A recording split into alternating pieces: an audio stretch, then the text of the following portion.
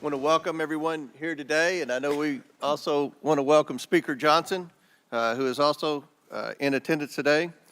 Without objection, the chair may declare a recess at any time. I now recognize myself for the purpose of making an opening statement, but first, without objection, Representative Mills of Florida and Representative Miller of Ohio are waived onto the committee for the purpose of questioning the witness at today's hearing. Without objection, to order. Good morning. Today's hearing is for the American people who are seeking answers about the attempted assassination of President Trump. A little over a week ago, Americans watched in horror as a shooter attempted to assassinate President Donald J. Trump at a campaign rally in Butler, Pennsylvania. The gunman nearly succeeded. The bullet that struck President Trump's head was less than an inch from taking his life. President Trump survived, but one rallygoer, Corey Comparator, tragically did not. Two others were seriously injured. It was a horrifying moment in American history. The horror was exceeded only by the bravery of the law enforcement agents who threw themselves in harm's way when shots were fired. The bravery of a crowd unwavering in its refusal to panic, and the bravery of a bloody President Trump refusing to run. While we give overwhelming thanks to the individual Secret Service agents who did their jobs under immense pressure, this tragedy was preventable. The Secret Service's protective mission is to protect U.S. and visiting world leaders and safeguard U.S. elections through protection of candidates and nominees. The Secret Service has a zero-fail mission, but it failed on July 13th and in the days leading up to the rally.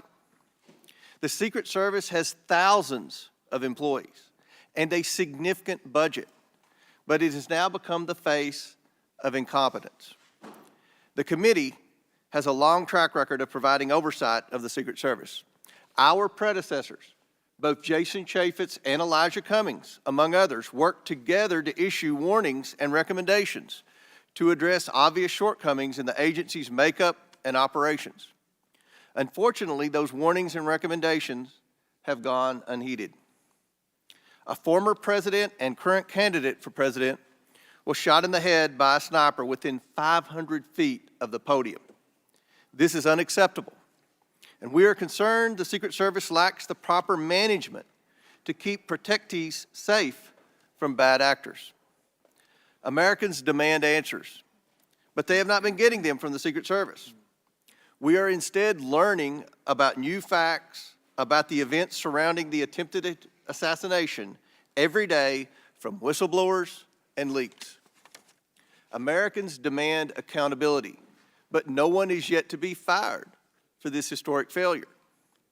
Today's witness, Secret Service Director Kimberly Cheatle, is here under subpoena to answer questions about how the agency failed President Trump and the victims who attended the rally in Butler, Pennsylvania. It is my firm belief, Director Cheatle, that you should resign. However, in complete defiance, Director Cheatle has maintained she will not tender her resignation. Therefore, she will answer questions today from members of this committee seeking to provide clarity to the American people about how these events were allowed to transpire. We will ask these questions because the Secret Service and its parent agency, the Department of Homeland Security, have been unwilling to provide answers to the American people. DHS has sought to push this hearing to a different time.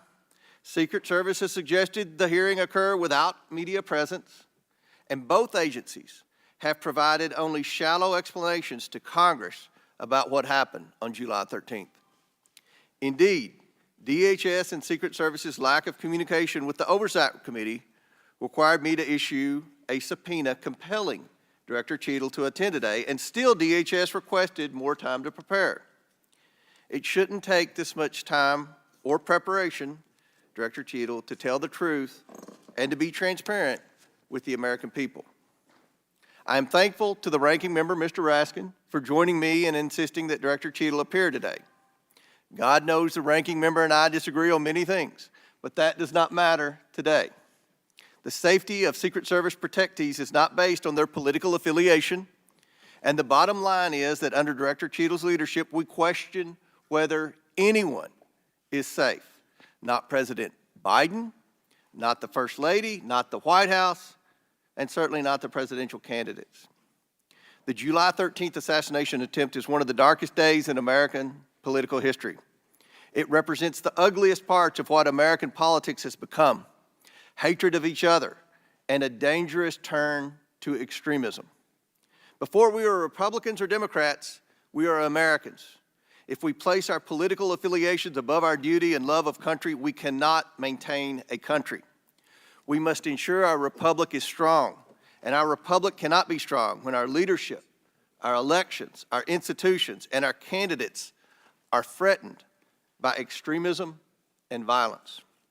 Today, Director Cheatle will answer questions about why she deserves to continue to play a critical role in preserving this country's safety and, at the very least, what led to the catastrophic, deadly events on July 13th in Butler, Pennsylvania. Again, I do not believe Director Cheatle deserves to maintain her position as head of the Secret Service, but members of the American people will make their own decisions based on her answers today. I urge Director Cheatle to be transparent and forthcoming in her testimony today.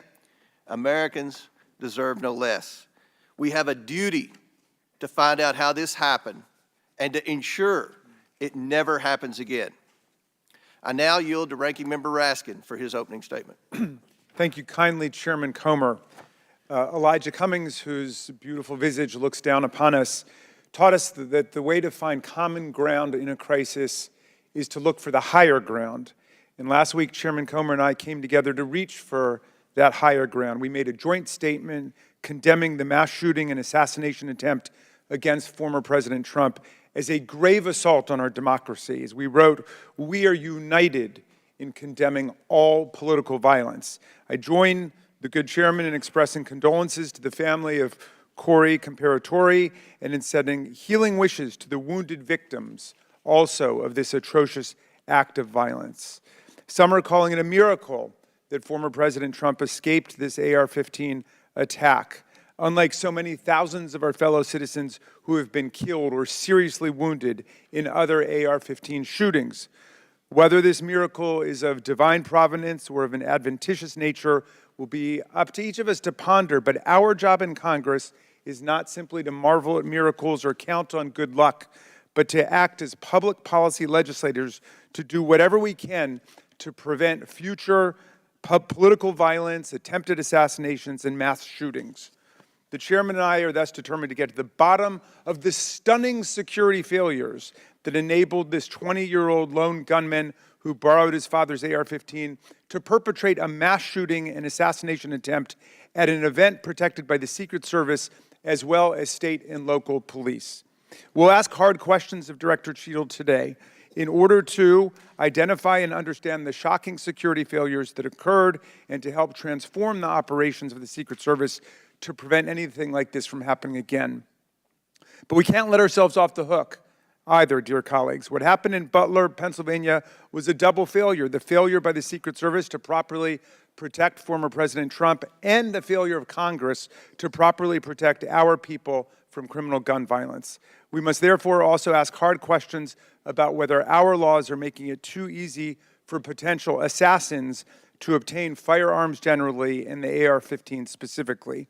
Mr. Comparatori, former President Trump, and the other rally attendees wounded in Butler are now members of a club no one wants to belong to, the thousands of people who have fallen victim to mass shootings. Last year, we had 655 mass shootings in America, defined as 4 or more people being shot or killed in a single event, not including the shooter. 712 people died and nearly 2,700 people were wounded in these attacks in 2023.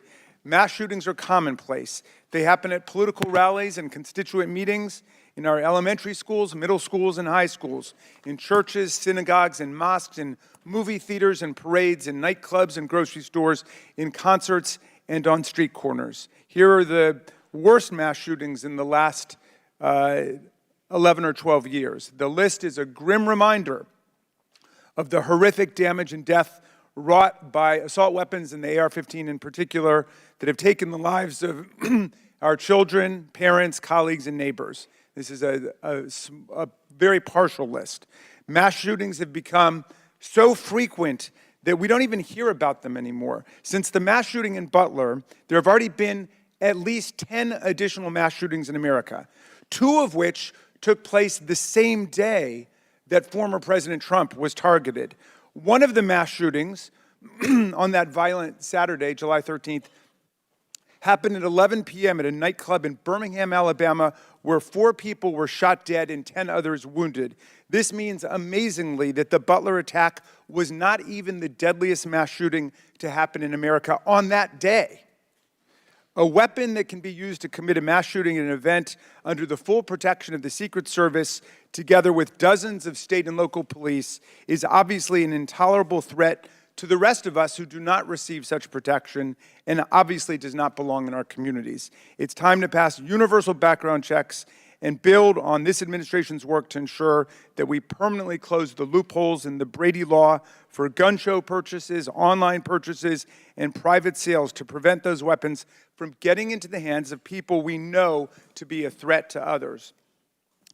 What happened in Butler shows why even closing these loopholes, however, will not keep assault weapons out of the hands of potential assassins and mass murderers. Under federal law and in the vast majority of states, even young people not old enough to buy a beer legally can legally purchase and own the AR-15 and carry it in public. The shooter in Butler used his father's AR-15. We have to find the courage and resolve to pass a ban on the AR-15 and other assault weapons. A ban has broad support. Even the New York Post loudly endorsed such a ban in 2019. We have passed an assault weapons ban before. Republicans and Democrats together passed it in 1994. Alas, in 2004, we allowed the ban to expire. We know this weapons ban worked. One study found that in the decade that followed the ban's lapse, mass shootings went back up 183%, and deaths from mass shootings went up 239%. But even as we change the Secret Service and act to ban weapons of war like the AR-15, we still will have fallen short of our duty if we fail to denounce every instance of politically motivated violence in whatever form it takes. Republicans and Democrats, again, have come together to denounce this assassination attempt, just as we did the violent attempts on the lives of our colleagues, Representative Stephen Scalise and Representative Gabby Giffords, and on Paul Pelosi, the husband of Speaker Nancy Pelosi, who was attacked and brutalized in his home. And in the immediate aftermath of the January 6th mass violence waged against Congress and the Vice President and the constitutional transfer of power, Democrats and Republicans alike, including Senator McConnell, Chairman Comer, and other colleagues, all denounced this violent assault on our democracy that wounded approximately 140 officers from the U.S. Capitol Police and the Metropolitan Police Department. And I commend them for acting to denounce that attack, just as Democrats moved swiftly to denounce the attack on Congressman Scalise. Political scientists tell us that authoritarian attacks on democratic institutions begin with political parties refusing to disavow or openly embracing political violence. We have to reject that on a strong bipartisan basis, as Chairman Comer and I have done, even as we ensure our Secret Service is up to its vital task of protecting presidents and candidates, and as we work to ensure that America, the streets of our country, are free from the violence of weapons of war. Thank you, Mr. Chairman, and I yield back to you. Thank you. Gentleman yields back. Today we are joined by Kimberly Cheatle, who was sworn into office on September 17, 2022 as the Director of the United States Secret Service. Prior to her appointment, Director Cheatle was Senior Director of Global Security at PepsiCo. Before her role at Pepsi, she served 27 years in the Secret Service. Pursuant to Committee Rule 9G, the witness will please stand and raise her right hand.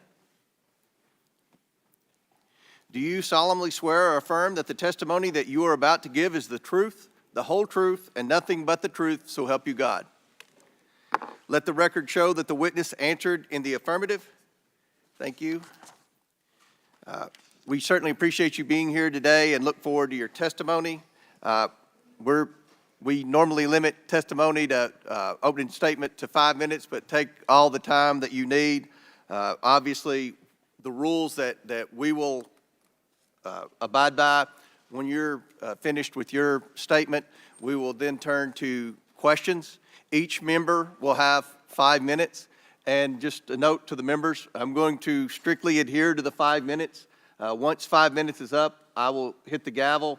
If the director is in the process of answering a question, we'll certainly let her finish her answers, and then we will move on. We're going to have about 100% attendance here today, plus a few additional add-ons, so this will be a very lengthy hearing, and we want to make sure every member gets their 5 minutes uninterrupted to be able to ask these important questions in this very bipartisan hearing today. I now recognize Director Cheatle for your opening statement. Thank you. Good morning, Chairman Comer, Ranking Member Raskin, and distinguished members of the committee. My name is Kimberly Cheatle, and I am the Director of the United States Secret Service. I appreciate the opportunity to appear before you today. The assassination attempt of former President Donald Trump on July 13th is the most significant operational failure of the Secret Service in decades, and I am keeping him and his family in my thoughts. I would like to offer my sincerest condolences to the family of Corey Comparator, a former fire chief and a hero who was killed in this senseless shooting. I would also like to acknowledge those who were injured in Butler, David Dutch and James Copenhagen, and I wish them a speedy recovery. I would be remiss if I did not also extend my condolences on the passing of your colleague, Congresswoman Sheila Jackson Lee. Ms. Jackson Lee was always engaged in the oversight of the Secret Service, and her passing is a great loss to this body. The Secret Service's solemn mission is to protect our nation's leaders. On July 13th, we failed. As a director of the United States Secret Service, I take full responsibility for any security lapse of our agency. We are fully cooperating with ongoing investigations. We must learn what happened, and I will move heaven and earth to ensure that an incident like July 13th does not happen again. Let me state unequivocally, nothing I have said should be interpreted to place blame for this failure on our federal, state, or local law enforcement partners who supported the Secret Service in Butler. We could not do our job without them. We rely on the relationships built over years of working together to secure events and conduct investigations. Our agents, officers, and support personnel understand that every day we are expected to sacrifice our lives to execute a no-fail mission.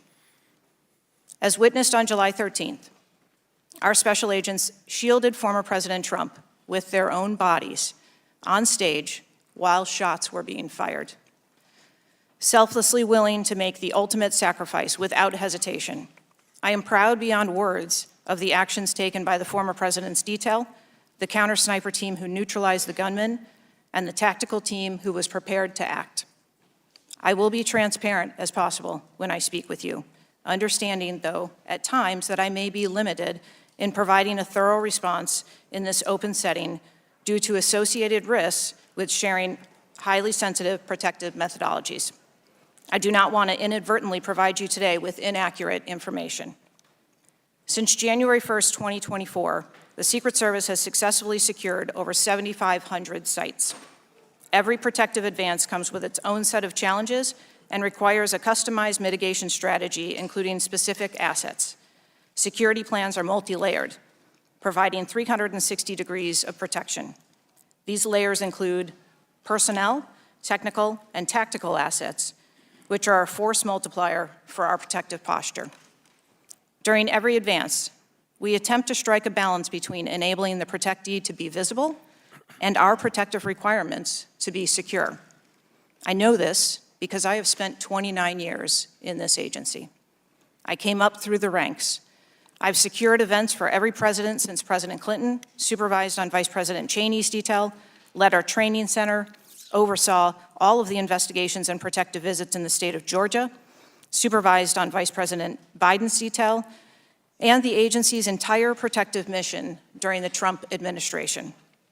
The comprehensive advance process involves collaborative planning between our Secret Service, the protectee's staff, local law enforcement partners, and the level of security provided for the former president increased well before the campaign and has been steadily increasing as threats evolve.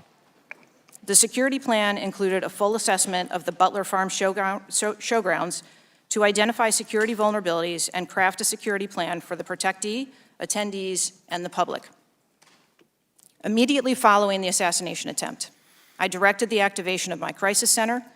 I assembled my executive team to begin surging more protective resources to the former president and to ensure the wellness of our people post-incident, all while securing an active crime scene.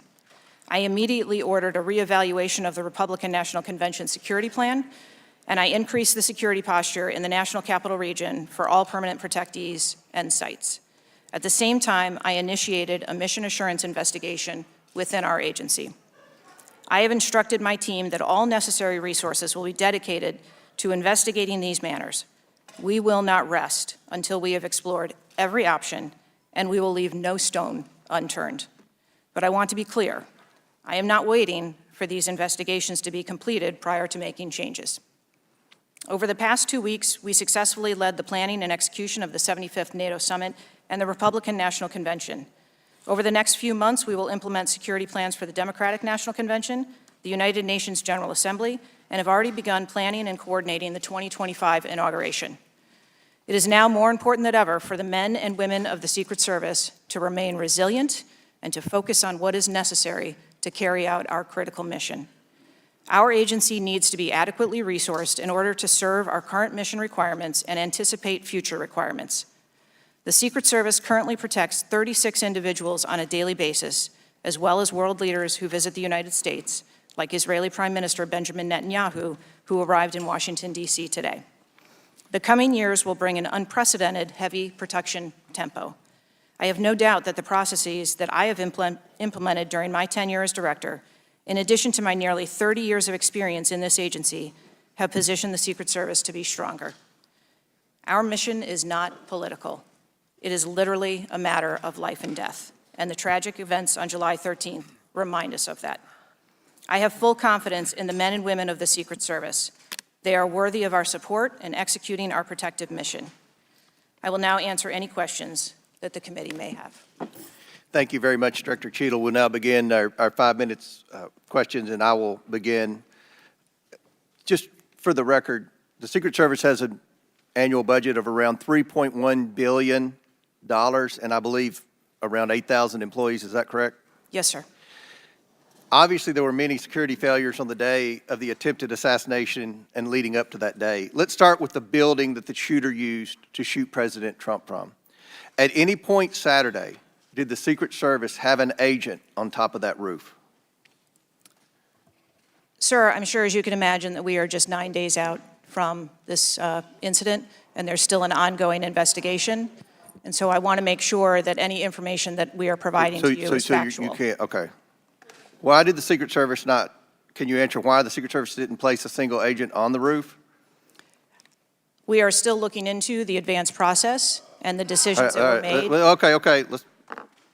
Wasn't that building within the perimeter that should be secured? Do we agree with that? The building was outside of the perimeter on the day of the visit. But again, that is one of the things that during the investigation we want to take a look at and determine whether or not other decisions should have been made. One of the things that you said, I believe in an interview, that there wasn't an agent on the roof because it was a sloped roof. Is that normal, and do you fear that that immediately creates an opportunity for future would-be assassins to look for a slanted roof? I mean, this is a huge question that every American has. Why wasn't a Secret Service agent on the roof? And there have been reports that agents were supposed to be on the roof, but it was hot that day and they didn't want to be on the roof. Can you answer any of those questions, Director? So I appreciate you asking me that question, Chairman.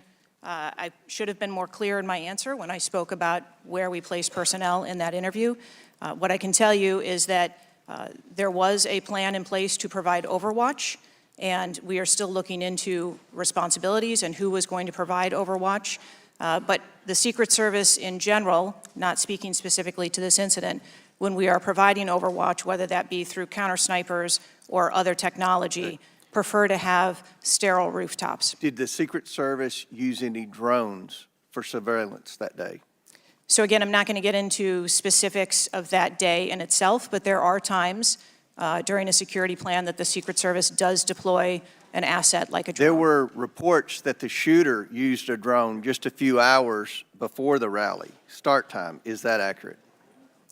I have heard those same reports, and again, am waiting for the final report. Do you know, if you can't answer the question, that's your answer. But can you answer this? Do you know, I'm not asking yes or no, but do you know if the shooter used a drone before the shooting? That information has been passed to us from the FBI. How many Secret Service agents were assigned to President Trump on the day of the rally? Again, I'm not going to get into the specifics of the numbers of personnel that we had there, but we feel that there was a sufficient number of agents assigned. There are reports that several agents assigned to the rally on July 13th were temporary agents not normally assigned to President Trump. Is that accurate? What I can tell you is that the agents that were assigned to former President Trump are Secret Service agents that provide close protection to him, and that was what was actual on that day. How many temporary agents were there that day? Quite frequently, sir, during campaign events, the Secret Service utilizes agents from HSI or the Department of Homeland Security. You don't to know how help many, or you supplement can't answer? our plan. Have the investigators reconstructed the shooter's precise movements over the past days, weeks, and months? So, again, We need to have confidence that if the FBI is leading this investigation, that they're leading a credible investigation, because there's some of us sitting up here today that don't have a lot of confidence in the FBI. So I will repeat the question. Have the investigators reconstructed the shooter's precise moments over the past days, weeks, and months? I understand your question, Chairman, and I share your concerns about wanting to make sure that we have factual information. The FBI is conducting a criminal investigation. The Secret Service is conducting an internal investigation. There are a number of OIG investigations, and there is the external investigation that the President Last question for me. Before July 13th, had the Trump detail requested additional resources? What I can tell you is that for the event on July 13th, the details that were the assets that were requested for that day were given. Okay. My time has expired. Chair now recognizes Ranking Member Raskin for 5 minutes. Thank you, Mr. Chairman. It's been reported that before former President Trump got up on the stage at around 6 p.m. on Saturday, July 13th, that the local police had identified and even photographed a man who was acting suspiciously. And this man, who turned out to be the gunman, had been flagged as a potential threat. Is that accurate? What I can say is that the individual was identified as suspicious. So he was known to be suspicious before former President Trump took the stage. That is the information I have received. Why was he allowed to take the stage with a suspicious person having been identified in the crowd? So I appreciate the question, and I'd like to make 2 points. If the detail had been passed information that there was a threat, the detail would never have brought the former president out onto stage. That is what we do, and that is who we are. We are charged with protecting all of our protectees. So you distinguish between someone who is suspicious and someone who's threatening, is that right? I do. There are a number of times at protective events where suspicious people are identified, and those individuals have to be investigated and determined what is it that identifies that person as suspicious. So did you deny a request for additional resources that had been made by the Trump campaign?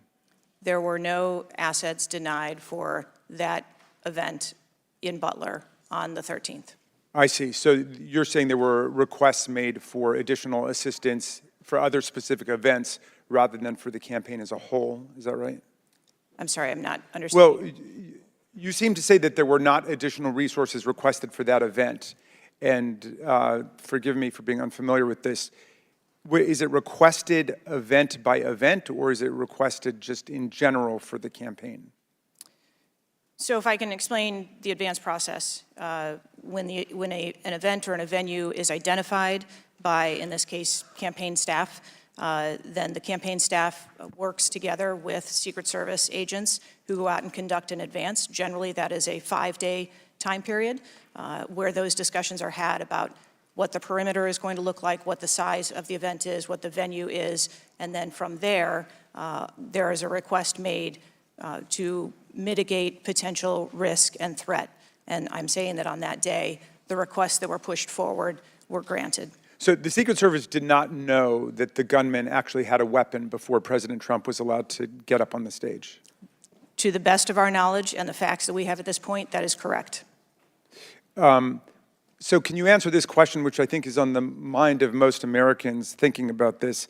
How can a 20-year-old with his father's AR-15 assault weapon climb onto a roof with a direct 150-yard line of sight to the speaker's podium without the Secret Service or local police stopping him?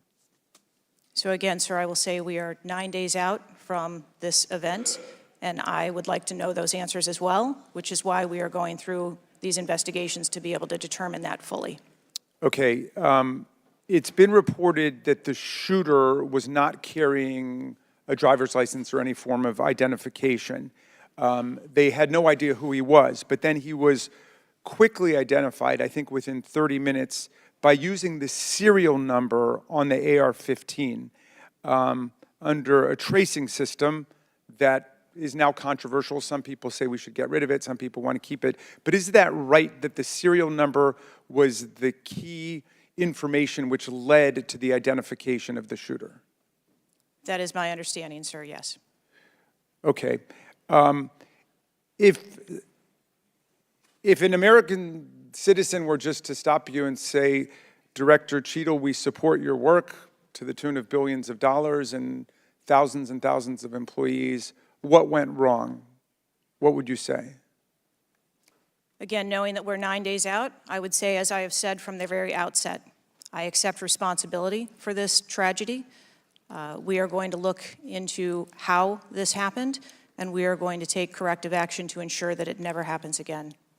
Well, I appreciate that, and I hope you will act with vigor and focus and intensity, and it seems you understand the gravity and solemnity of this to the American people. Millions and millions of Americans don't feel safe with all the AR-15s out there. We thought at least the President of the United States or a former President of the United States would be safe, but now that's not even clear. Mr. Chairman, I yield back to you. Gentleman yields back. Chair now recognizes Chairman of the House Judiciary Committee, Mr. Jordan from Ohio. Thank you, Mr. Chairman. Director, were you guessing or lying? The day after President Trump is shot, Secret Service spokesman Anthony Guglielmi said, quote, "The assertion that a member of the former president's security team requested additional security resources that the U.S. Secret Service or the Department of Homeland Security rebuffed is absolutely false." The next day, Secretary Mayorkas said, "That is an unequivocally false assertion. We had not received any request for additional security measures that were rebuffed." But 5 days later, the Washington Post said this: "Top officials repeatedly rejected requests from Donald Trump's security detail for more personnel." The next day, the New York Times said this: "Mr. Guglielmi acknowledged that the Secret Service had turned down some requests for additional federal security assets for Mr. Trump's detail." So which is it? Because both statements can't be true. Were you guessing or lying when you said you didn't turn down requests from President Trump's detail? Neither, sir, and I appreciate the question. Well, what were you doing? Because those statements don't jive. So what I can tell you is that for the event in Butler, there were no requests that were denied. As far as requests... Well, maybe they got tired of asking. Maybe you turned them down so darn much, they said, not worth asking. How many times did you turn them down ahead of that? I think that it is important to distinguish between what some people may view as a denial of an asset or a request. Well, is Mr. Guglielmi your spokesperson? He said he acknowledged the Secret Service had turned down some requests. I'm asking how many? A denial of a request does not equal a vulnerability. Well, tell me what it is. There are a number of ways that threats and risks can be mitigated with a number of different assets, whether that be through personnel, whether that be through technology, or other resources. Well, tell the committee which it was. They asked for additional help in some form or another. You told them no. How many times did you tell them no, and what did you tell them no to? Again, I cannot speak to specific incidents, but I can tell you in general terms, the Secret Service is judicious with their resources based on... What does some requests mean? How many times? Some indicate requests is plural. So more than once they asked for additional help and you turned them down. What did they ask for and how many times did you turn them down? Pretty basic questions. So again, without having all of the details in front of me, sir, what I can tell you is that there are times— You didn't get briefed on how many times you turned down the Trump detail when they asked for additional help? I'm sorry. You didn't get briefed on that before you came to this hearing, knowing you were going to get asked that question? What I can tell you is that in generic terms, when details make a request, there are times that there are alternate ways to cover off on that threat or that risk. But that's not what he said. He said they were denied certain requests, some requests. This is I- your spokesperson, not me talking. This is the Secret Service talking. I And what a change from absolutely false, unequivocally false to, oh, by the way, there were some times where we didn't give them what they wanted. That's a huge change in 5 days. And the fact that you can't answer how many times you did that, that's pretty darn frustrating, not just for me, but for the country. I hear your frustration. Let me ask you this. Were any of those requests denied to President Trump's detail after you knew about the Iranian threat? What I can tell you, again, I don't know the specifics, is that there are times when we can fill a request. It doesn't necessarily have to be with a Secret Service asset or resource. We can fill that request with locally available assets. You spoke to anyone at the White House since July 13th? Yes, I have. Who'd you talk to? I have briefed the President and the Vice President. Talk to the First Lady? No, I have not. Talk to the White House staff? Anyone in the White House communications? No, I have not. Have you talked to the counter sniper who took the shot that took out the bad guy? Yes, I have. And can you tell us about that conversation? I would not want to reveal conversations that I've had with my employees. But that's exactly the kind of information the American people want to know. American people who pay your salary.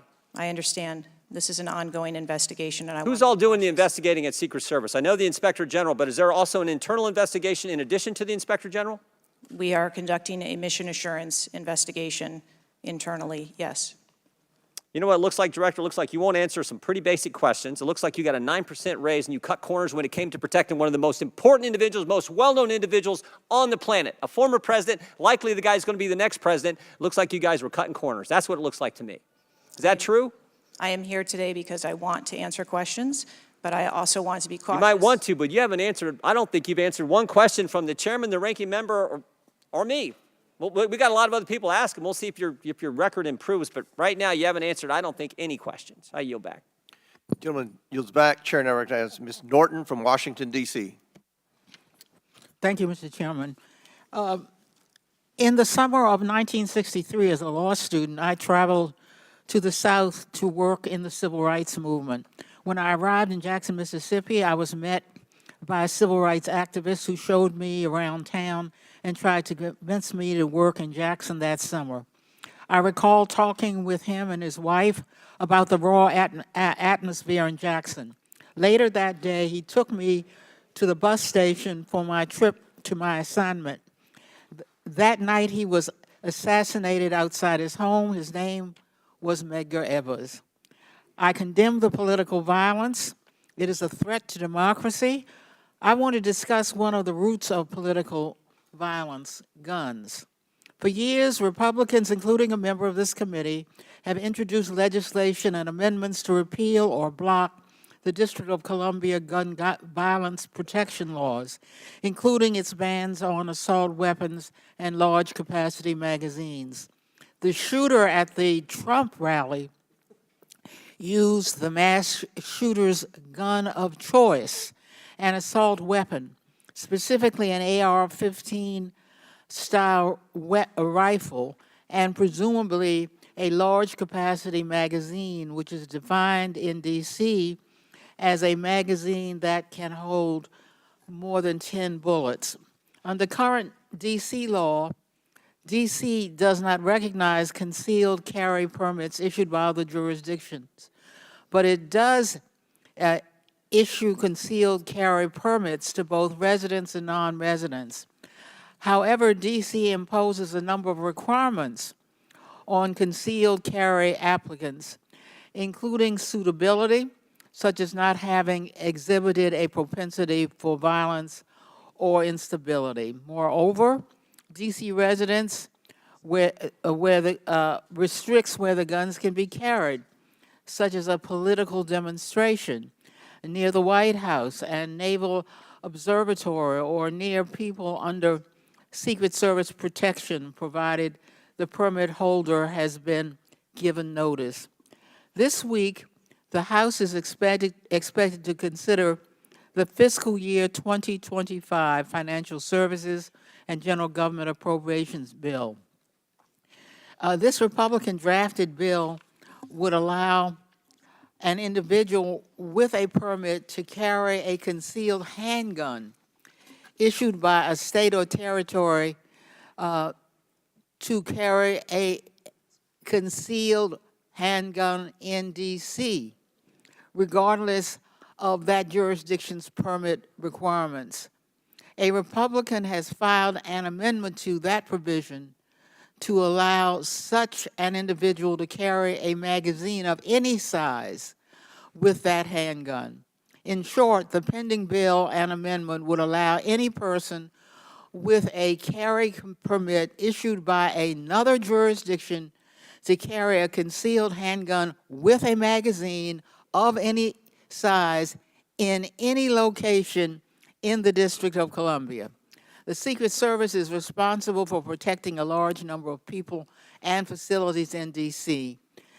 Director Cheatle, would Secret Service protectees in D.C. be safer or less safe if people who have exhibited a propensity for violence or instability could carry a concealed handguns in D.C.? I think being a Secret Service agent and an officer or a law enforcement officer in any state is difficult. They are required to make decisions and snap judgments in the blink of an eye. And I think that the officers and the agents that work here in the D.C. area do a great job of monitoring the public and reacting to threats as appropriate when they arise. Would Secret Service protectees in D.C. be safer or less safe if people in D.C. could carry concealed handguns with large capacity magazines? I think, ma'am, that we work in parameters where we travel around North America, and the rules on open carry and concealed carry are different from state to state, and that is part of what the Secret Service takes into account when we develop a security plan. Obviously, anyone that comes into one of our protective sites, we would establish magnetometer support, metal detectors that personnel would have to process through, eliminating that potential. Would Secret Service protectees in D.C. be safer or less safe if more people could carry handguns in D.C.?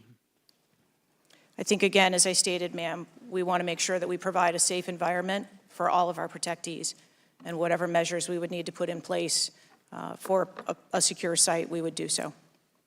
I yield back. Gentlelady's time's expired. Chair now recognizes the Chairman of the House Intelligence Committee, Mr. Turner from Ohio. Director Cheatle, your opening statement indicates that the Secret Service constructed a security plan for the site in Pennsylvania. I'm assuming that security plan would also include the security footprint for the site, but it also would be based upon a threat assessment for the risk threats associated with Donald Trump and the crowd in attendance. Would it not include a threat assessment?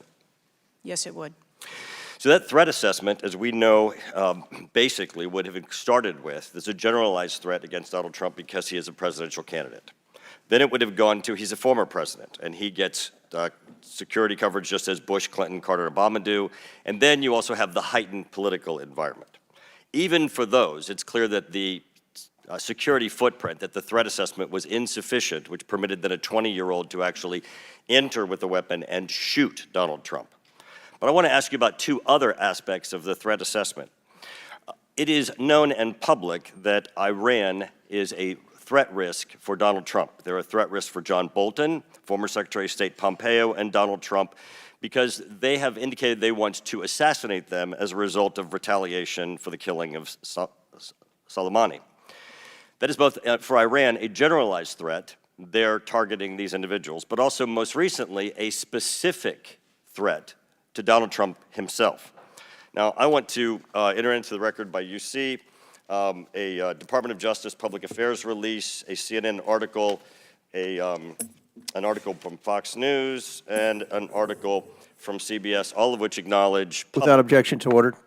that this threat exists for Donald Trump from Iran, and that there are specific threats, most recently, that have been acknowledged. Director Cheatle, have you read the intelligence of the generalized threat to Donald Trump by Iran as a result of their desire to retaliate for the killing of Soleimani? I have. Have you read or been briefed about the intelligence of the specific recent threat to Donald Trump from Iran? Yes, I have. Director Wray, when we were getting our briefing, indicated that he thought the threat assessment should have included this threat from Iran.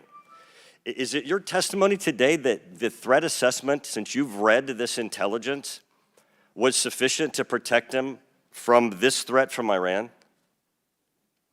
My testimony today is that the information that we had at the time was known. Was it sufficient? Director Cheatle, was it sufficient for the Iranian threat that you said you have read the intelligence briefings for? That information was passed to. Well, I'm not asking the Hotel? bureaucratic issue of who did it get passed around to. Director Cheatle, was it sufficient for the specific and generalized threat to Donald Trump's life from Iran? Yes, I do believe it was. Director Cheatle, is an Iranian assassin more capable than a 20-year-old? Sir, I think we've acknowledged that there was gaps and a failure that day. When I raised this issue with Director Wray, he was incensed. He was shocked that the threat assessment of Iran did not seem to be, as we and I discussed, baked in to your security footprint and your threat assessment. And he went on to say that the generalized threat that he has told the whole country that we are under from a potential terrorist threat. He has said we're under the highest threat level since 9/11, that the lights are flashing red. And he has specifically indicated that people have crossed the southern border as a result of the Biden administration's policy, and that there are in our country today terrorists and individuals who are affiliated with terrorist groups and organizations. That would be a heightened threat environment, Director Cheatle, would it not? Yes. In his public statements, he has said he is making these statements because he wants people to take them into consideration in threat assessments, specifically. Now, that would be a threat not just to Donald Trump, but it would also be a threat to the crowd there, wouldn't it? Yes. Are ISIS terrorists and al-Qaeda terrorists and international groups and terrorists more capable than a 20-year-old in pulling off either a mass shooting or an assassination of Donald Trump? Sir, again, there was clearly a breakdown and a failure that day. Have you read the intelligence of the terrorists that are currently in the United States that Director Wray speaks, and those individuals that are here that are affiliated with terrorist groups and organizations that are in the process, as Director Wray said, of representing a significant threat of a terrorist attack occurring in the United States? I have read reports that apply specifically to the Secret Service's mission. Director Cheatle, because Donald Trump is alive, and thank God he is, you look incompetent. If Donald Trump had been killed, you would have looked culpable. There is no aspect of this that indicates that there has been any protection to Donald Trump. The threat was identified before he took the stage, and the shooter was only killed after Donald Trump himself was killed. Not only should you resign, if you refuse to do so, President Biden needs to fire you, because his life, Donald Trump's life, and all the other people which you protect are at risk because you have no concept of the aspect that the security footprint needs to be correlated to the threat. I yield back. Chair now recognizes Mr. Lynch from Massachusetts. Thank you, Mr. Chairman. Director Cheatle, there were multiple security failures at the former president's rally in Butler, Pennsylvania. First of all, there was a failure to isolate the podium from exposure to direct fire. Do we know who made that decision to allow that rooftop to remain as an unprotected area? Do we know who came up with that security plan that omitted that? Sir, I don't have a specific person to identify for you. Okay, well, that's what I'm looking for, so let's move on. There's also a breakdown in security and failure to confront the shooter over an hour before the former president began his remarks. when the shooter was identified as a person of interest. What particularly allowed agents or law enforcement to identify him as a person of interest? So I appreciate the question, and again, I will say that we are 9 days out, and there are a multitude of interviews that are still taking place. Okay, so did he have a rangefinder? There were some reports that the individual had a rangefinder. That would certainly raise my suspicion. Did he have a rangefinder? Yes, he did, but may I explain that at a number of our sites, especially when you're at outdoor venues, a rangefinder is not a prohibited item. It is sometimes an item that is brought in by individuals if you're going to be in the back. Did anybody confront him on that? Anybody ask him questions? What are you doing with the rangefinder? Anybody confront him on his presence where he was in proximity to the president? So again, to my knowledge, I believe that that was the process that was taking place, was to locate the individual. Did they confront him? Did they go up to him? Did they talk to him? I do not have those details at Okay, this time. those are important details. There was also a failure to communicate between law enforcement to act quickly upon information provided by either local law enforcement or rally attendees that the suspect was positioned on the roof. There were minutes of delay before any meaningful action was taken, even though he was several hundred feet from the podium, and this was obviously minutes before the shooting. Let me ask you, there was considerable delay in removing the president from the podium after the shooting began. He got shot in the air. It was still over a minute before he was removed from the stage. Meanwhile, this shooter had multiple clips, several clips. He got off 8 shots, and he had the capacity and the ability, if he was not neutralized, to basically mow down that whole Secret Service detachment as well as the president. What, from your own investigation, caused that delay under the circumstances? What I can tell you is that when the agents identified that the shooting was taking place, in under 3 seconds, they threw themselves on top of the president. I understand that. There was heroism there. No question about it. No question about it. But protocol would indicate, and these are, the opinions of various former Secret Service agents, people who have done this work in the past, that over a minute of exposure on that podium with a shooter with a high-capacity weapon who had already wounded the president and could have got off, we don't know how many more rounds, and yet the president remained exposed, even though he was joined in that exposure by the Secret Service in their heroic acts. It just, I don't know if there's a good explanation for that.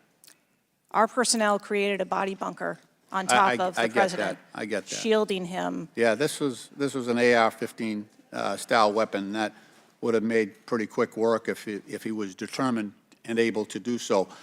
This is not the first investigation that we've had of the Secret Service during my time here on this committee, and the last one we had, our previous investigation determined that the Secret Service was experiencing a staffing crisis that poses perhaps the greatest threat to the agency, and that's a quote. Is that staffing crisis still in place? Is that still something that you deal with on a daily basis? As of today, the Secret Service has just over 8,000 employees. We continue to hire, knowing that we need to ensure that we keep pace with What would be the full complement of And gentlemen, time's expired, but please answer the question. yeah. I'm sorry. What would be the full complement that you're looking for? You've got 8,000, and how many would be a full complement for the service? So we are still striving towards a number of 9,500 employees approximately in order to be able to meet future and emerging needs. Okay, thank you, Mr. Chairman, for your courtesy. I yield back. Chair recognizes Dr. Fox from North Carolina. Thank you, Mr. Chairman. Director Cheatle, what grade would you give the Secret Service's performance in Butler, Pennsylvania on July 13? As I've stated, ma'am, this was clearly a failure. I would grade the agents and officers who selflessly threw themselves in front of the president and neutralized the threat an A. I think that we need to examine the events that led up to and prior to that day. You stated in 2021 that the Secret Service has a zero-fail mission. It's clear that the events of July 13 show a cascade of failures that cost Corey Comparator his life, nearly cost former president his life, and injured David Dutch and James Copenhaver. When an agency fails spectacularly at its mission, those responsible must be held accountable, and the problems must be fixed so they cannot happen again. Why should the American people or the officials you're responsible for protecting have confidence in your ability to lead the Secret Service after such a spectacular failure? I appreciate the question, and I am committed to finding answers so that we can make the agency stronger after this. You said on July 15 that the buck stops with me. How are you taking accountability for the Secret Service's failures during the July 13 assassination attempt on President Trump? I have taken accountability, and I will continue to take accountability. I am responsible for leading the agency, and I am responsible for finding the answers to how this event occurred and making sure that it doesn't happen again. So I would like to explore how you got the job as director of the United States Secret Service. Is it typical for the director of the Secret Service to be recommended for the role at the behest of a president's family and senior staff, perhaps at the request of Jill Biden or Anthony Bernal? I got the job as a director of the Secret Service because I spent 27 years in an agency with a mission that I absolutely love. I started my career in Detroit. I worked my way up through investigations and protection. Was there competition for the position?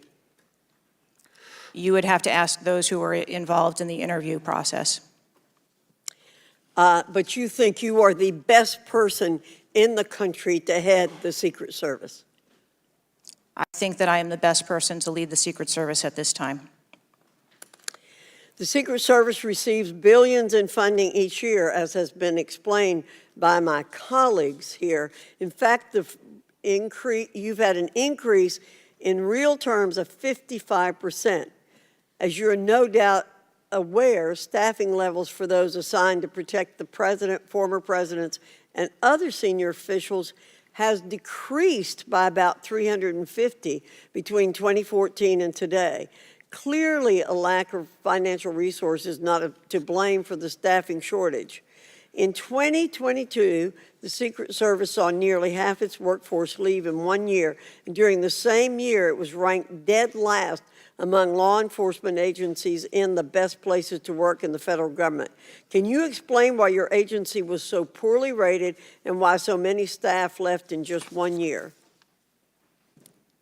So with all due respect, I dispute the statistic of half of the employees leaving in 2022. I think that has been inaccurate data that's been reported out there.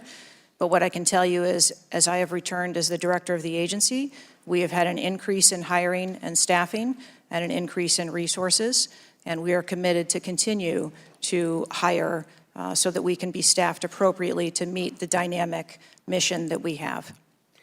Well, you may want to dispute it, but it's out there. My understanding, given the high-profile failures and rotten culture at the Secret Service during your nearly two-year tenure, why should the American people have any confidence in your ability to lead the Secret Service to perform its zero-fail mission to protect our senior leaders? The Secret Service has an incredible culture. Our men and women place service over self.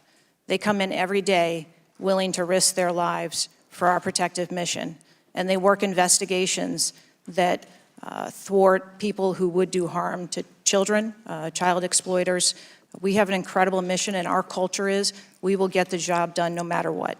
Well, those on the front line certainly have a great culture, and they were willing to risk their lives for President Trump. but I'm not sure the leadership at the agency has this right kind of culture. I yield back, Mr. Chairman. Chair now recognizes Mr. Conley from Virginia. Thank you, Mr. Chairman.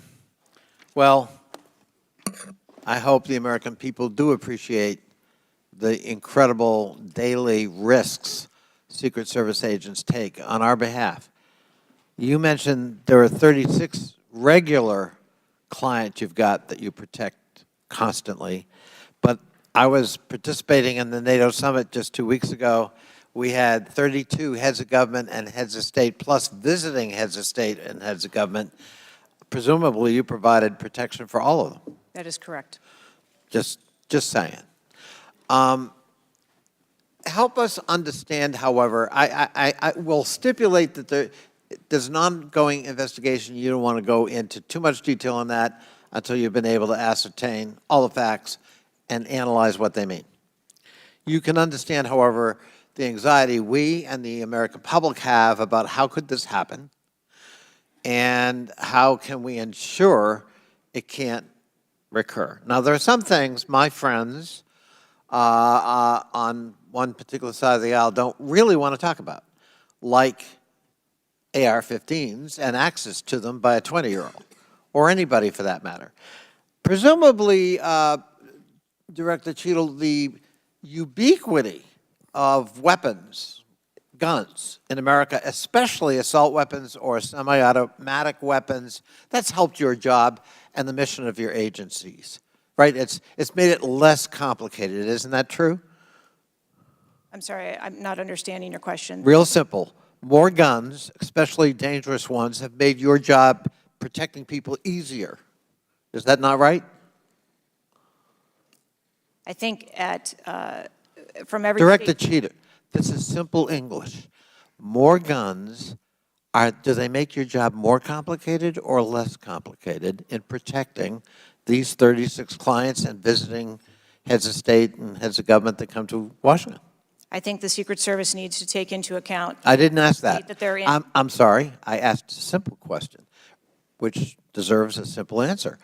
The ubiquity of guns, dangerous weapons in America, like AR-15s, has that made your job, that is to say the mission of the Secret Service, easier or more difficult?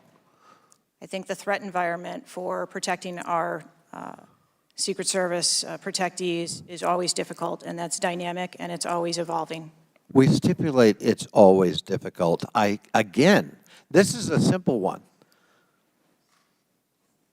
Does the ubiquity of guns make your job easier or more difficult today? I understand the Second Amendment rights of individuals. I didn't ask that question. I'm not questioning the Second Amendment. I'm asking a simple analysis, Director Cheatle. And I can tell you, you're not making my job easier in terms of assessing your qualification for continuing on as director. Please answer the question. You're the head of the Secret Service. You're speaking on behalf of 8,000 members who put their lives on the line. We just had a failure by your own admission. Do guns make your job easier or harder? I think the job of the Secret Service is difficult on every day, and we need to make sure that we are mitigating all threats, whether that be That weapons, isn't my question. personnel. That is not my question. And now I think you're evading the answer, which is not a hard one. I am sorry that you feel that way, sir. How else could I feel, Director Cheatle, when you're clearly avoiding a direct answer to a very simple declarative question? We almost lost a presidential candidate the other day. A 20-year-old had access to his father's AR-15 and got on top of a roof within 500 yards or feet of the podium. And I'm asking you, did the availability of that AR-15, which is replicated all across America, make your job harder or easier? And you're not willing to answer that question? And you think and you wonder why we might have a lack of confidence in your continued ability to direct this agency? I understand your question, and that's the environment. Well, if you understand my question, why not answer it? Because it's the environment that the Secret Service works in every day. That doesn't tell me anything. That's the environment we work in. I had an attack on my office a year ago. I know a little bit about violence too. He came to kill me. When he couldn't, he beat one of my staffers 8 times with a baseball bat on the head. We live with the threat of violence. But a simple answer from the director of the Secret Service would be helpful. And I'm sorry you've chosen to evade it. I yield back. Chair now recognizes Mr. Grofman from Wisconsin. Thank you. When this guy took the shots, he climbed a ladder to get on the roof, correct? I'm unable to answer details of exactly how the individual accessed the roof at this time. Do you know when if he did use the ladder, do you know when the ladder was placed there? Was the ladder there 2 days before, just the night before? Do you have any information at all as to when the ladder got there? I would like to be able to answer those questions. The FBI is still conducting an investigation. How did the rifle get to the roof? Again, sir, at this time, I'm unable to answer questions to provide Have clarity. they cleaned the roof since the assassination attempt? Have they cleaned the roof? Right. Has anything been done to the roof? Is it just like it was, whatever, 10 days ago, or not? Has anything been done to the roof? I don't have an answer for that. Okay. Were President Trump's normal agents normally assigned to him there that day? Yes. These were the same agents that were always there? Yes, sir. Correct. The people that are assigned to his detail were working on that day. Okay, there's stuff on the internet that says they were not there that day, but these are the same agents who are routinely there? Yes, sir. Okay. Do we know which agents fired the shots that finally took down the potential assassin? Yes, sir, I do. Can you give us those names or background of those agents? I would not offer their name up in this setting, but it was one of our technical officers, our counter snipers. Okay, so can we privately get those names, the committee? I am certain that we can make names available privately. Okay. Do we know where all the shots landed? First of all, how many shots did that potential assassin, how many shots came out of the rifle? So again, I would hesitate to offer that information as the FBI is conducting an investigation. Have we got the bullets from all the shots? Again, that would be the responsibility of the FBI to collect that evidence. Okay. Do we have the correspondence from the shooter? Has that been recovered from his phone, whatever? Again, I would have to defer you to the FBI for details on that investigation. Okay. You've spent some time trying to change the makeup of the Secret Service. Okay, you feel there are, whatever, too high a percentage are men. Does this affect at all who you are hiring for the Secret Service? I've spent my time as the director trying to increase the number of people that we hire in the Secret Service so that we have the best and the brightest, and that's been my concentration as the director. Okay, you ever not hiring men because of your desire to hit certain targets? I am hiring the best qualified candidates that put in an application that want to work for our great organization. Okay. Next question. The shooter obtained a direct sight of President Trump from the position on the rooftop. I assume that is not something that should ever happen. It should never happen. Do you want to elaborate a little on how that happened, or what you wish you had done differently, or would do differently next time there's a Trump rally? Again, sir, the facts of this particular event are still unfolding. 9 days, there have been a number of reports that have been out there, so I do not want to provide information that perhaps would contradict something that has been erroneously reported or is not factual.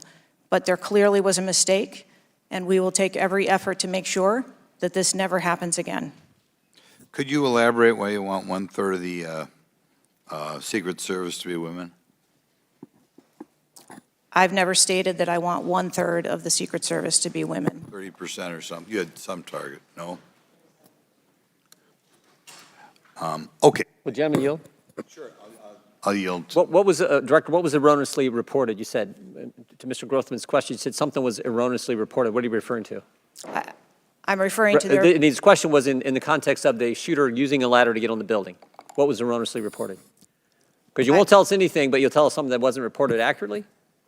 I'm saying, sir, that there have been a number of reports that are out there that have been speculation, and until we have the actual facts, I don't want to report anything that would contradict speculation that has been out there. Thank you, gentleman, for yielding. Chair recognizes Mr. Krishnamurti from Illinois. Thank you, Mr. Chair. Thank you, Mr. Ranking Member, for bringing us together this morning. One question I get asked a lot from my constituents is, what can Congress actually do to stop this from happening again? And I'd like to share a graphic from a very recent study conducted by Professor Robert Pape, a world-renowned expert in combating political violence. The graphic shows that 74% of Americans want this Congress to come together to denounce political violence of all stripes, and you can tell it's across party lines. I commend the chair and ranking member for putting out the statement the other day condemning political violence, and to further this effort, I'd like to ask all my colleagues to join Dr. Brad Wenstrup and me in introducing a resolution that we think can secure unanimous House passage in deploring and condemning political violence, and we will be circulating that resolution shortly. Director Cheatle, as you know, the shooter began shooting at 6:11 p.m. Eastern on July 13th. NBC reported that at 5:51 p.m., 20 minutes before the shooting began, the state police informed the Secret Service of their concern. Now, the rally was not paused at that point, correct? No. And according to NBC, just 2 minutes later, at 5:53 p.m., the Secret Service notified its snipers about the gunman. The rally wasn't paused at that point either, correct? No. Let me show you some video footage by rally goers. If you could play the video on the screen up here. This was taken 2 minutes before the shooting started. If you could turn up the volume. Criminals. We have criminals. He's on the roof. He's right. We have people that should not be here. Right on the roof. It's much tougher He's than up now. it happens. You went right on the roof, big guy. Up here. Ma'am, that doesn't look like suspicious behavior. That looks like threatening behavior to me. And the rally wasn't paused at that point either, correct? I can tell you, as I stated earlier, sir, that the moment that the shift surrounding the president were aware of an actual threat. That's a threat right there. The guy's on the roof and everybody's yelling at him. Yes. And directing the officer's attention to him. The rally was not paused at that point, correct? We are currently still combing through communications and when communications were passed. Well, I can point you to this communication. It's 2 minutes before the shots started ringing out. Director Cheatle, yes or no? Was there ever a moment where the Secret Service actually considered pausing the rally? The Secret Service would have paused the rally had they known or been So the told answer is there no. was an actual threat. The answer is no, correct? I can speak to you in generalities. No, I don't And want I don't generalities. I know want all of the specifics. communications The that were- answer is no. You did not consider pausing the rally, correct? The people that are in charge of protecting the president on that day would never bring the former president out if there was a threat that had been identified. Well, they did, because we've now identified 3 points in the 20 minutes before the shooting that the threat emerged. Let me point you to something else, which is the building that the shooter was perched on, seen here. This building is called the AGR building. I'm sure that you're familiar with it. It's no more than 150 yards from the stage where Donald Trump stood, yet the security perimeter was drawn such that the AGR building was placed outside of it. Director Cheatle, according to the Washington Post, the AR-15 styled rifle used in the shooting had a range of 400 to 600 yards, and therefore the AGR building was clearly within rifle range of the stage, correct? Yes. NBC News has reported that in the days before the rally, the Secret Service had identified the building as a vulnerability that required special attention, correct? That's reporting from NBC. Yes. So I am still looking into an active investigation. I know, but it's been 9 days. I mean, you should know that, right? And yet, despite the fact that the AGR building was in rifle range of the stage and it was flagged as a vulnerability, this building was put outside of the Secret Service's security perimeter. And I respectfully submit the Secret Service must expand its security perimeter to account for the kinds of weapons that can be used outside the perimeter to endanger the protectees inside the perimeter, ma'am. Let me turn your attention to some conspiracy theories that have been circulating and ask you to comment on them. First, you have not found evidence that the incident was a staged shooting, right? Correct. And you haven't found evidence that this was a result of a conspiracy of high-ranking government officials, correct? Correct. And you have not found evidence that this incident was in fact directed or perpetrated by a foreign state or entity, right? And that's the last question, but I'll let the director answer that, please. Not at this time. Thank you. I yield back. Gentleman's time's expired. Chair now recognize Mr. Cloud from Texas. Thank you. I just wanted to confirm there was only one counter sniper who took one shot? Is that We had multiple counter sniper teams available yeah, on the that day. premises, but is only one took one shot? Is that correct, or only one? Correct. Okay. How many spent shell casings were found on the roof? Again, I would have to defer you to the FBI's criminal investigation. Okay. Word is that the car was rigged with explosives. Again, sir, I'd have to defer you To to the the FBI. FBI's investigation. Okay. You're not curious about? You don't communicate with them? No. Okay. CNN reported that the Secret Service did not sweep the building the shooter was used to shoot President Trump and other attendees. Is that true or false? So we are conducting a mission insurance investigation and will depend on the information that we obtain from our investigations. Okay. The Secret Service knew there was a suspicious person anywhere from 8 minutes before President walked on stage to 30 to 60 minutes. We have different reports. Was President Trump or his team notified of the threat? I think there's a difference and a distinction between suspicious person. and threat. Yeah. So we are going back and looking at communications to know when the information about a suspicious person was passed to Secret Service personnel. Okay, but was President Trump or his team notified? Again, we are going back and looking to make sure that we have the exact information of when those notifications were made and who those notifications were made to. Okay. I think it's troubling for a lot of us that the number one question everyone in America is wondering is why was the roof left open? And after 9 days, we should at least maybe have a little bit of that information. And when you come to this committee hearing and you don't have anything to say about that, it's very, very troubling. Did you review the security plan for this event? I personally do not review security plans for events that take place across the country. Any of them? We have a number of events that Who's take the place. top level official who reviews the security plans? There's a number of people that review security plans. Who's as they ultimately unfold. responsible for signing off on a security plan?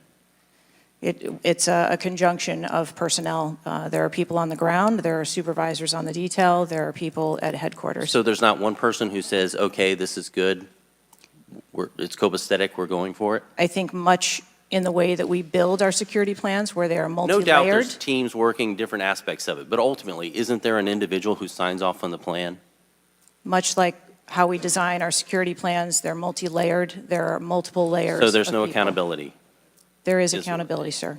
There's, this is whether it's the FBI or Fauci or anything, it's time after time after time, these multiple layers of accountability turn into layers of plausible deniability in agency after agency after agency. That's got to be fixed, because you keep coming here and expecting, yes, you're saying I'm responsible, but and you're accountable for it, but then there's nothing. What do you mean by that? I mean, you're saying you're going to keep your job, right?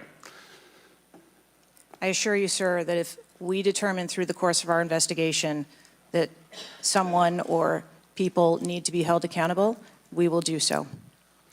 What level of, if President Biden, God forbid, had been shot and killed, would you think that was worthy of resignation? I would do the same thing that I'm doing here, where I would want to make sure that we are conducting an investigation, that there is continuity in that investigation, and that we could find the You answers do not to think what the happened. assassination of somebody under your details is worthy of resignation? I think that this event was tragic and deserves answers. The thing that you've said so far is that you want to make sure that this never happens again. The thing is, everyone in America knows that's not the job description that you're tasked with. The job description you're tasked with is to make sure it never happens, period. One of your goals in the strategic plan is to champion diversity, equity, inclusion, and accessibility. You've accomplished the accessibility part.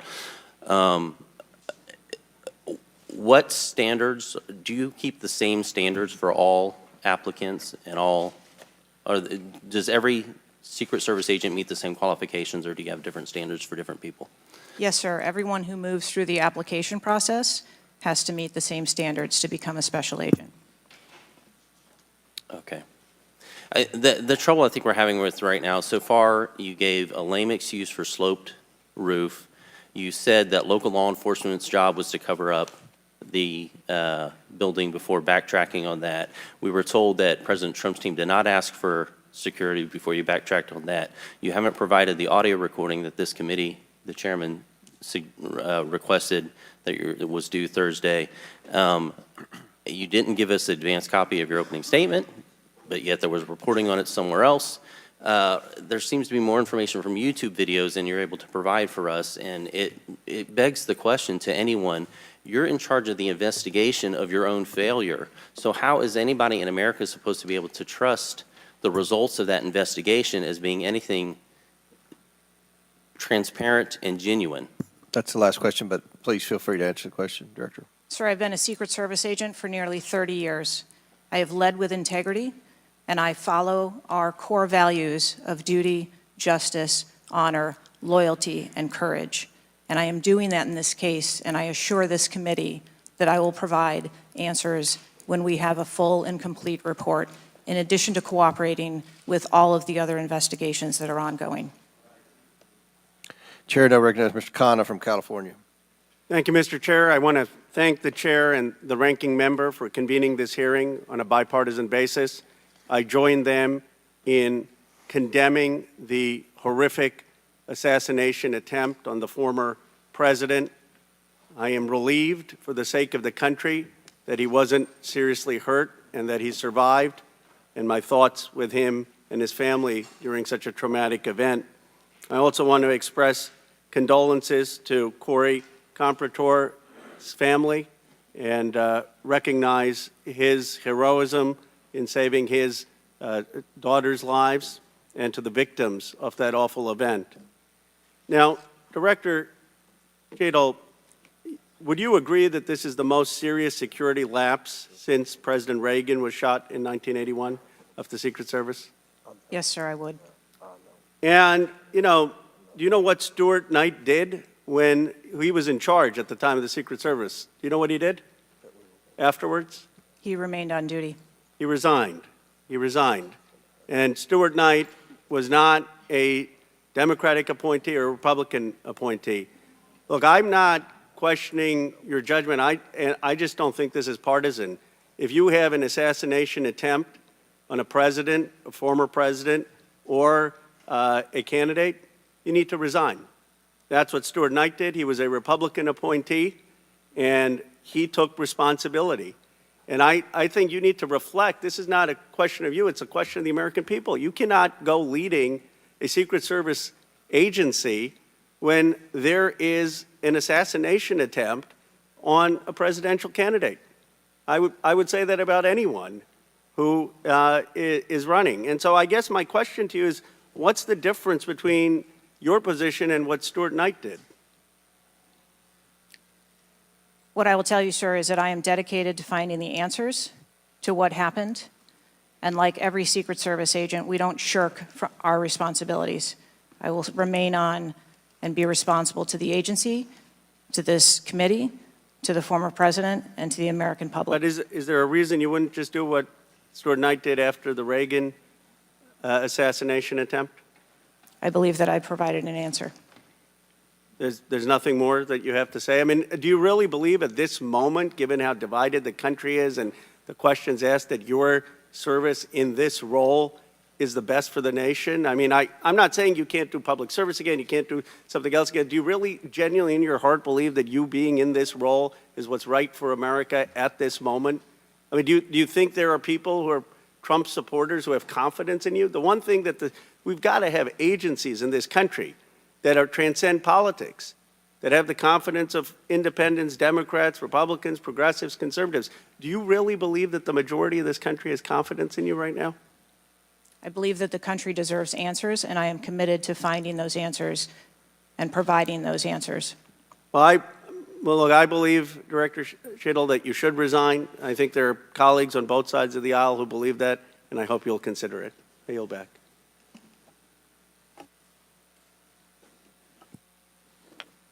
Chair now recognizes Mr. Palmer from Alabama for 5 minutes. Director Cheatle, did local law enforcement ESU teams have compromise authority to engage a perceived threat? Yes. Why do you think they didn't use it? I believe that they follow the same use of force that our agency... You don't, when you have compromise authority, you don't have to get permission if you perceive a threat. And there were not just the ESU units, but there were local law enforcement that had line of sight on the shooter before the shots were taken. So one of my questions is there was supposed to be a briefing with the Secret Service sniper units, your counter-assault team members, with the contract team, with the local ESU teams. That didn't take place. Why was that? So I have been told that there has been a briefing. There was a briefing that took place. I've been told that there wasn't one. And again, we are still looking into the facts of the investigation. So Let me ask you this. When were you informed that there was a credible threat against President Trump, former President Trump? When did you learn of that? Sir, the former president has a number of threats. I didn't ask you that. There was a credible threat from Iran. When were you informed of that? Answer the question. We have been monitoring the threats You for the knew former before. president. You knew before the rally, okay? All right.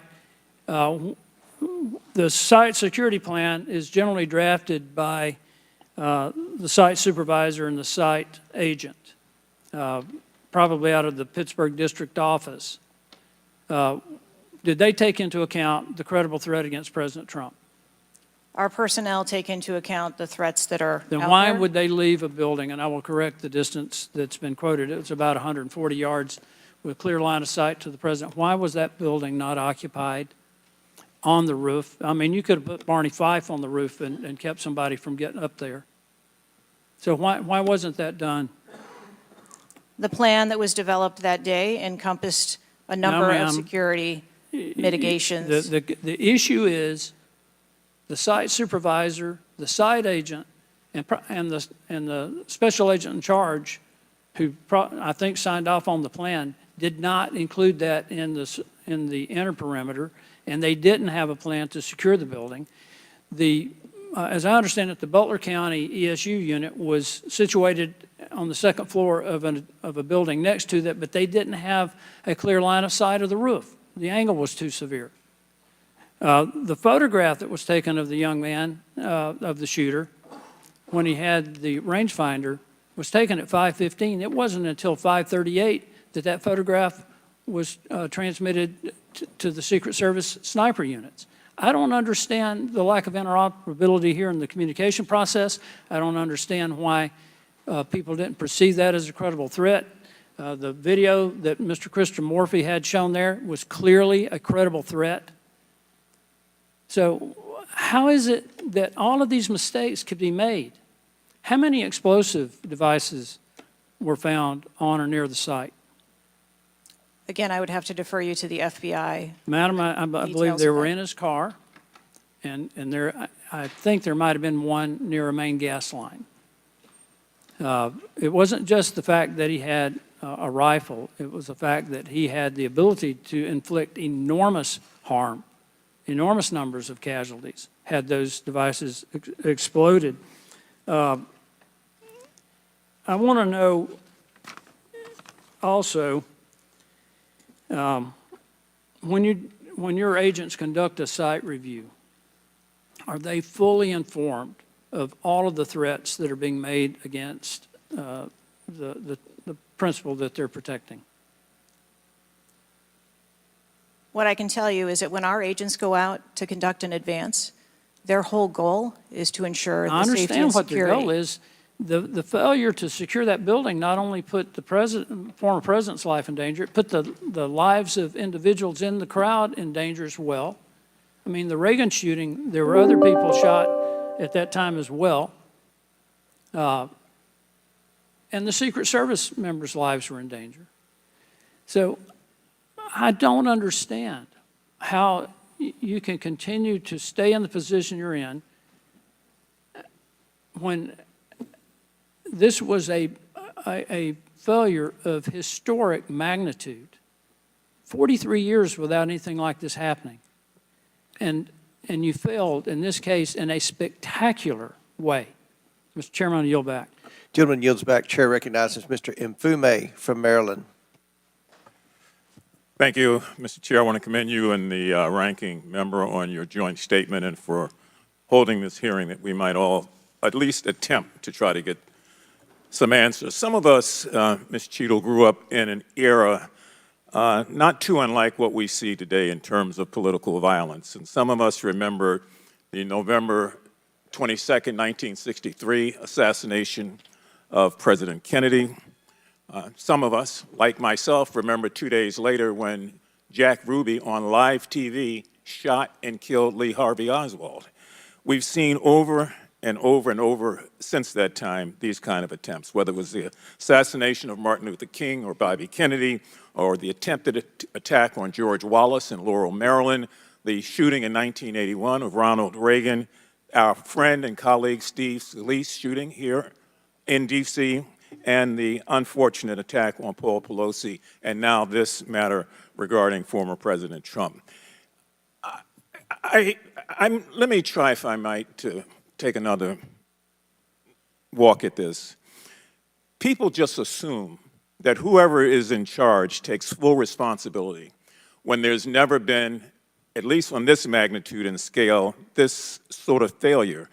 So when members ask you, are you going to resign, and you say you have no intention to, they are perplexed, like many people who watch what's going on. And there's some things I just don't understand. Why was the building, the ARG building, placed outside of the perimeter when clearly it was close enough for someone to launch an attack? So again, sir, we are looking into all of the details of how the advance was comprised, but I can tell you that there was overwatch on that building provided that day. By a drone? I'm not going to get into the specifics of technology or assets that were used in well, this forum. I think it's fair to say the overwatch failed because the shooter got up on the roof and stayed there for a while, and people had pointed him out. So do you think that your overwatch was a failure in that case? I think that we need to know the full details to understand how this occurred.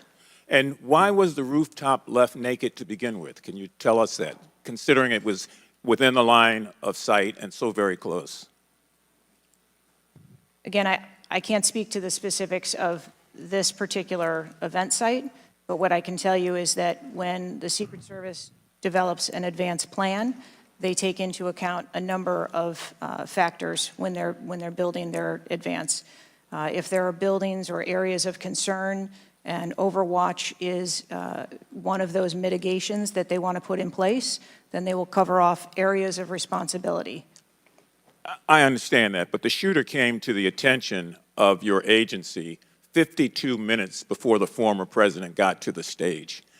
Did anybody get assigned to watch or cover that individual who had already been seen with a advanced finder on him and other suspicious matters? Was anybody assigned to track him? So what I'd like to clarify is that a suspicious individual I got that part. was It's not a brought threat. to the attention I know. of our personnel. And again, having a rangefinder at an outdoor event. Well, let me ask you this. When the suspicious person was brought to the attention of the Secret Service, was anybody in the detail ordered to follow and stay with that suspicious person just because they might become a threat? So we have a number of teams that are on the ground. And again, we are trying to verify the timelines of when those notifications were made to our personnel so that they could assume the responsibility of trying to track that individual. Ms. Cheatle, there has been a lot of discussion, some of which raised itself earlier in this hearing, about poor staff morale within your agency. And I have the July 17th report of Government Executive, which is a credible reporting service for the federal government, for employees. And the 2023 ranking of places to work within the federal government showed, and this is through the Office of Personnel Management, that the Secret Service came in 413th out of 459 sub-agencies and agencies. Can you explain that? Certainly. What I can tell you is the Secret Service is a difficult job. It challenges our employees daily. It's holidays, it's weekends, it's no leave periods. But, Madam, people come to work knowing that. You do explain that when you hire somebody. They know that. It's the same with other agencies. They miss holidays, they come to work at odd hours.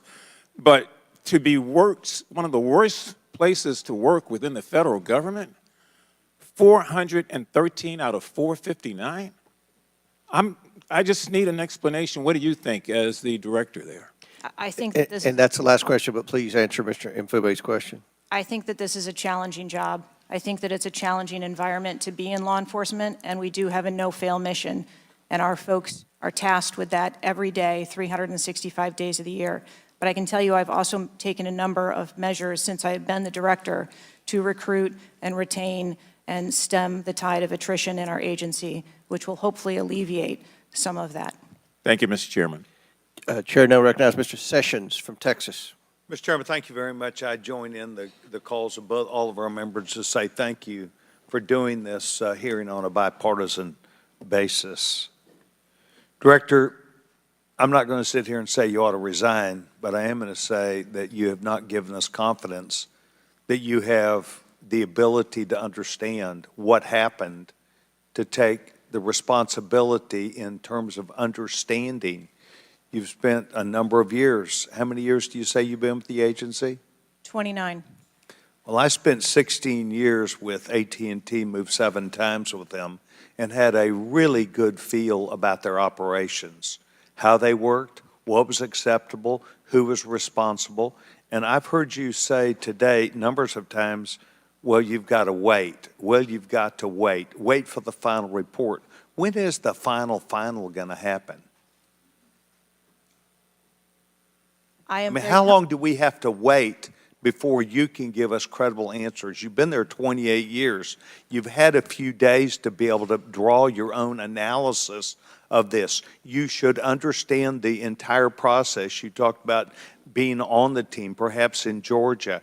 You have talked about your experience in this. You've talked about the professional nature of the agency. That I don't doubt. But the director, just like it was when I ran my operations at AT&T, was responsible for making sure they worked. And in business, it either works or it doesn't work. There's no in between. It either works or it does not work.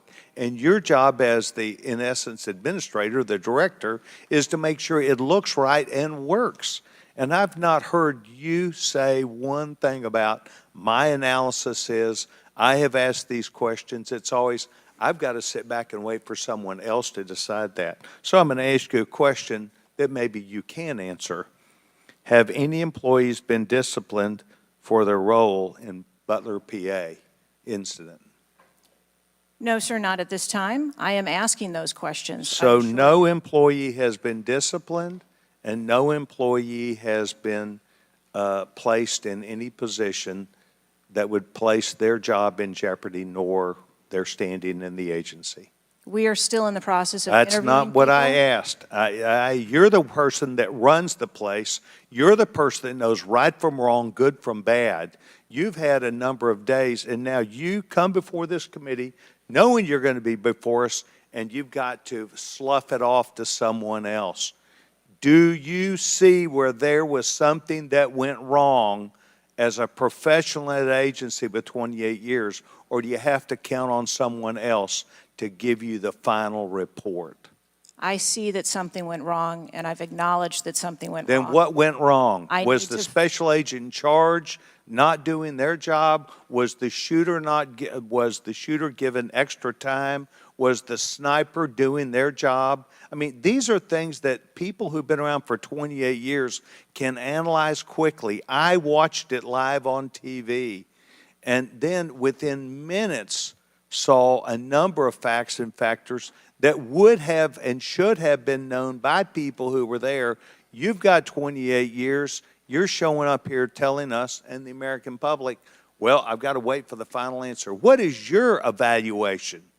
I'm asking those same questions. Well, no, you're before the And I committee. Tell us what went wrong. A special agent in charge, the person who was there. Tell us, and don't try and play a shell game with us. Do you have the ability to effectively, as the director of this agency, to understand what went wrong and at least tell us, I do or don't know what I'm doing? And we come away with, and I'm not asking for you to resign. I'm asking for you, if you've got this experience, then you should be able to say to us, we know what we did wrong. It was a failure in our system, and we're immediately making these corrections. That's why you're having a difficult time with this group of members of Congress, because we saw it too.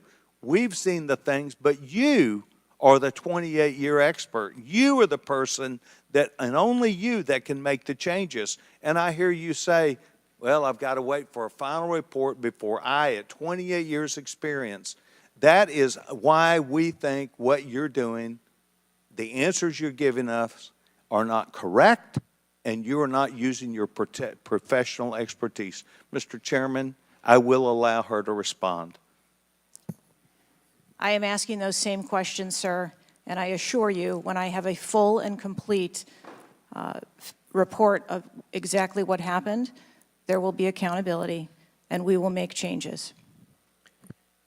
Before I recognize the question, just out of curiosity, Director, it's been 9 days. Every American wants these questions answered. Do you have a ballpark estimate of when what Mr. Sessions asked you would be able to answer, So I can tell you, time-wise? I can tell you on our mission assurance, internal investigation, we are targeting to have that completed within 60 days. There's also an external investigation that is going to be taking place. There are a number of Office of Inspector General investigations as well, and we are working in concert. And then, of course, there is the Department of Justice, FBI, criminal investigation. Chair recognizes Ms. Ocasio-Cortez from New York. Thank you, Mr. Chairman.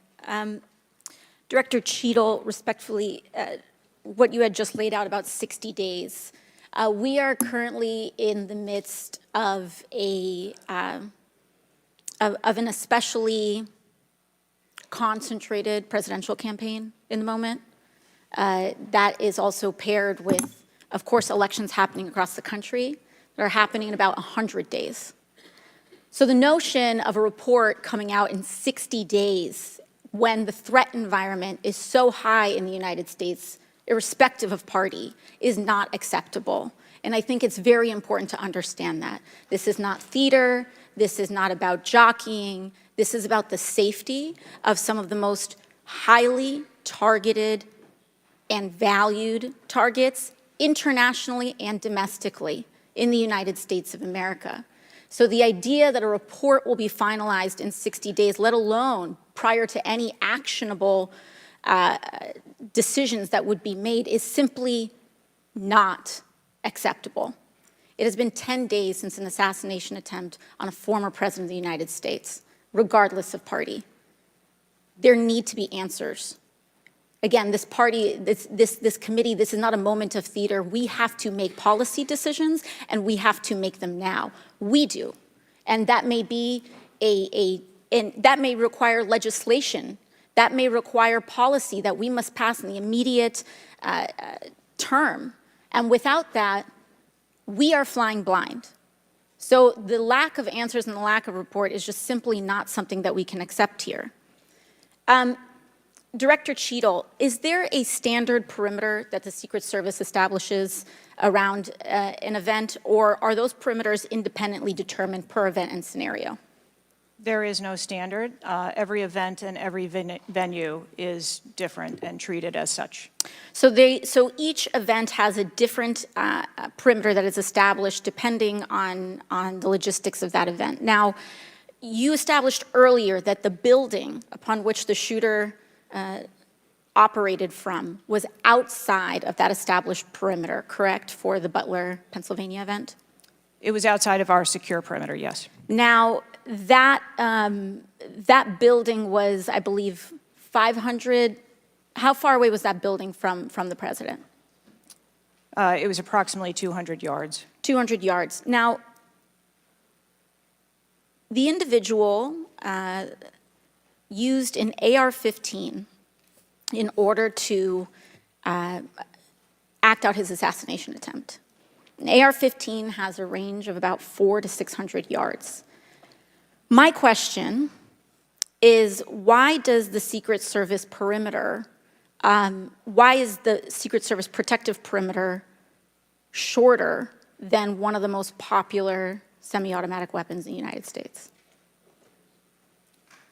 There are a number of weapons out there with a number of ranges. Again, an advance was completed. The determination of the perimeter, I'm not going to speak to specifics, but there are a number of factors that are taken into account when we determine our perimeter.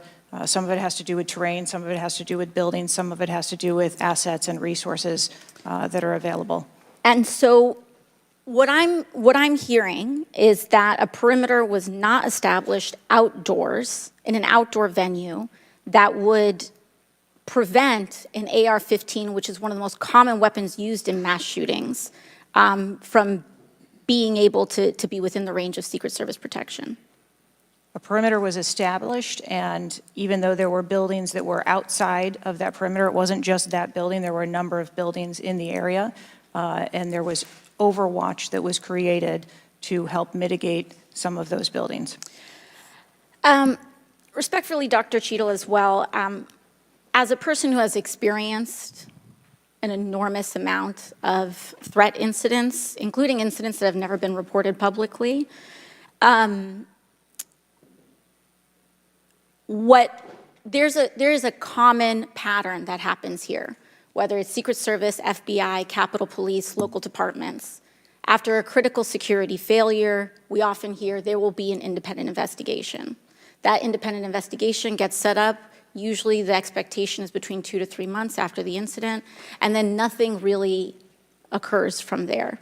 The report is usually not satisfactory to the questions that are usually being raised here, and most importantly, corrective action is rarely taken. If I were to state anything that I think is profoundly important, is that we need to have answers to the public. Ideally, I would encourage you and the agency to be more forthright with the members that still have yet to have their questioning, because the public deserves to have full confidence, and the stakes are too high. The violence that could break out in this political moment, regardless of party, in the event of someone getting hurt, constitutes a national security threat to the entire country. Thank you, and I yield back. Could I go back to something you Yes, said? please, feel free, Director. Ma'am, if I could just speak to something you said at the outset when you started your questioning. I want to assure you and everyone on this committee that I'm not waiting for a report to take action. We have been conducting analysis all along, and we have been adding additional features to our security details since this incident occurred. And I'd hope you can highlight and illuminate what some of those are in the event of other members questioning as well. Very good. Chair recognizes the gentleman from Arizona, Mr. Biggs. Thank you, Mr. Chairman. I request unanimous consent for that photo to go into the official record. Without objection, to ordered. Thank you. Director, your agency has a no-fail mission, and on Saturday, July 13th, your agency spectacularly failed. The failure resulted in the death of Corey Comparator and serious injury to two other rally attendees, David Dutch and James Copenhaver, besides the injuries to President Trump. It is unfathomable that a 20-year-old on the radar of Secret Service and local law enforcement before President Trump went on stage was able to climb onto the roof of a building with a rifle and fire off multiple rounds before he was neutralized. Was Mr. Crooks acting alone? Again, I would have to refer you to the FBI's investigation. Was he just a lone gunman? I would have to refer you to the FBI's investigation for motive. What did the Technical Services Division determine was going to be the event perimeter? Those are questions that we are asking, and we are I mean, you're sitting here today. Come on, Director. Everybody said this. You knew you were going to be asked that question because it's been asked multiple times. So this is an easy one. What did they determine was going to be the event perimeter? So you should know that. I mean, this is not, gee, I got to wait till someone else tells me. What was it? Again, I don't want to speak to specifics of the event. Okay, that took place. this is a specific. I understand. This is a specific that you ought to know. As someone who said the buck stops with me, I'm going to stay in my job, I'm going to give the answers to the American people, and I know what happened, except for you're not going to tell us. And you're not going to tell the American people. And you yourself said in an interview that foments this notion of conspiracy theories. Guess what? When you sit here and repeatedly tell people, hey, I have to wait, as it frustrated everybody on this committee, guess what?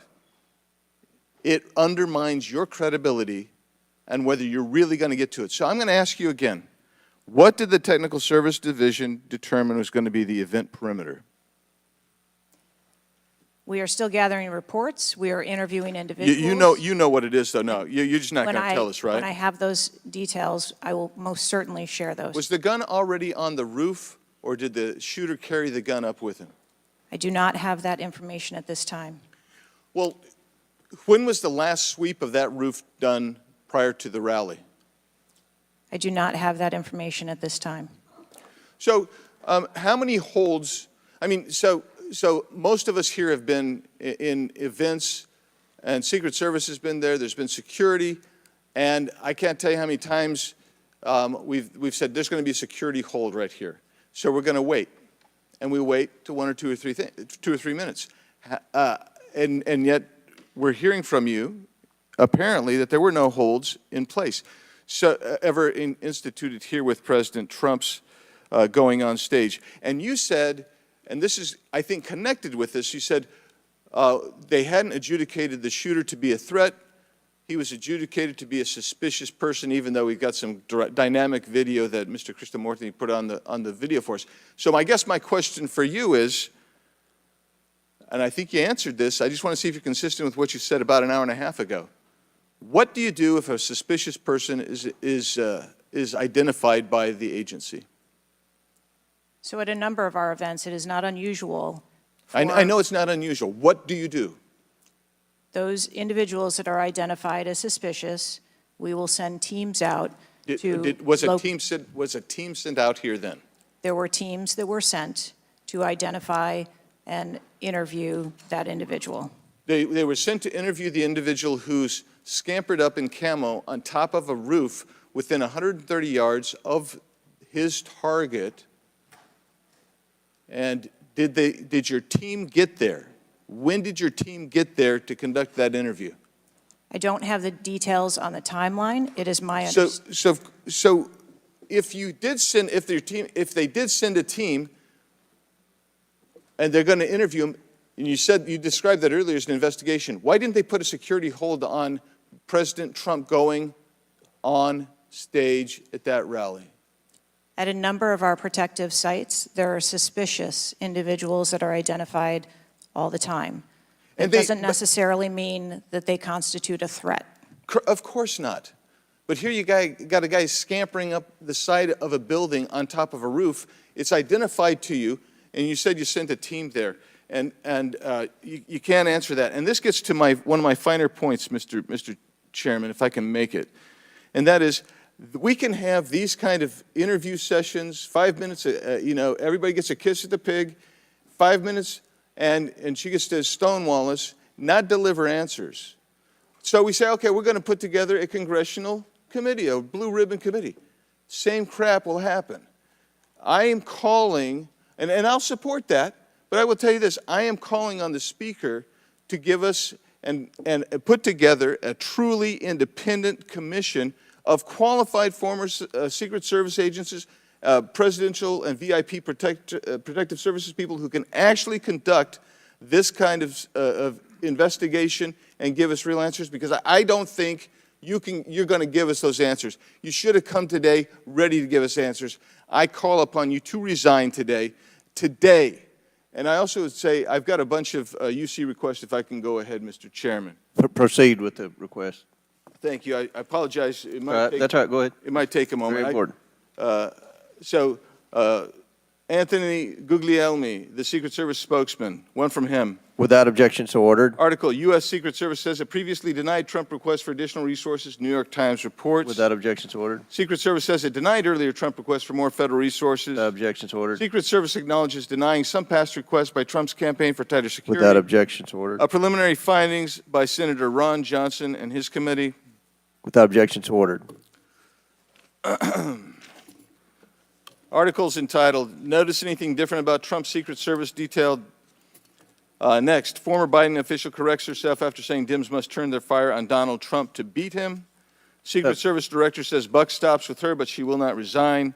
Disney Star Wars Mark Hamill cracks joke about Trump's ear bandage following assassination attempt. Biden, I haven't engaged in inciting rhetoric. Trump has. I'm just talking about threat to democracy. Piece called Who is Secret Service Chief Kimberly Cheatle? Charlemagne the God says Trump solely responsible for violent rhetoric that led to attempt on his life. Video actress Amanda Seales pushes conspiracy theory Donald Trump assassination trip was staged. Report, Secret Service identified rooftop as a potential vulnerability days before the rally. Watch, BlackRock removes ad showing former President Donald Trump's would-be assassin. Why does the Biden administration have 100% confidence Secret Service after assassination attempt? Secret Service director, we didn't put snipers on the roof because it was kind of sloped. Here's what Thomas Matthew Crooks did in the days leading up to Trump assassination attempt. Secret Service director under scrutiny for diversity initiatives after Trump assassination attempt. The official story on Trump's shooting makes no sense at all. Andrew McCabe says Trump assassination. Mr. Chairman, point of order. I'm happy to assent to all of them. I just so as to facilitate you don't want me our to read, proceedings. Is it too tedious? Well, we're not even really hearing them anyway, so if we could. It's up to you, Mr. Chairman. You would like me to slow? I'll slow it down. I was probably going too fast. Secret Service's explanations for security failures ahead of Trump assassination attempt are not adding up. U.S. reportedly received intel of Iranian plot to assassinate President Trump. What WTH, Secret Service now saying that they didn't put any agents on the roof because slight slope was too dangerous. Report, U.S. officials received intel of Iranian plot to assassinate Donald Trump before Crooks' attempt. Exclusive GOP rep Cloud. Homeland Security Agency is interfering in House's assassination investigation. Why Trump's raised fist after surviving assassination attempt is triggering the liberal media. Questions swirl over the security lapse at Trump rally, reviving old concerns about Secret Service. Secret Service scrambles to shift blame after Trump shooting as backlash hits hard. Nobody contacted me. Must-see 6-camera split screen of assassination attempt captures everything shooter was in open 2+ minutes. Murillo, 5 reasons you should be angry. Breaking, shooter spotted up to 30 minutes before firing, reported multiple times. Pictures taken, no one stopped him. Cheatle calls the 30 minutes between noticing and neutralizing shooter a very short period of time. Secret Service director says buck stops with me on Trump assassination attempt but won't resign. Mr. Biggs, we'll stop right there. We can retake them on the next one. I know there are more. But Okay. without objection, we'll enter into the record all of those, and we'll take up the others after the next speaker. Chair now recognizes Ms. Brown from Ohio for 5 minutes. Thank you, Mr. Chairman. I first want to highlight certain comments from Ranking Member Raskin, my colleagues on both sides of the aisle, President Biden and Vice President Harris, and that is political violence is completely unacceptable in this country, full stop. It is an assault on our democracy itself, and I am devastated by this attack on a candidate for the president, for the office of the highest office in the land, and continue to pray for the victims of this shooting and their families. As someone who has known gun violence firsthand, no one should have to experience the pain of losing a loved one to weapons of war. It is deeply unfortunate political violence has become far too common. Whether it is the deadly attack on the Capitol on January 6th, the assault on Speaker Pelosi's husband, or the threats of violence against election workers, we all must work to condemn political violence and tone down the rhetoric. So, Director Cheatle, on behalf of the hardworking men and women of the Secret Service, can you give us some perspective as into what goes into securing an event like the rally? Like, how much time do you have to prepare? Thank you for the question. Generally, when we receive notification that there's going to be an event taking place at a venue, the advance team assignments are made, and there is a 5-day process to conduct walkthroughs, coordinate with staff, local staff, and whether it be campaign staff or the protectee staff, and then with local law enforcement on where the perimeter is going to be, the size and the scope of the event, how many attendees there are going to be, if it's an indoor rally, outdoor rally, what sort of assets are available locally, what sort of assets the Secret Service can bring to bear, and what the scope of the event that the staff is trying to accomplish. So to that point, how many agents were recommended or requested as opposed to how many were assigned? So I'm not going to get into specifics of how many were assigned, but those numbers that were requested were provided. And how many local agents were involved in the preparation, if you will, that you talked about, that 5-day preparation? So there were a number of local agents from the local office, as well as agents from the former Trump detail that were involved in that advance process. Do we have a number? I do have a number. I'm not going to release that number in this setting. You're not making this easy for us. This is a shocking incident on the former president's life and an appalling instance of political violence and a threat to our democratic values.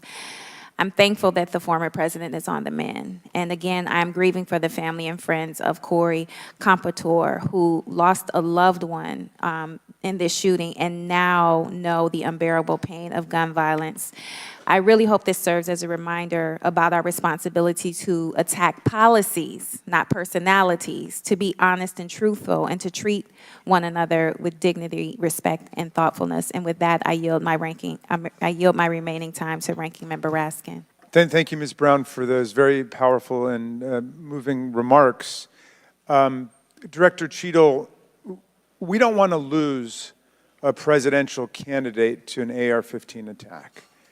We cannot lose a presidential candidate to an AR-15 attack, and we can't lose any more citizens to AR-15 mass violence, mass shootings. And we certainly don't want an attempted AR-15 assassination or assassination attempt to set off political violence or riots in America. So this is deadly serious business. The vice-ranking member pointed out that a report in 60 days won't do it for us because we have a responsibility. Members of Congress have a responsibility to take action now if there's anything we can do to prevent this. So my question for you is, what is informing your operational decisions right now that you've invoked? Without a report, can you tell us what are the preliminary judgments, or if you don't want to foreshadow the report, fine. What are your personal, professional judgments informing the operational decisions you're making right now? Certainly, and I appreciate that question. I don't want to make any preliminary judgments on what happened on this particular day, but I can tell you that we have looked at, as we did immediately in the aftermath, what the security plan for the Republican National Convention was going to be, and we made adjustments to the interior of the perimeter there. We looked at the protectees that we have here in the Washington, D.C. area and our protective sites, and we did make some adjustments to their security posture. And as we continue to move through the next several weeks, even yesterday with the announcement of the president no longer running, we have made adjustments to the vice president's detail. We are already prepared for an eventual VP nominee, and we continue to make those assessments. I think it just shows how dynamic the environment is that this agency works in every day. So you've made the same kinds of common sense judgments and intuitive recommendations that members of the public and members of Congress are asking about right now? Yes. Okay, thank you. I yield back, Mr. Chairman. Thank And you, before I gentlemen. recognize Ms. Mace, I have to say, Director, we're pretty close to the halfway point during this. You answered more questions with an ABC reporter than you have with members of Congress. We have a lot more questions. The American people are demanding that we get answers to those questions, and that's what the purpose of this hearing is today. So I'm sure a lot of the questions that have already been asked are going to be asked again, and hopefully we can get some answers to those questions. I strongly implore you to answer those questions. You're here with a subpoena, and we expect you to answer the questions. Chair now recognizes Ms. Mace from South Carolina. Thank you, Mr. Chairman. Director Cheatle, the American people are watching, and they're wondering if there are any questions you can answer honestly today. So, Director Cheatle, I have a series of questions, very specific questions. I want very specific answers. Most of my questions are going to demand a yes or no answer. Do you understand? I do. Okay, my first question. Both sides of the aisle today have asked for your resignation. Would you like to use my 5 minutes to draft your resignation letter, yes or no? No, thank you. Was this a colossal failure? It was a failure. Yes or no? Was it a colossal failure is the question, yes or no? I have admitted this is a terrible. This is a yes or no series of questions. Was this a colossal failure, yes or no? Yes. Was this tragedy preventable, yes or no? Yes. Has the Secret Service been transparent with this committee? Yes. Would you say the fact that we had to issue a subpoena to get you to show up today as being transparent, yes or no? I have always been eager Yes to or no? come You didn't and want to talk answer to the question. committee. We had to issue a subpoena to get you to show up today. That is not transparent, by the way.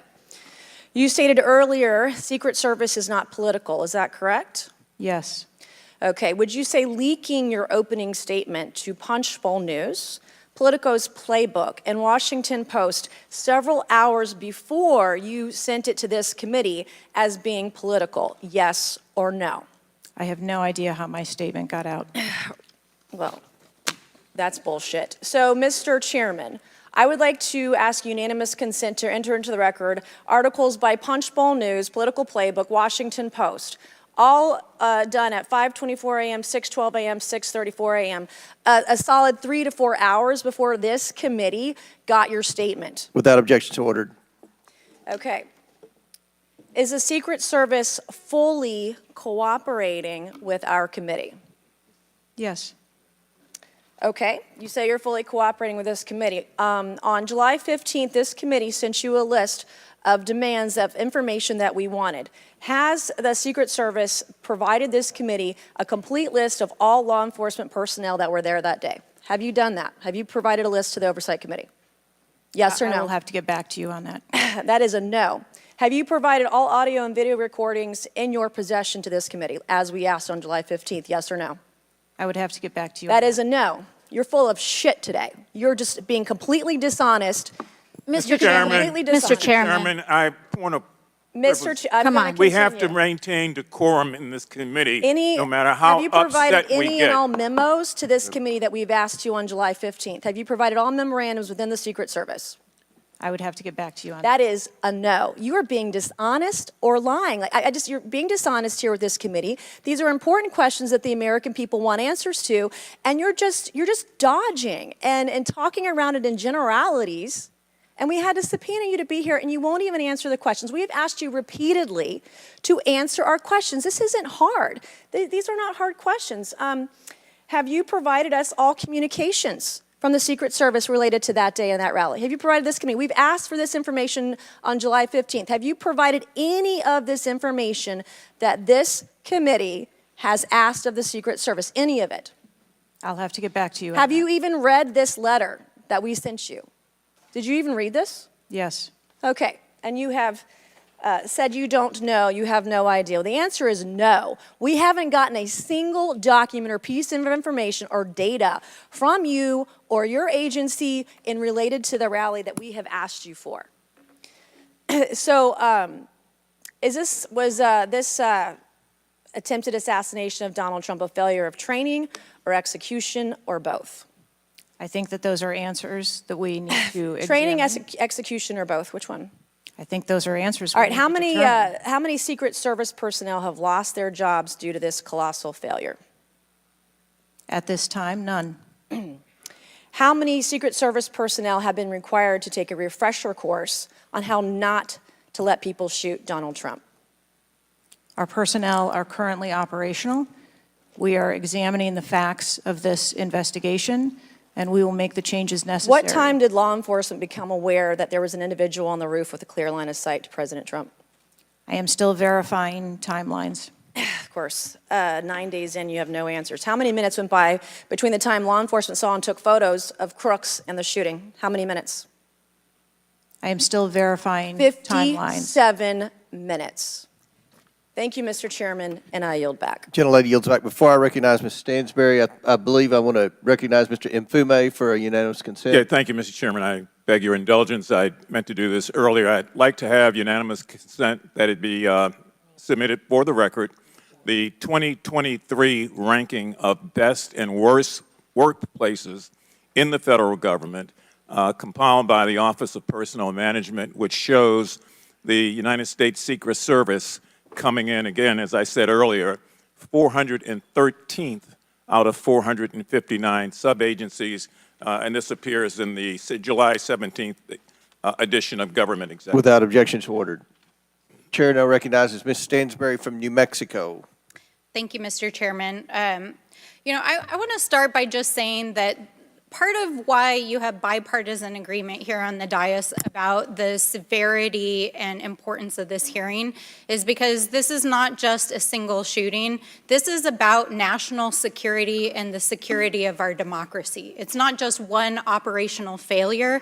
This is about our public officials safe. And what does that signal to our country and to the world about American security and the ability of our officials to do their job safely? So I want to start by saying thank you to all of our brave men and women who are in the uniform, whether it's the Secret Service or local law enforcement, who put their lives on the line. I think obviously we honor their service, but this is really about operational failures and what it means for our country at large. And I also want to reaffirm that we must condemn unequivocally political violence of any kind, not just political violence, and that it cannot be tolerated in this democracy. And also to offer my prayers for the slain Fire Chief Corey Comprator, and also prayers for those who've been injured. Now, I think, the tone of this hearing is, how is it that a 20-year-old young man with a gun that was legally purchased by his father could, on the day of a rally, go to a gun shop, legally purchase ammunition, show up to a secured site, and then not only attempt an assassination of a political figure, but kill and injure 2 others? How could this happen? I'm not asking yet. I think we've had a lot of testimony here today. I want to talk a little bit about the timeline. Now, here's what we know, and I know, Director, you were also on the call that we had a few days ago with the FBI and other law enforcement, so I respect that you are not able to share, based on your testimony, some of the details that are currently being investigated, but I know you were on the call because I heard you on the call and you heard them too. So I'm going to lay out the timeline a little bit. On July 3rd, the rally was announced that it was going to be in Butler. On July 6th, 3 days later, we know that the shooter searched for dates for Trump and DNC events. On July 7th, so this is 4 days after the announcement, the shooter went to the site. He actually physically went to the site. On July 12th, the shooter went to a gun range where he and his dad regularly go and practiced shooting. And the next day, on July 13th, he went to the site again before the rally began. We know that he then went and searched online for a gun store where he went and he purchased 50 rounds of ammunition, went home, got his father's AR, which was legally purchased, and returned to the venue. At 5 p.m. that evening, this is more than an hour before Donald Trump actually took the stage that evening, local law enforcement were made aware that there was a suspicious man. In fact, at 5:20, local law enforcement flagged that he had a rangefinder, and they radioed their concerns and sent around pictures of the individual. At 5:40, 20 minutes before local law enforcement actually identified the shooter, and at 5:51, Secret Service was notified of the suspicious person by the state police, and 1 minute later, they distributed that information. That was before Donald Trump even took the stage. That was 11 minutes before he took the stage. So the Secret Service was aware that there was a suspicious person. At 6:03, he took the stage. At 6:09, rallygoers, as was shown in the video, identified this gentleman climbing on the roof. At 6:11, 3 shots were heard, 3 rounds of shots, and of course, the president and the other victims were shot. This shooter was a 20-year-old young man, no criminal record, legally purchased gun and ammunition, who for days in the lead up to this shooting was searching mass shooters. He even had a picture of a mass shooter on his cell phone the day of the shooting. He searched for explosives. He searched high-level officials. So the American people want to know, how did a 20-year-old young man with access to a military-style weapon actually bring it onto an unsecured perimeter who for days had been planning a mass shooting event? And I think that, Madam Director, with all due respect, the answers that we've received here in this hearing today are completely unsatisfactory.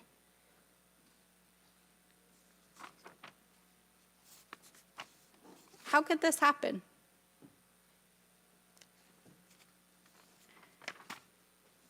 We need answers. We need answers not just for the family members of the gentleman who was killed and those who were injured, but we need answers for our democracy. Because as others have stated here today, we are in a highly politically charged environment right now. We are only weeks away from one of the most significant presidential elections in American history, and it is clear that our public officials' safety has not been secured. And it is not just a matter of one shooting, it is a matter of national security. So I hope that you will take our comments to heart. I hope that there will be accountability, and we need answers. And with that, I yield back. Chair now recognizes Mr. LaTurner from Kansas. Thank you, Mr. Chairman. Director Cheatle, I have a question just right off the bat. Something that you've bragged about repeatedly is that you've increased protection for the 36 individuals that the Secret Service is also entrusted with. Is that correct? I think I stated that we currently have 36 protectees, and that we continue to make evaluations on where those levels of protection are provided. You've mentioned specific increases in protection that you've provided for some of those individuals, correct? Correct. Based on what?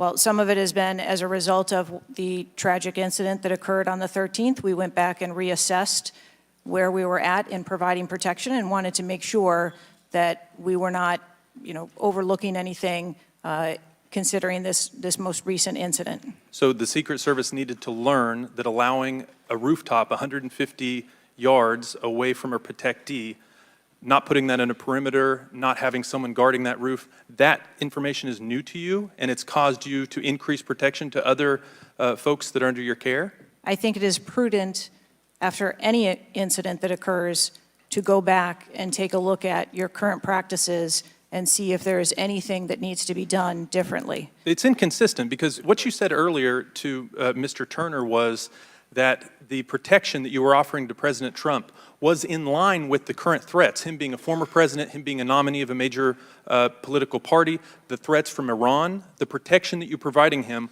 was adequate. Do you stand by that statement? Yes. Okay.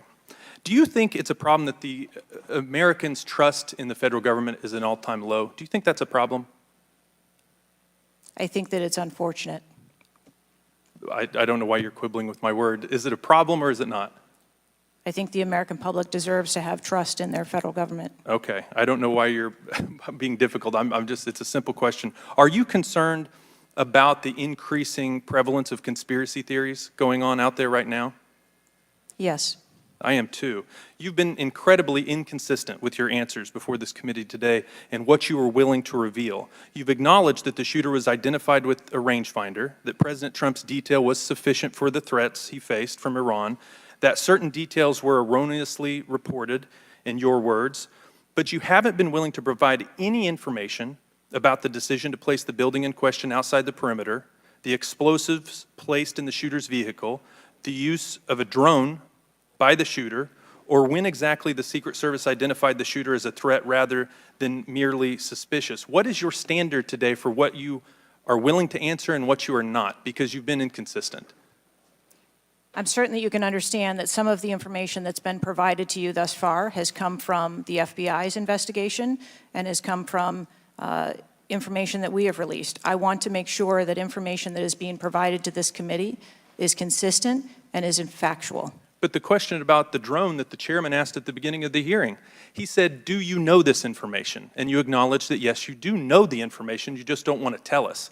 I guess my question is that if you wanted to wait till the end of the investigation to draw conclusions, which you've acknowledged you're not, you're drawing conclusions right now and making changes. But if that was your standard, that you want to wait till the end of the investigation to draw conclusions, okay, at least you would be consistent in that.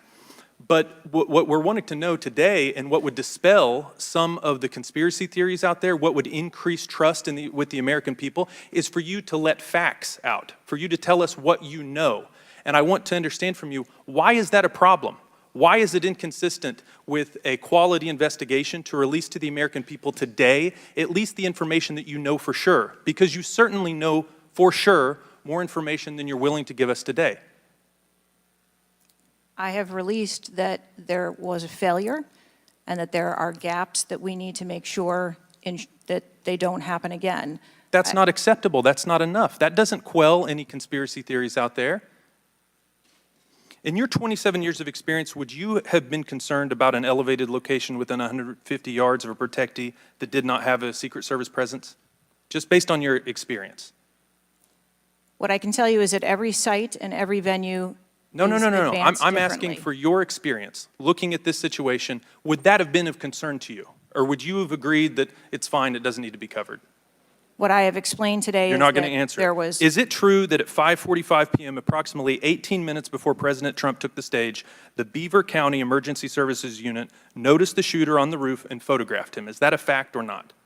That is the information that I have from the FBI's report, yes. You haven't been willing to share whether or when this was communicated to the Secret Service, so I'd like to get into the difference between suspicious activity and threatening activity.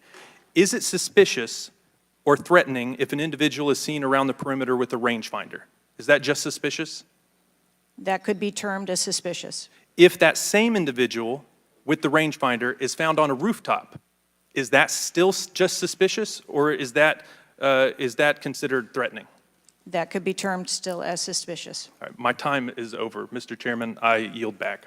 Thank you. Chair now recognizes Mr. Frost from Florida. Thank you so much, Mr. Chair. And obviously, I want to start by stressing that political violence is always unacceptable and acknowledging that this is still an ongoing investigation. But oversight hearings like this are essential components of an investigation, and I want to thank the chair for pulling this together. Madam Director, I appreciate you for being here. The events of July 13th raised serious questions about the efficacy and thoroughness of the security protocols in place. The gravity of the fact that an unsophisticated gunman was able to secure his perch and take a shot at a former president despite multiple layers of security and intelligence are not lost on me. Before I came to Congress, I used to work advance for a major political candidate and have interacted with many different law enforcement agencies on large political events like the one that just happened. How many times was the Secret Service alerted about a suspicious person at the July 13th campaign event prior to the first shot being shot? I don't have an exact number to share with you today, but from what I've been able to discern, somewhere between 2 and 5 times there was some sort of communication about a suspicious individual. To the Secret Service specifically? Mm-hmm. According to reports, the shooter was photographed twice by security officers prior to the shooting. A police officer saw the shooter on the ground and reported him with a photograph as a suspicious person. Multiple local law enforcement officers identified the shooter, radioed that he was acting suspiciously near the event's magnetometers. A local law enforcement tactical team saw the shooter on a roof and notified other security services and also photographed him. One police officer who photographed the shooter saw him scoping out the roof and carrying a rangefinder. My question is, and you've answered this, but why, or you haven't answered this, why wasn't the event paused right then? Again, I'm not clear on the timeline of when the Secret Service shift and the counter sniper were notified. But earlier, Madam Director, earlier you said that the Secret Service would have paused the rally if they identified a threat. Correct. So why wasn't it paused? Because I have to assume that they did not know that there was a threat when they brought the president out on the stage.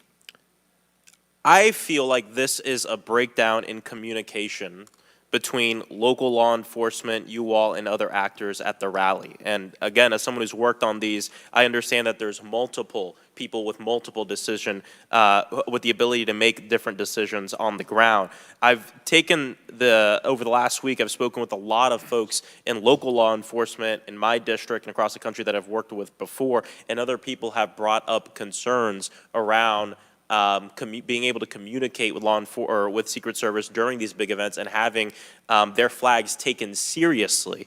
I do believe that if Secret Service believed that there was a legitimate threat, that they would have paused the rally. My concern is before that something was flagged and it wasn't taken as seriously as it should have been taken. So I think this shows an issue with communication. And I want to know, Madam Director, what you intend to do to fix that, not in 60 days, but now. We are in the middle of a presidential election, obviously a former president who had an assassination attempt, another rally goer who was killed due to this gun violence. We now have a presumptive nominee of the Democratic Party who's also historic, first black woman to be running for president. And so I am worried about everybody's life. What do you all intend to do to fix this communication breakdown and making sure that you actually take what local law enforcement, local folks are saying more seriously? We take what local law enforcement relays to us seriously. Let me just be clear on that. As far as the communication. But not this time. We always trust our law enforcement partners and have a great relationship with them. We are looking at whether or not there was a communication breakdown. If that was the case, we will take steps to ensure that we correct that because, to your point, we cannot have a communication breakdown. Madam Director, does you mentioned that the perimeter of the event did not include the rooftop where the shooter was. Does your responsibility and the Secret Service's responsibility to protect a principal stop at the perimeter of an event? Our responsibility is to ensure the safety and security of the event itself and the protectee who is attending that event and the personnel who are protected. So you would say the fact that the rooftop was outside the perimeter is not an excuse for what happened, saying that it was outside the perimeter of the event? I am not offering that as an excuse. Okay. Thank you. I yield back. Gentleman yields back. Chair now recognizes Mr. Fallon from Texas. How did a 20-year-old loner with a week's notice pick the absolute best location to assassinate President Trump when the entire Secret Service missed it? Director Cheatle, in your leadership, your agency got outsmarted and outmaneuvered by a 20-year-old. How can we have any confidence that you could stop a trained professionals from a nefarious nation state? Those are absolutely questions that we need to have I know they're answers questions, to. but you know, the fact of the matter is we can't have that confidence. Director, do you have the ability personally, and do you have the authority to beef up security of any of your protectees? Yes, I do. Okay. So were you also aware there was a credible threat President Trump was facing? He was facing a heightened security threat to a foreign adversary? Yes. Okay. So given that there was an increased threat to President Trump's life, was he provided a full security complement akin to what a sitting U.S. president would receive? He was provided a full complement of security based on the threat assessment that we had. That's not my question. And the venue. My question is, if he'd been the sitting president, would he have had the same security he had on July 13th, or would have been beefed up? There is a difference between the sitting president So your answer is he didn't?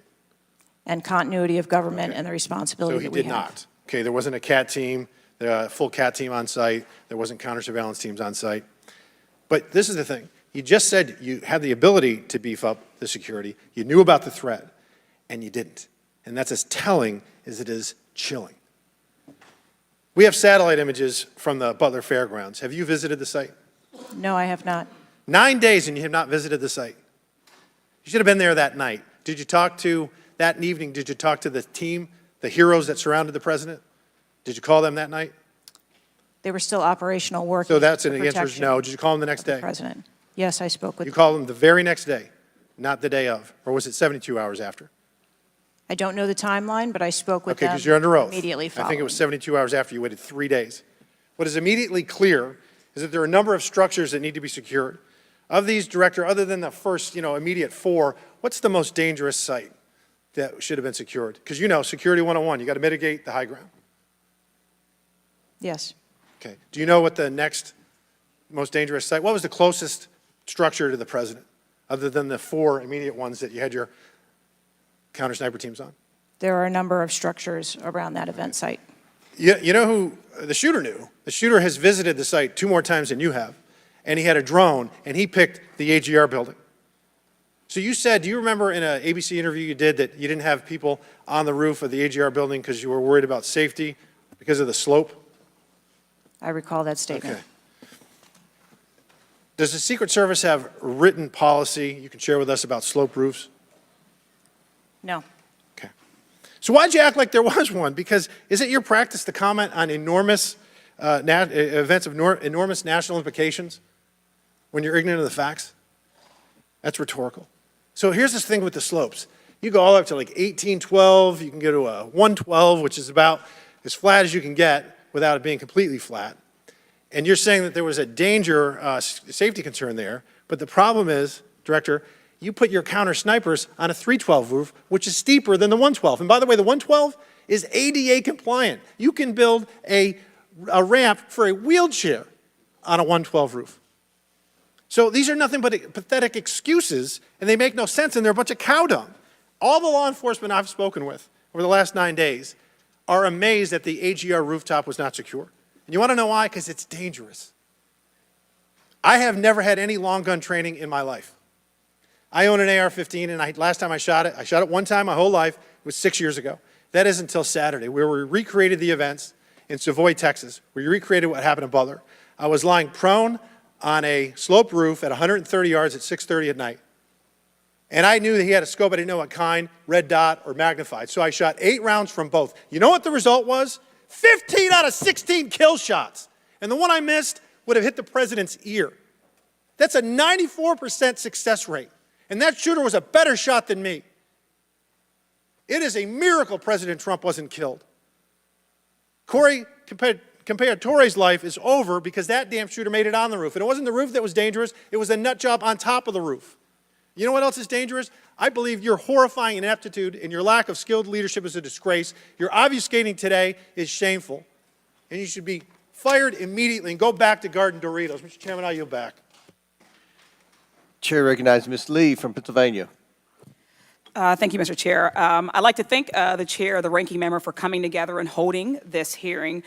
But I have to say, I don't think any of our concerns have been addressed today, and what little we've learned has not inspired much confidence.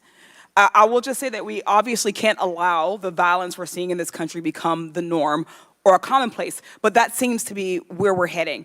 On this occasion, it was, very shockingly, a former president and current political candidate at a rally that we all assume is one of the most secure places we can be. But the violence we saw last Saturday is the same culture of violence that makes too many of our kids and our community members feel unsafe to play outside or to go to class or to simply live their lives each day. But again, this was a political rally, and it is supposed to be one of the most secure places. So we do have very specific questions about that. Director Cheatle, I'd like to start by following up on some of my colleagues' questions. My colleagues, Mr. Krishnamurthy and Mr. Frost, highlighted a number of points that showed the shooter presenting an active threat. So I'd like to ask you, Director Cheatle, to clarify what the protocol is for postponing or canceling an event based on a threat, and how the events on July 13 didn't meet those standards. So again, I think we're talking about the distinction between suspicious behavior and a threat. And at the time that this individual was identified, they were displaying suspicious behavior.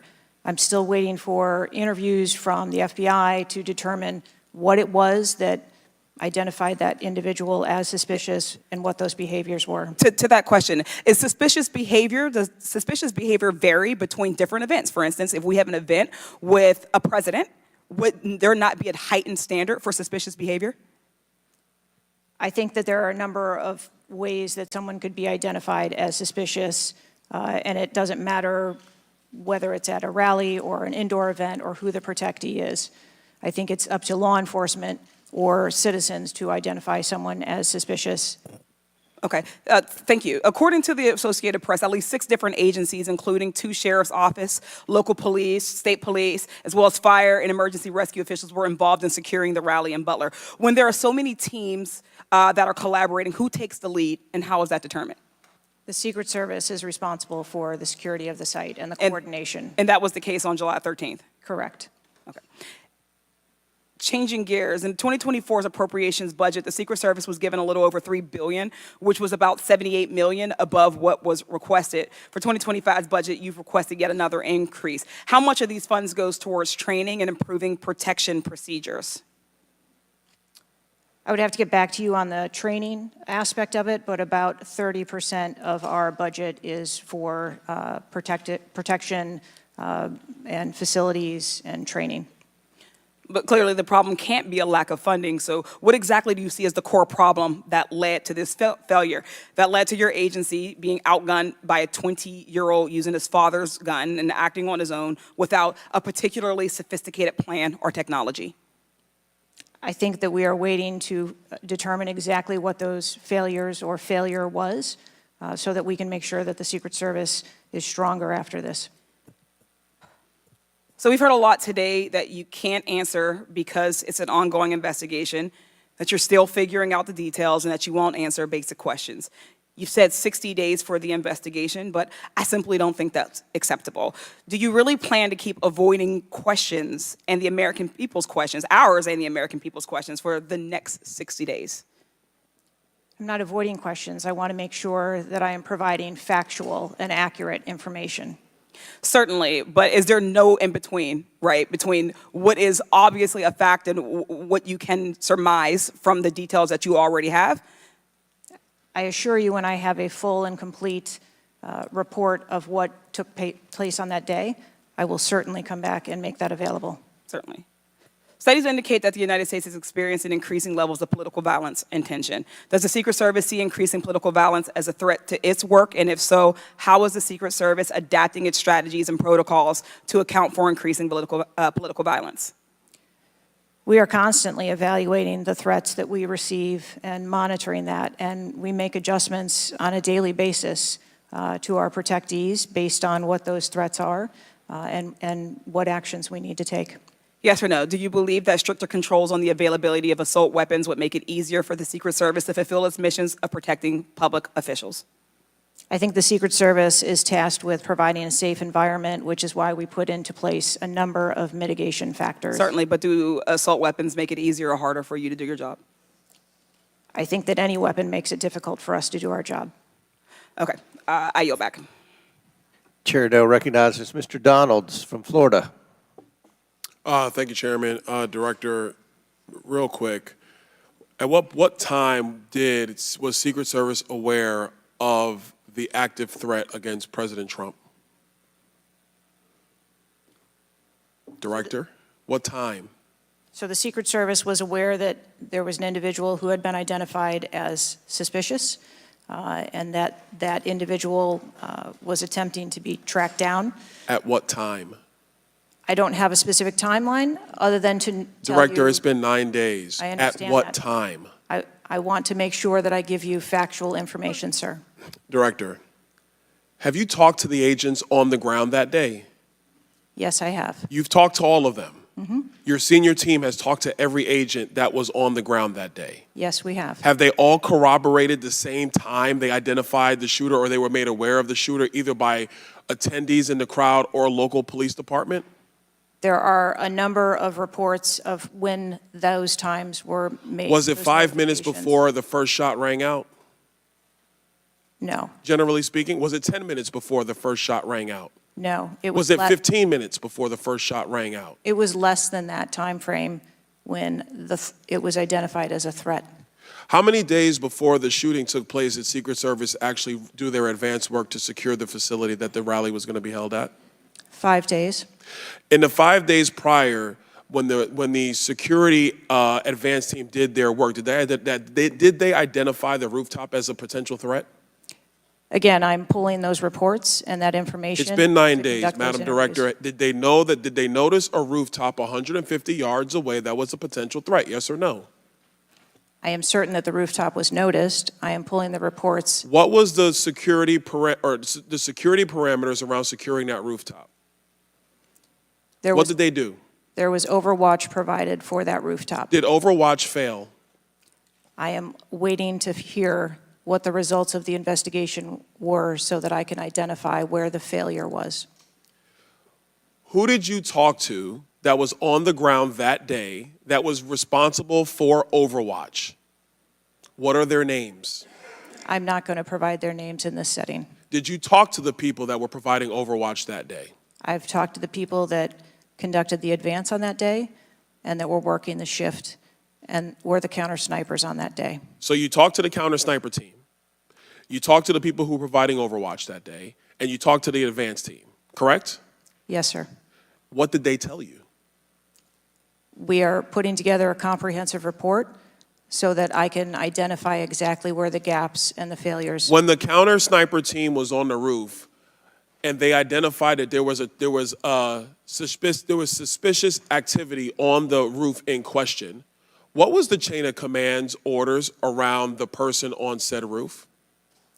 Because I'm quite sure somebody saw under your organization, the Secret Service, I'm quite sure somebody saw the shooter on the roof. So what was the communication through the chain of command to deal with said person? What I can tell you is that when the individual was identified by the counter sniper, they took one shot and neutralized that individual. But that was after the shooter already took a shot, is that correct? That is correct. So what you're saying now is that the Secret Service did not see the shooter on the roof until after the shooter took a shot? I do not have all of those details at this time. If you don't have those details after 9 days, Director, then what you're telling me is that you guys didn't see it. Is that correct? I am telling you I don't have all the details of the sequence at this time. Director, it's been 9 days. Either you have the information or you do not. Is that correct? We are still in the process of conducting interviews and an investigation. Some of my colleagues have texted me over the last couple days, bipartisan, about whether you should lose your job. And I've been quiet on that question because I wanted to see what you were going to do today. In my opinion, you do need to be fired immediately. And it is because this is gross incompetence. And the fact that it's been 9 days, and these are simple questions to answer, I'm quite sure if I asked any one of my kids if they got in trouble and I told them to give me the details, I would get more answers from them than I'm getting from you right now. And that's what's frustrating on a bipartisan basis, on a nonpartisan basis. This is a joke. And Director, you're in charge, and that's why you need to go. Mr. Chairman, I yield back. Chair now recognizes Mr. Goldman from New York. Thank you, Mr. Chairman. Director, I want to follow up and just understand a little bit why there is so much information about this out in the public, including some from you and your communications team, and yet you're here pursuant to a subpoena under oath in front of Congress, and you're unable or unwilling to answer some of those same questions. Can you just explain why you are answering so many fewer questions here than you have to the media? I'm answering the questions that I'm able to answer based on the fact that there are multiple ongoing investigations. But you have answered some of these questions previously, correct? To the public, to the media. Which questions? Well, did you have an interview with ABC News? Yes, I did. Okay. And did you explain the interaction between local law enforcement and the Secret Service, and that local law enforcement was responsible for securing the perimeter of the building where the shooter was? I said that the Secret Service is responsible for designing and implementing and executing the security plan, and that we rely on the assistance of our local law enforcement partners to assist us with that plan. Let me ask you something. Were you given any instructions about what you can and cannot answer here today? My ability to answer questions is solely reflective of the fact that there are multiple ongoing investigations, and I want to make sure that I provide accurate information that doesn't conflict with any of those investigations that are going on. So is it your view that you can't talk about anything that happened that day until those investigations are completed? My view is that I want to make sure that this committee and the American public gets correct and actual information. And so is it your view that that can only happen after the completion of the investigation? It is my view that when the investigations are complete, that we will be able to share that information. And how about before that? If I have factual information that I can share before that, I absolutely will. I'm guessing you have factual information as to when the suspicious photograph of the suspicious person was relayed to the Secret Service. There's a timestamp on that text message or whatever it was, correct? Sir, I'm sure you can understand that when you're dealing with text messages, emails, and other communications, the timelines don't always match up. Not really if they're time-stamped, but let me move on. Because you have acknowledged that this was a major security failure, is that right? Yes. Do you acknowledge that it was a major security failure not to secure the rooftop of the building that the shooter shot from? I believe at this time that the rooftop was provided overwatch. I acknowledge that we are unaware at this time how the individual was able to access the roof. Overwatch meaning from other counter, sniper, other higher points? Correct. And so was it a failure then that when that shooter was on the rooftop, that Overwatch did not identify him before he fired his shots? I don't have the timeline of how the individual accessed the roof, where they accessed the roof, or how long they were on the roof. Let me ask a couple things quickly. You have testified here about all the resources that the Secret Service needed to deploy to protect the NATO summit and all of the leaders here, is that right? Yes. Did you have to rely more on local law enforcement because of the NATO summit for this event?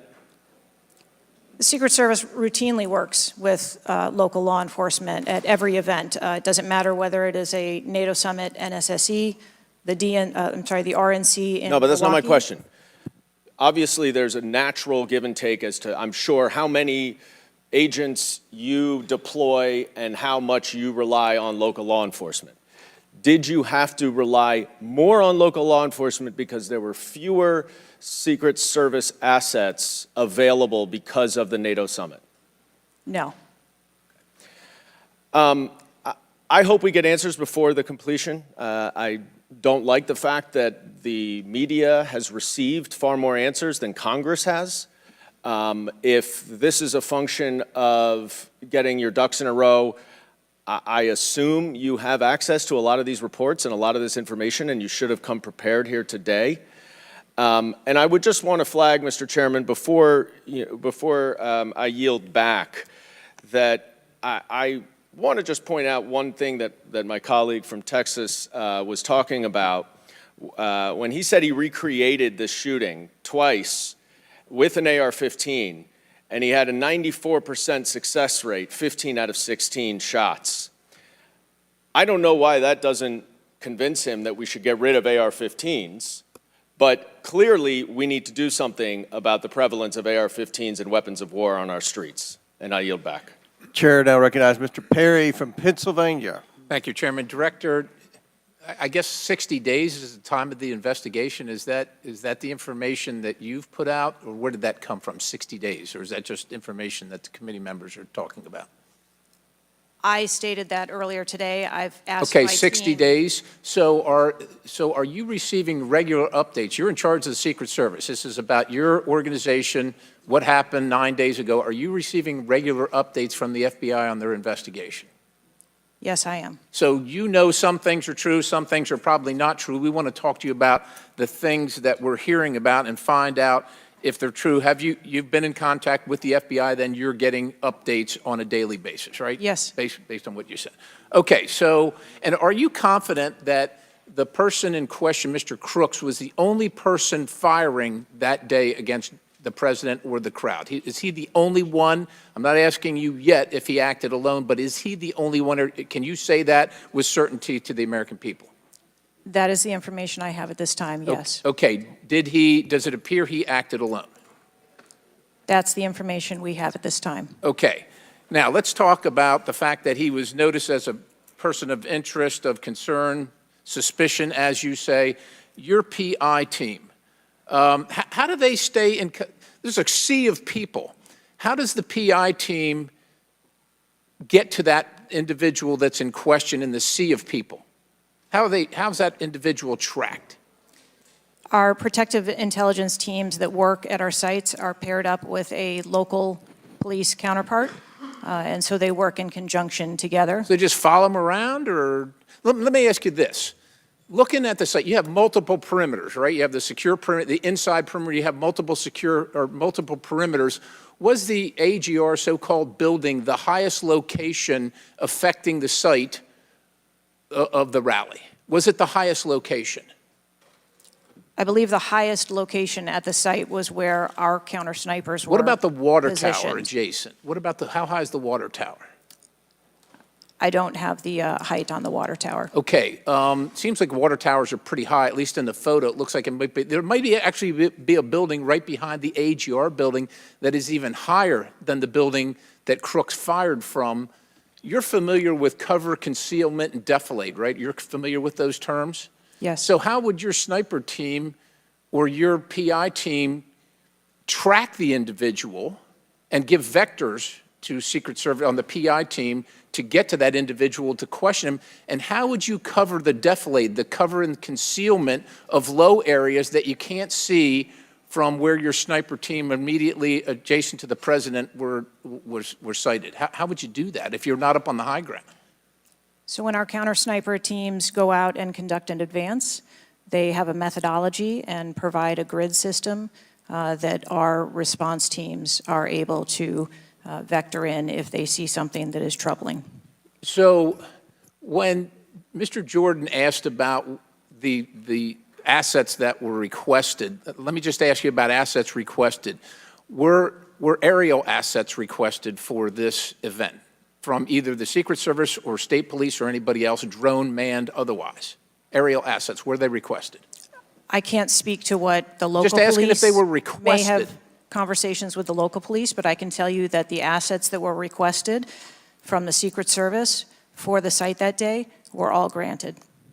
But were aerial assets required? I didn't ask if you used them or what you used. Were they requested? Overwatch was requested and that was Aerial. provided. Is that aerial? Because Overwatch could mean on the water tower or not on the water tower. Can you be specific, ma'am? I'm running out of daylight here. I understand. If you're asking me about specifics, whether or not there was... Is it not clear what I'm asking you? Were aerial assets requested by the president, by Secret Service, by anybody? Were they requested? The Secret Service, we felt that we had a good plan in place. Okay, fair enough. How about K-9 assets with bomb sniffing or explosive sniffing capabilities? Requested. I didn't say they were present. Were they requested? Those requests were fulfilled. They were requested and fulfilled. Mm-hmm.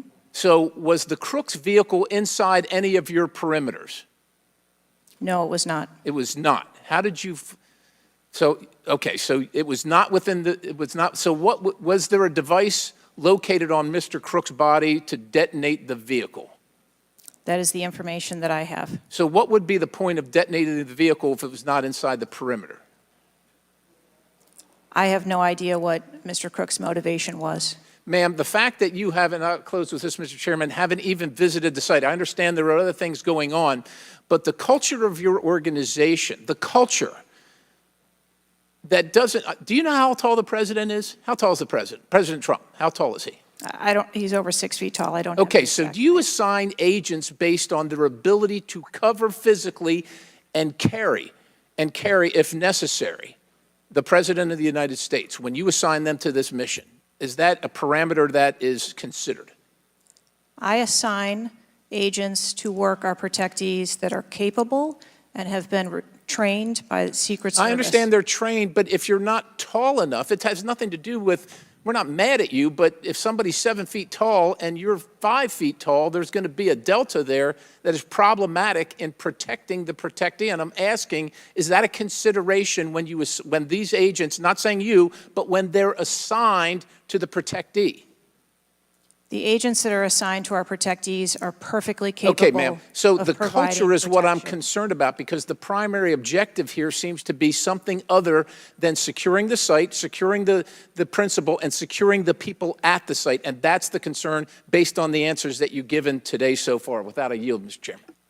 Chair now recognizes. Assigned to our protectees are perfectly capable. Okay, ma'am. So of the providing culture is what I'm protection. concerned about, because the primary objective here seems to be something other than securing the site, securing the principal, and securing the people at the site. And that's the concern based on the answers that you've given today so far. Without a yield, Mr. Chairman. Chair now recognizes Mr. Moskowitz from Florida. Thank you, Mr. Chairman. Thank you for this hearing. I want to thank the subpoena that you sent. I want to thank Ranking Member Raskin and your work, the letter you sent to the committee. And I also support the creation of a commission to get to the bottom of what happened. Director, I just want to give you an honest assessment of how this is going for you today. Did you happen to catch the hearing many months ago in education where there were a bunch of university presidents and Elise Stefanik asked a very easy question and couldn't get an answer? Did you see that hearing? No, I don't think I did. Okay, well, let me tell you, it didn't go well, and the short end of that story was those university professors all resigned. They're gone. That's how this is going for you. This is where this is headed, okay? I don't know who prepared you for this. I don't know how many times you've testified in front of Congress, but a president was almost assassinated live on television, not just for Americans, but for the world to see. And this being your first opportunity, I understand there's an ongoing investigation. I understand there's things that you can not talk about. But the idea that we're getting less than you did on television is something that Democrats, Independents, or Republicans are going to find unacceptable. my high school, Marjorie Stoneman Douglas, was on the list of mass shootings that Representative Raskin held up. That very day, the school resource officer, a police officer, did not run into the building. He hid in the stairwell while the shooter was in the building. He stayed outside, never helped, okay? He also directed other officers who showed up on the scene not to go into the building. When it was determined that the failures in response and training, and that the sheriff fired nobody in his agency, Governor DeSantis then removed that sheriff. I supported the removal. So here's my question. You said there's going to be accountability. I understand you don't want to give us names. When you say that, are you telling the committee that once it's concluded, you're prepared to fire the people on the ground who made poor decisions that day? I'm prepared to take the actions necessary. No, that's nonsense, okay? Accountability, the failure was human. That doesn't mean they're bad people. It means they failed that day, and a former president was almost assassinated, okay? Are you prepared to fire the human failure on the ground? Yes or no? When you have the names of where those failures were, they're people. It's not like a piece of technology failed. It was people who failed that day. Are you prepared to fire them? I don't have an answer as to whether. Well, then how can there be accountability if you're not prepared to fire someone? And the reason why your name is going to be the person who's held accountable, the reason why members in this committee are calling for resignation, and I join in that, or for the president to fire you, is because you're saying there's going to be accountability, but you can't commit that people are going to get fired. Let me ask this question a different way. If Trump had been assassinated that day, if the gunman had succeeded, okay, would you have come and tendered your resignation? I would still be sitting here because I would want to ensure the integrity of the investigation. Totally that would move understand. forward. That's a fair answer that you would have set up that process. But would you have had the honor to come in front of the committee and say, former president was assassinated on my watch, there should be new leadership? I think that I have admitted that there was. No, that's what I'm asking. Would you have failure tendered your resignation if he had been killed? that occurred on my watch, and I am accountable for that. Okay, but would you have tendered your resignation if he had been killed? I think that I've admitted that I've taken accountability and will take responsibility. Okay. Well, let me ask I want to follow up on Representative Connolly's question, in which he asked about guns, and you were not willing to commit that makes your job harder. This is not about the Second Amendment. If there were over 400 million guns on the streets, if all of those guns were machine guns, would that make your job harder to protect people? Again, I think weapons that are out there. If all of make our those job- guns were rocket-propelled grenades, would that make your job harder? Yes, sir. Yes. Okay, thank you. Perfect. This is not a trick question. Thank you. Okay. I won't ask the other 15 things I was going to do. I was going to do drone strikes, but it's okay. So that's all we were asking. It creates a challenging environment. It has nothing to do with the Second Amendment or people's rights, but it does make your job harder. So credit to Representative Connolly for asking that question. One last thing, Mr. Chairman, and I'll conclude. You know, there was a question asked, is an Iranian assassin more capable than a 20-year-old? And I have been tough on Iran. I probably have more resolutions on Iran than almost anyone in Congress. But I can tell you it isn't Iranians walking into schools and grocery stores and movie theaters and churches. It is 20-year-olds, right? And some of them are mentally unstable. And they have access to guns. And they're domestic terrorists. Someone talked about Christopher Wray. Christopher Wray has talked about domestic terrorism. And so, yes, we collectively come together on foreign threats, and I am not at all debasing the fact that there are foreign threats here and abroad, but there are domestic threats, and we have to get to the bottom of how we stop domestic terrorism, because it was a 20-year-old who walked into my high school and killed 17 people. He was plenty capable, and he was an Iranian. Thank you. Chair now recognizes Mr. Timmons from South Carolina. Thank you, Mr. Chairman. Director Cheatle, we've asked you a lot of questions and haven't really got a lot of straight answers. I have intentionally created a line of questioning that I think that you can answer. So the first question is, do you agree that the allocation of Secret Service resources should correspond with the risk profile of any given event? A higher degree of risk at one event should get more resources. Is that fair? That is fair. Okay.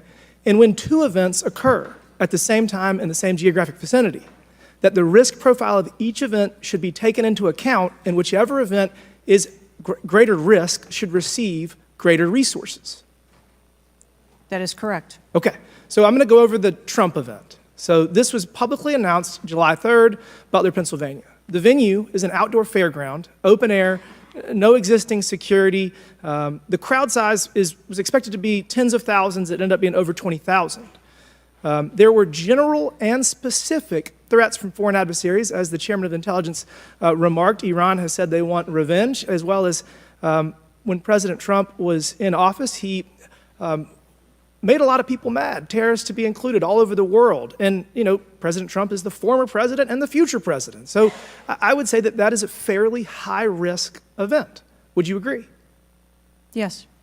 Okay, let's conversely, the First Lady had an event at a casino in Pittsburgh, just a few dozen miles away. It was a dinner for the Italian Sons and Daughters of America. It was publicly announced on July 10th. What's interesting is that the casino is actually extremely secure. They already have magnetometers existing prior to this event even being announced. It was in a ballroom. And the size of the crowd, a mere 400. There were no specific threats. There may have been general threats. And the asset is the First Lady. Those seem like there's a huge disparity relative to risk. Would you agree? Yes. Okay, thank you. Multiple whistleblowers and various media outlets have reported that the Pittsburgh field office of the Secret Service allocated 12 additional post standers to the First Lady's event and 3 additional post standers to the Trump rally. Is that correct? There were no assets that were diverted from the First No. Lady's This is a visit. very simple question. I'm not asking if anyone was diverted. Did the First Lady's event that was relatively secure, especially compared to Trump's rally, get 12 assets? And did the First Lady's event get 12 assets and Trump's get 3 from the Pittsburgh field office? That's a yes or no question. If you don't know, don't answer it. I mean, if you don't know, don't The number answer of it. personnel that were allocated to both of those events were comparable to the risk at both of those events. Wow. Really? So you think that the Pittsburgh casino, 400-person in a ballroom with ingress, egress through probably a very well-guarded parking garage was 4 times more dangerous than a 20,000-person rally in an open field with the former president and future president? You think that that's 4 times more dangerous, the casino event? I didn't say that at all. Well, they got 4 times the resources from the Pittsburgh field office, who was likely in charge of the final walkthrough for both events. I mean, we've continually highlighted the failures of the Secret Service at the Trump rally. And, you know, you have the former and future president getting shot. You have multiple injuries, 1 fatality. And I would have to think that if we had 9 more post standards, 9 more individuals that have the training and the integration into the Secret Service defense of Trump at that rally, that I have a feeling that Crooks would have had somebody come say hello to him before he fired a bunch of shots. Do you think that's possibly true? There were significantly more assets and resources available at the former president's event than there were at the First Who Lady's made the event. decision to deploy 12 post standards to the casino where the First Lady was having a 400-person dinner and only 3 people from the Pittsburgh field office to the 20,000-person plus Trump rally? Who made that decision? There were additional Secret Service resources available at the former President Trump's event. Who made that the day. decision to deploy 12 to the First Lady's event and 3 to the Trump event? The allocation of resources is decided based on the availability of personnel and their location and where they are, but there were sufficient resources What did you just that say? were given to Did you just say there were former sufficient presidents. resources? President Trump got Event that shot. day. Someone got killed. There were not sufficient resources, clearly. There was And a it gap. doesn't take 27 years of experience to know that. And whoever made that decision, it probably wasn't you, needs to be fired. And then you need to resign because this is absolutely unacceptable and you've lost the trust of the American people. With that, Mr. Chairman, I yield back. Gentleman yields back. Chair now recognizes Ms. Tlaib from Michigan. Thank you so much, Mr. Chair. Thank you, Director, for being here. You know, when we hear the headline, a 20-year-old young man with access to an assault weapon commits an act of mass violence, I mean, we've heard this before, over and over again. But the unfortunate thing is that my residents don't get a committee hearing. We have not had one committee hearing about the over 260 mass shootings that we've had, killing hundreds of people, injuring hundreds, changing their lives forever.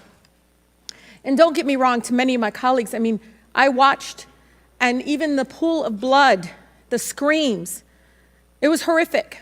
But it made me think about the images I saw after mass shootings at schools, grocery stores. I mean, I think of Buffalo, New York, at a supermarket where a racist gunman killed 10 shoppers with an AR. In El Paso, AK-47 style assault rifle killed 22. In Florida, in Parkland, Florida, 17 students and teachers murdered, again with an AR. In Pittsburgh, at a place of faith, Tree of Life Synagogue, 11 murdered. And don't get me about Newton, Connecticut, which still breaks my heart. 26 murdered, including 20 elementary school children. This year in Michigan, we've had, Mr. Chair, 2 mass shootings. 21 shot in Detroit. One of the most horrific shootings we've seen. 2 killed at a splash pad in Rochester Hills, Michigan. 8 shot there. Again, an assault weapon used. But the difference here is the former president gets a hearing in his attempt to assassinate, but our residents don't get a hearing about mass shootings, about gun violence in our country. You know, Mr. Chair, I ask this wholeheartedly. You know, they don't have Secret Service to protect them. They don't. I don't have these mass agencies protecting our kids in the schools or the supermarket, movie theaters, or going to a block party in Detroit. I don't have that. We don't have that. But I can't believe we're just going to focus on that and not the fact that we're hearing yet again in the headlines a 20-year-old young man having access to an assault weapon, a weapon of war many of my veterans say they have to be trained to use. But he can get it, wasn't safely stored by the parent, grabbing that gun, and innocent lives were lost. Director, I know you got asked about this, and I think it's important, though, you know, for us to hear this. But how difficult is your job when there's such easy access to assault weapons in the streets? I think the job of a Secret Service agent and officer is incredibly difficult. I think the environment we deal with every day and the dynamics of the threat environment is incredibly difficult. These are brave men and women who put their lives on the line, and a day like we had on July 13th is a day that no one in my agency ever wants to have as their responsibility. It is an incredibly difficult job. Yeah, I immediately thought of the children in the audience. I mean, when you think about going to a rally with your family, again, their lives are forever changed. The incident are never isolated. I really believe these incidents are never isolated. And I know Detroit Free Press had reported that the 20-year-old Pennsylvania shooter looked up the 2021 Oxford High School shooting in Michigan. Can you comment on what information this shooter was looking up in regarding the tragedy of Oxford High School, where it took 4 of our high school youth there? I'm sorry, I'm not able to. The FBI has those details. So you can't even tell us, I mean, was he looking at the type of weapon? How many? Yeah, unfortunately, I don't have those details. Do you have, I mean, did they share that with you, though? I don't have the full content of what his searches were. I think that they are still in the process of examining all of his devices. Okay. Again, you know, the impact, I want to be really serious about this. The impact on our families is more than just this political rally, Mr. Chair. We have to talk about this, even if we're in disagreement. Let's talk about it, because I've seen statistics that show that we could be saving lives now if we ban these weapons of war from being able to buy it at the local store down the street. I mean, we just can't continue to allow this to happen. And unfortunately, my residents are not former presidents of the United States. They don't get a hearing. They don't get Secret Service, any of that. And even among those that are expressing the failed in the system, they just deserve better. They truly do. Thank you, and I yield. Chair now recognizes Mr. Burchett from Tennessee. Thank you, Mr. Chairman. Ms. Cheatle, the shooter was set up on the roof of the AGR International building, as we know. Was the roof identified as a potential vulnerability days before the rally? To my knowledge, yes, it was. Were agents or officers inside the building? If so, what floor were they on? We had local police officers inside the building. The roof looks like it's a tin roof. How did no one inside that building hear someone moving on top of a metal roof? I don't have the details of all of the interviews that have been conducted yet. When will you have those? I have been asking, and I want to have that information as soon as you do as Okay, well. why did Secret Service fail to block the line of sight from that roof? I think that the Secret Service put together a plan where they were counting that roof in as part of their overwatch, and that was the plan that they had put in place that day. If you weren't going to put a security personnel on the roof, why not at least use drone technology or aerial surveillance to monitor the rally? There are a number of times that we do use drone technology. I'm not speaking specifically to this event and what was utilized or not. There are times when drone technology is available and helpful at events, and there are times when it is not appropriate. Do y'all use Signal? Do you personally use Signal to communicate with any official from the White House?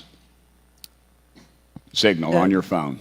On occasion, I'm sure that there are people that use Signal, yes. Okay. Do you use it to speak with the White House? Use Signal? No, I do not.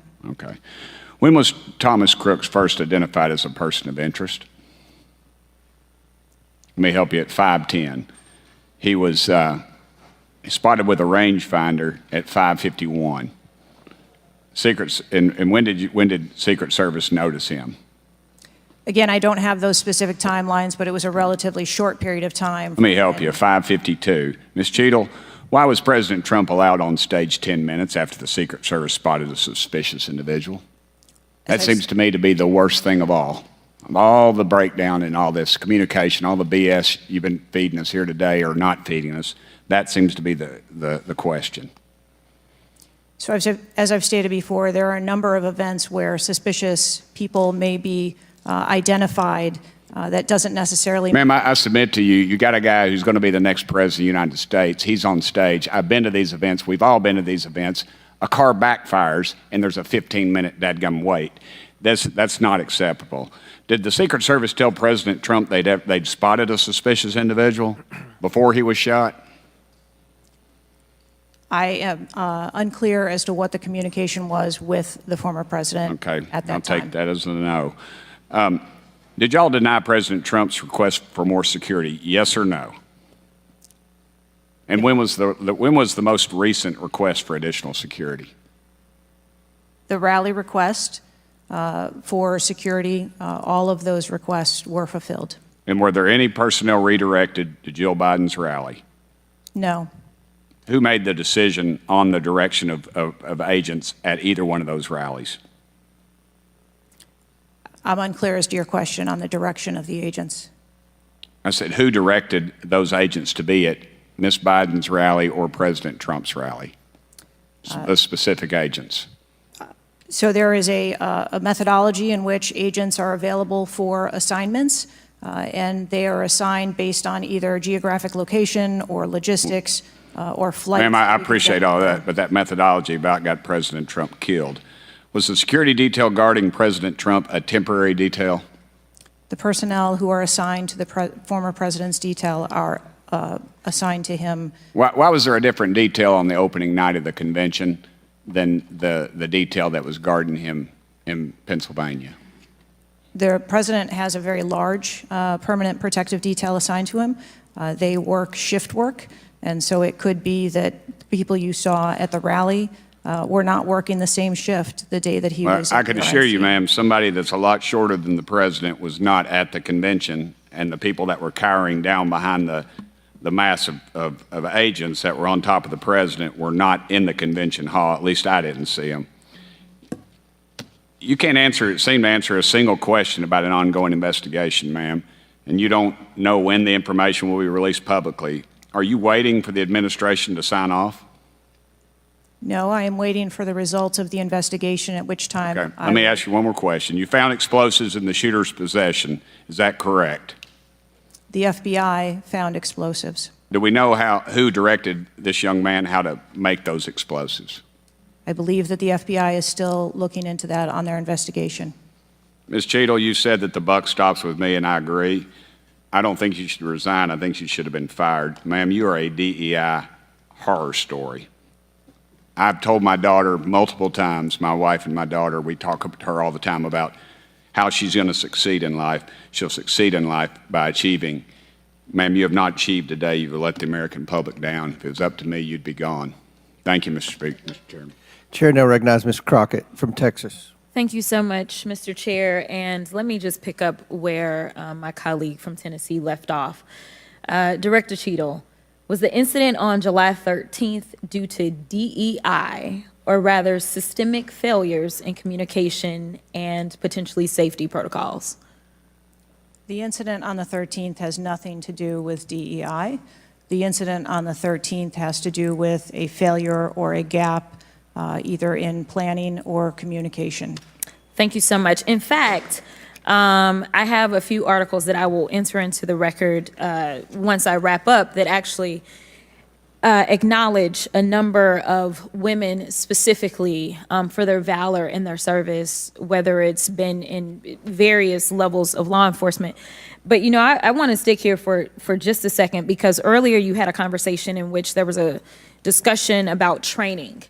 And I want to talk about training, and I want to talk about the fact that there's been a little bit of dancing around as it relates to this being a suspicious person and this being a situation that was perceived to be a threat. And it seems as if there's a different analysis that takes place.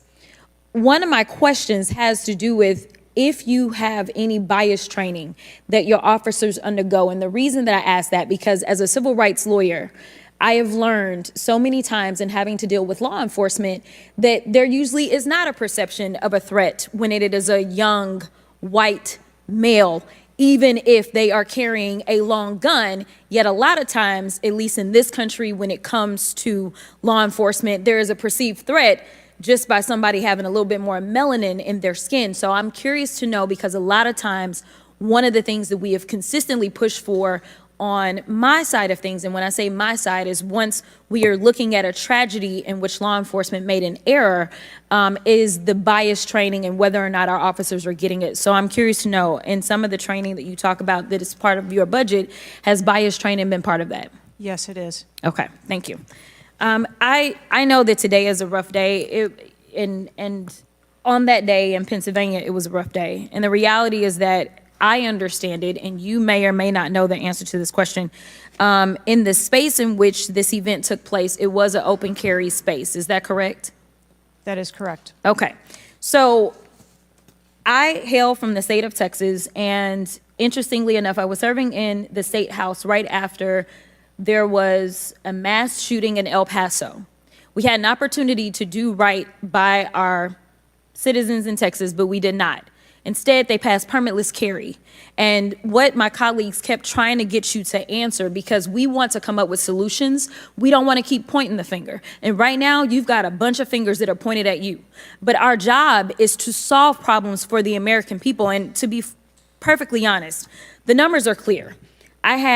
I think almost every major law enforcement agency come forward and say that they were against permitless carry because they said that their jobs would be made more difficult.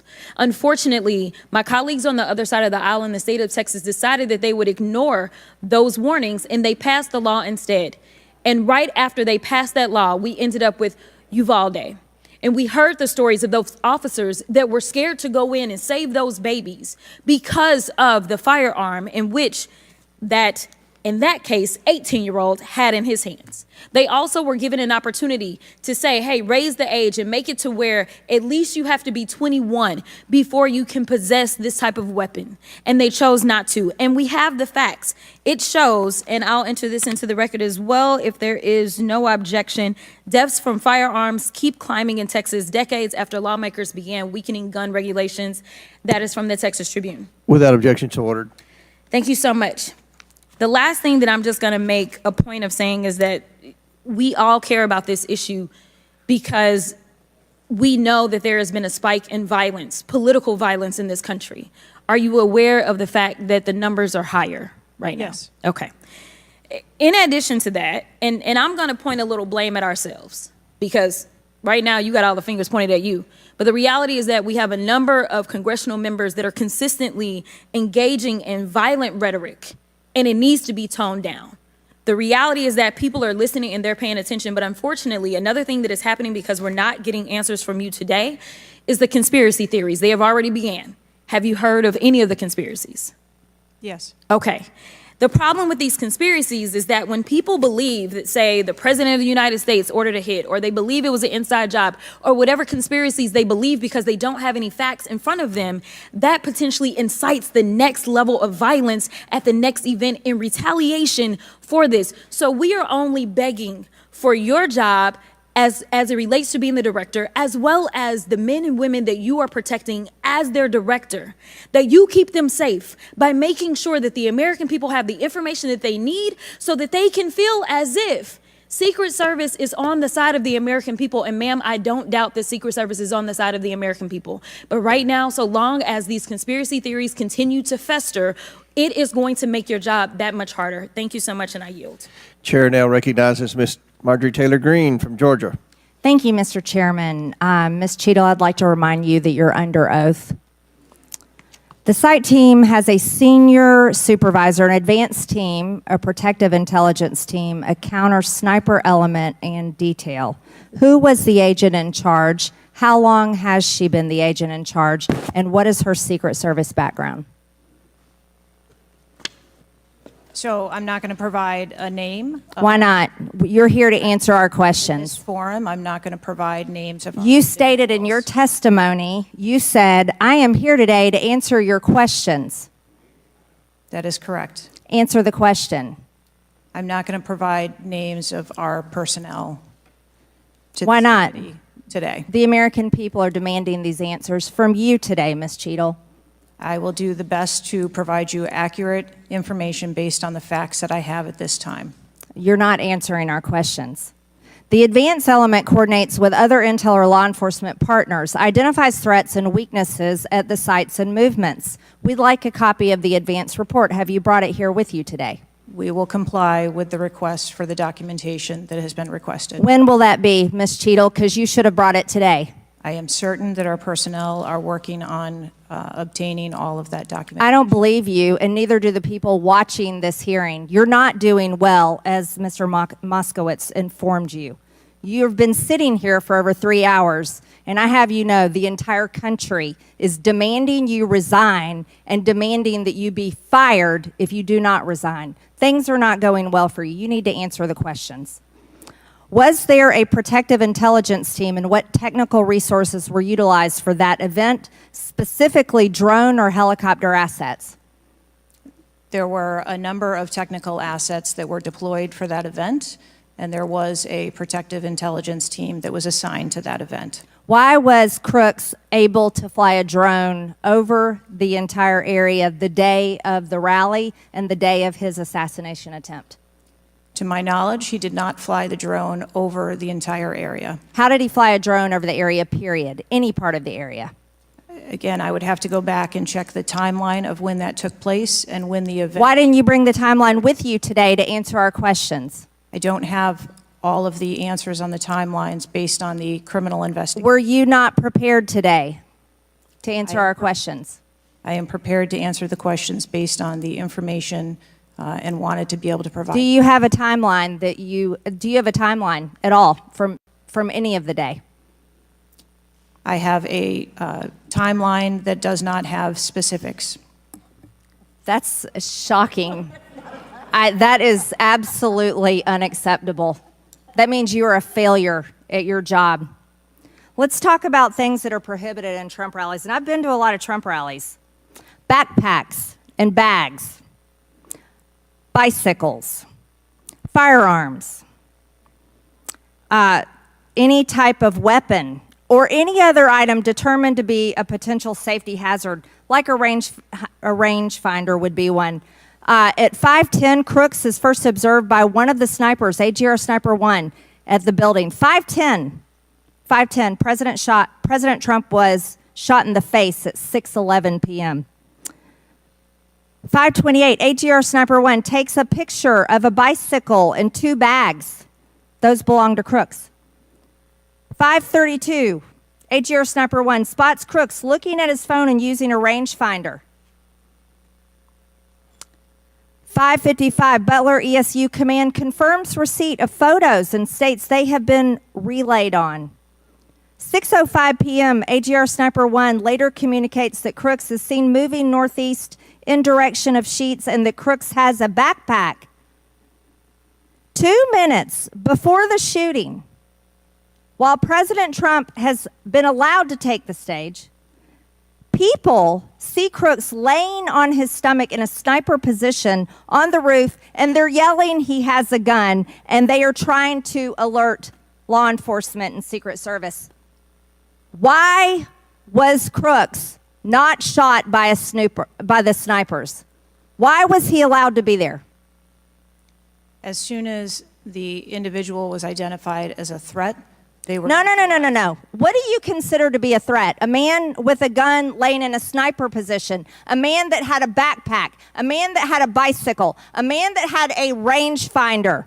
At what point is he determined a threat? An individual with a backpack is not a threat. An individual with a rangefinder is not a threat.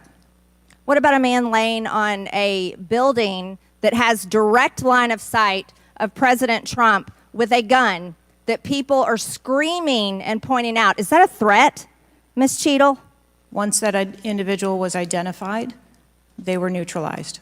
No, they were neutralized. Crooks was neutralized after he shot President Trump in the face, Ms. Cheatle. Is he only a threat once he fires the weapon? As soon as the counter sniper identified that individual, they were able to neutralize them. How were people in the crowd? Okay, then let's just take it this way. People under your command did not consider him to be a threat, yet people in the crowd knew he had a gun and considered him to be a threat. That means that you are a complete failure as the director of the Secret Service, that people under your command don't perceive a man laying on a roof with direct line to the president with a gun. They don't perceive that to be a threat, yet the people in the crowd do. How is that possible? That's the last question, but please answer the question, Ms. Director. I'm not certain at this time how the information from the people in the crowd was relayed to any law enforcement personnel. No, you knew, that everyone knew. The people there knew that there was a danger. They knew there was a threat to President Trump, and it was allowed to happen. Was there a stand-down order, Ms. Cheatle? Was there a conspiracy to kill President Trump? Absolutely not. Then how did this happen? And why are you still sitting here not turning in your letter of resignation? Last question, but please answer, and then I'll recognize Ms. Presley. Please answer that question. Director. That is what we are investigating to determine. We're waiting for your letter. We are waiting for your letter of resignation, and you really need to consider doing that before you leave today. Chair now recognizes Ms. Presley from Massachusetts. Thank you.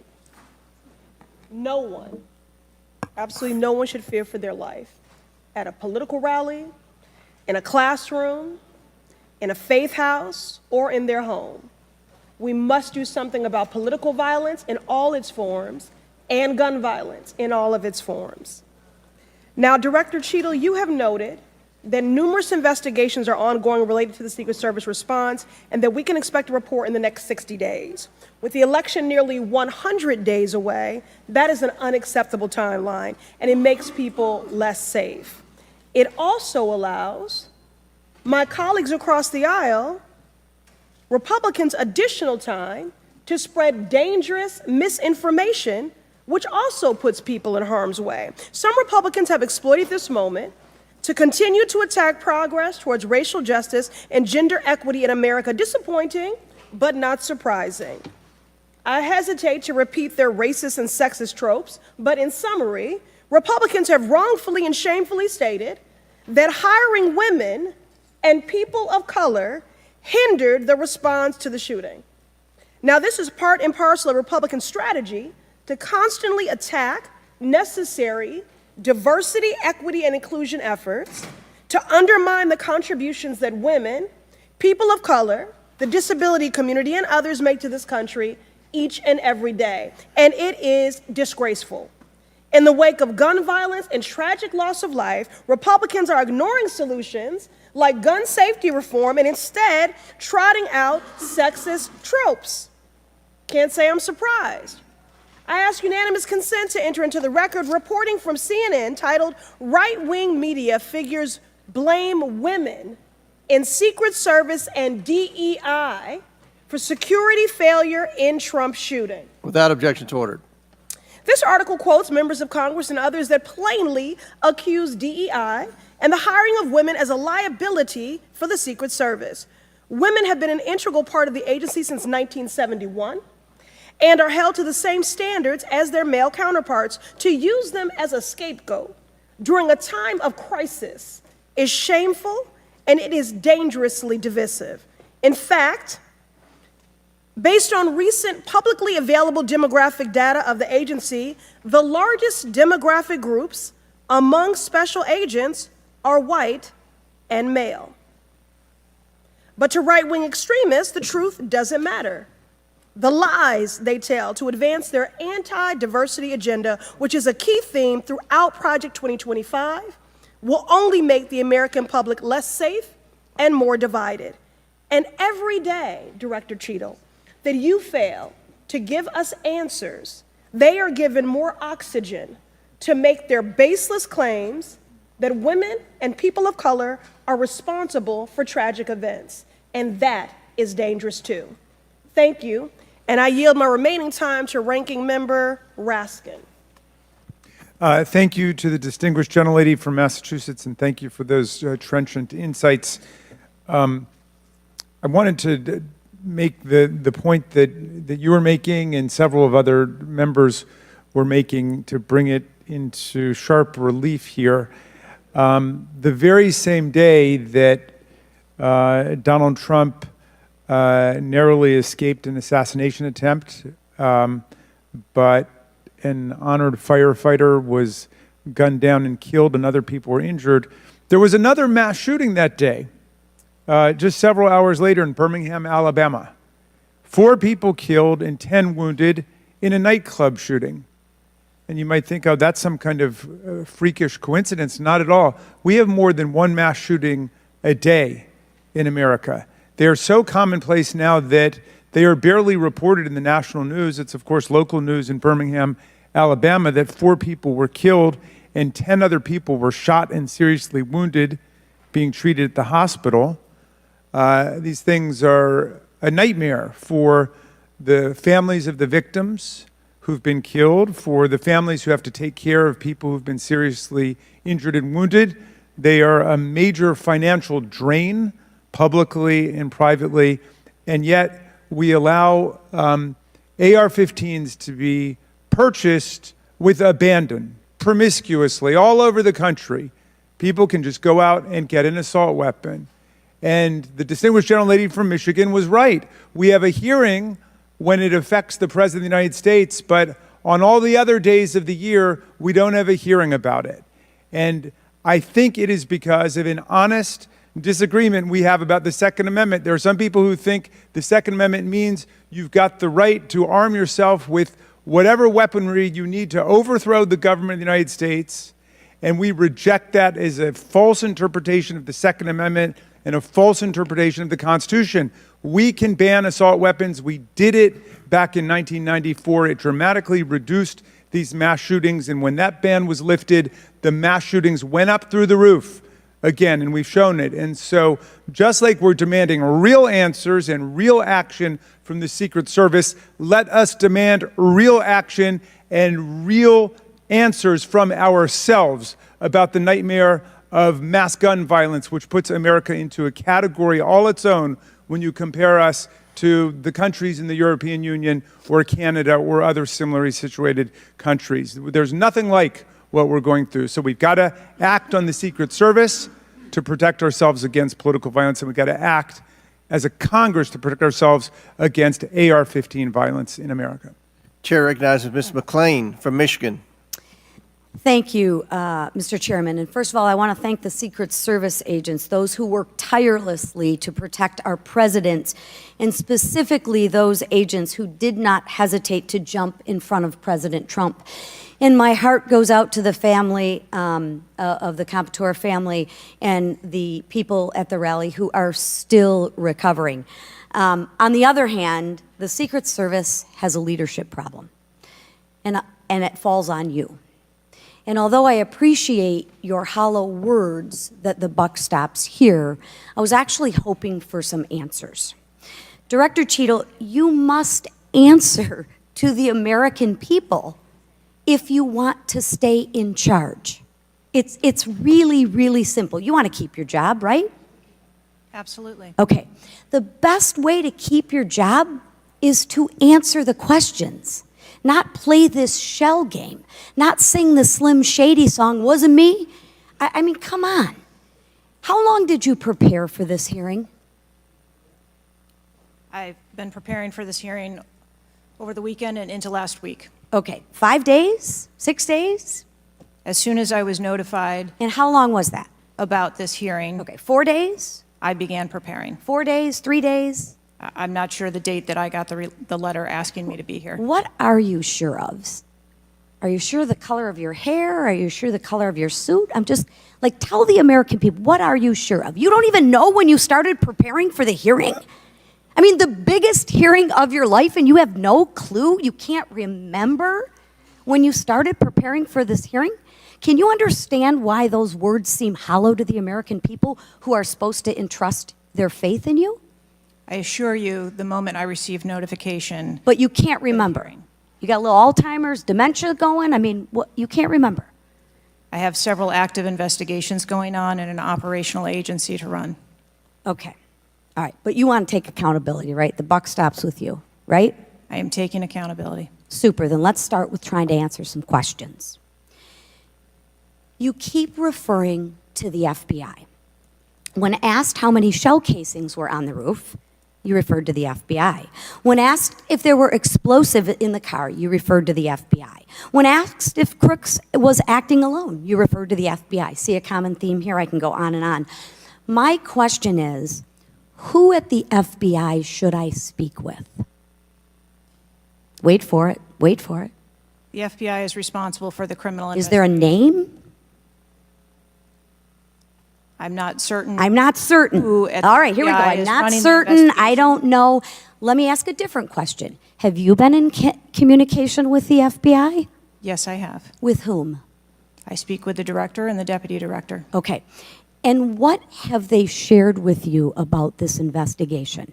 So I'll give you an opportunity to answer again. Did they share with you how many shell casings were on the roof? They have shared with me the evidence. Did they share with you how many shell casing were on the roof? Yes. Okay, how many were there? I would refer to the FBI for how their investigation. Many were there? And their information that they need to share in their investigation. So they've shared the information with you. You just don't want to share the information with us, correct? We have concurrent investigations that are going on. So they have shared this information with you. You know the answer to the question. You just refuse to answer the question from the member of Congress who has subpoenaed you to be here. Is there a different answer to that question? I was always willing to come here and testify before this oversight hearing. Beautiful. Then let's do that. Let's for once have your actions match your words.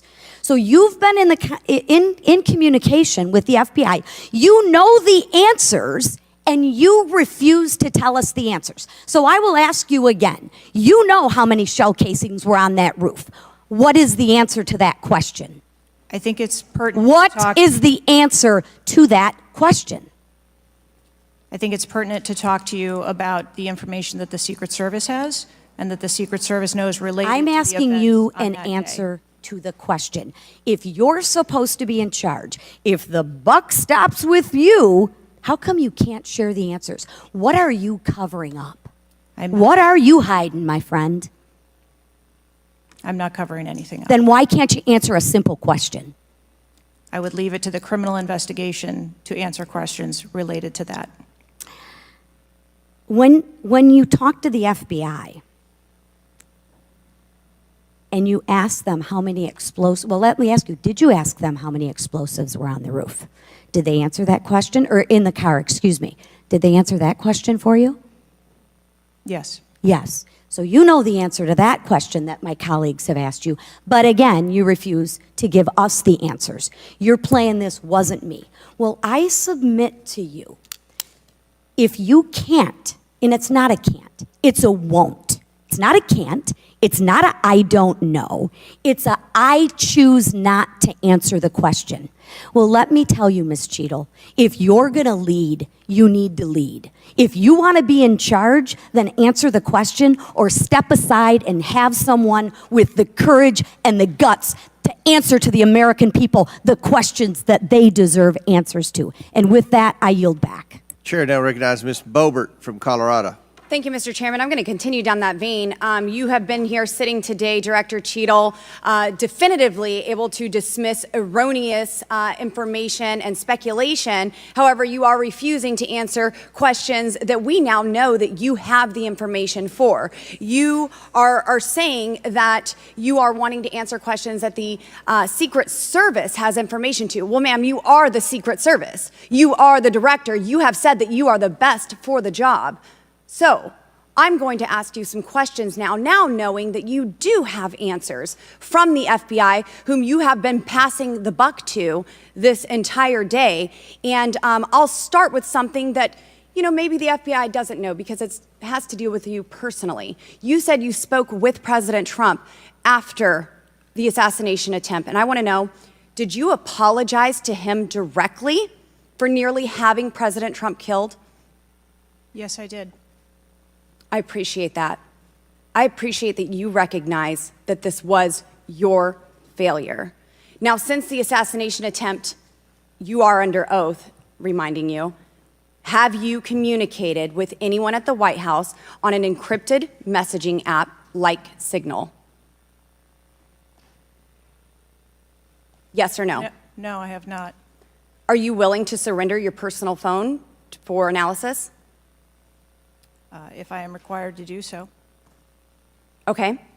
I will look into making that request because I would like to see your personal phone to see if you're communicating over encrypted messaging apps. Have you ever turned down enhanced security requests from Donald Trump's detail, his special agent in charge, Sean Curran?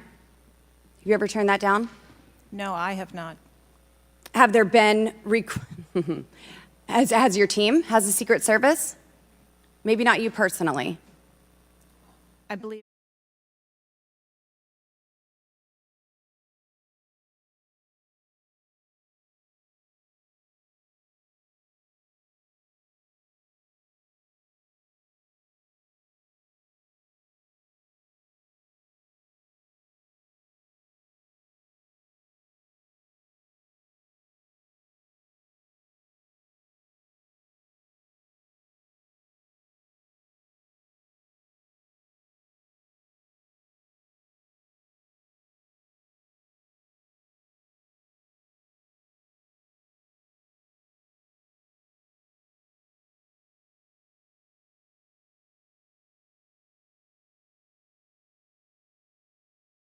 Suspicious individual ever approached by an agent?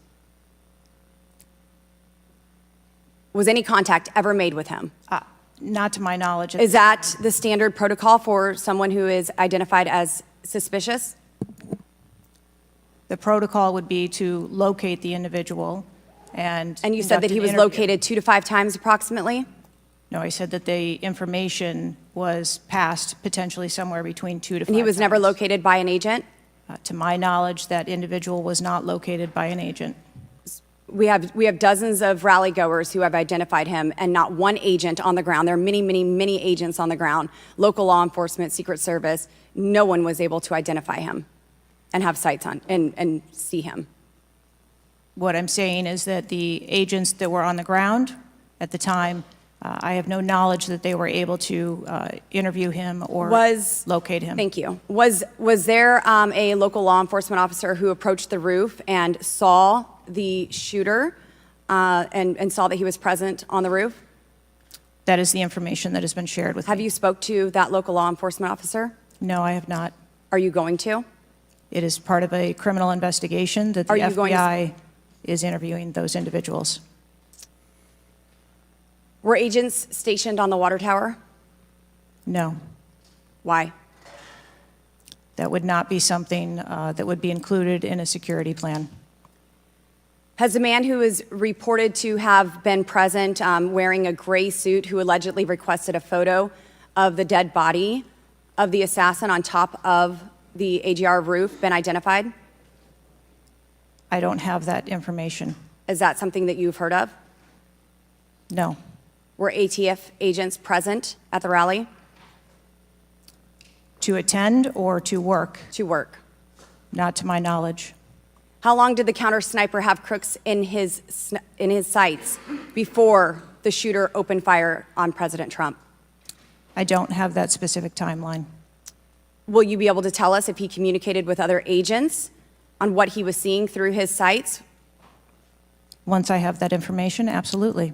Because we need to know why he waited for multiple rounds to be fired at President Trump before the threat was neutralized. We need to know if he was given an order to hold fire. Now, you've excused the roof of being unmanned because of the slope of the roof. Do you continue to assert the slope of the roof as a credible reason for leaving this position undefended? First, I'll go back and correct that there was no order to hold fire. Our agents and officers have the ability to neutralize a threat at the time So you that don't they know, see it. I'm sorry, you don't know the communication that was taking place or how long he had him in his sights because you haven't spoke to him, but you do know that there was no order to hold fire. I can tell you the way that our personnel are trained. They are trained on the use of force scale, that when they see a threat, they are authorized to neutralize that threat. They don't have to ask for permission. You excuse the roof being unmanned because of the slope. Do you stand by that assertion? The roof was not covered with an individual on it because there was overwatch provided. Apparently not. No, there was no overwatch provided. This is very evident. President Trump was shot. A man died. There was no oversight provided. I find this rather maddening, especially now knowing that you do have answers from the FBI, who you have been passing the buck to this entire hearing, not answering a congressional hearing, members of Congress, while you are under oath and under a subpoena. I find it maddening that the director, that our country has come centimeters away from oblivion under your watch. You have answers. You are refusing to give those to us, directing us to the FBI, and this entire thing is a waste of time. You are responsible for the loss of a life and the shooting that took place on President Trump.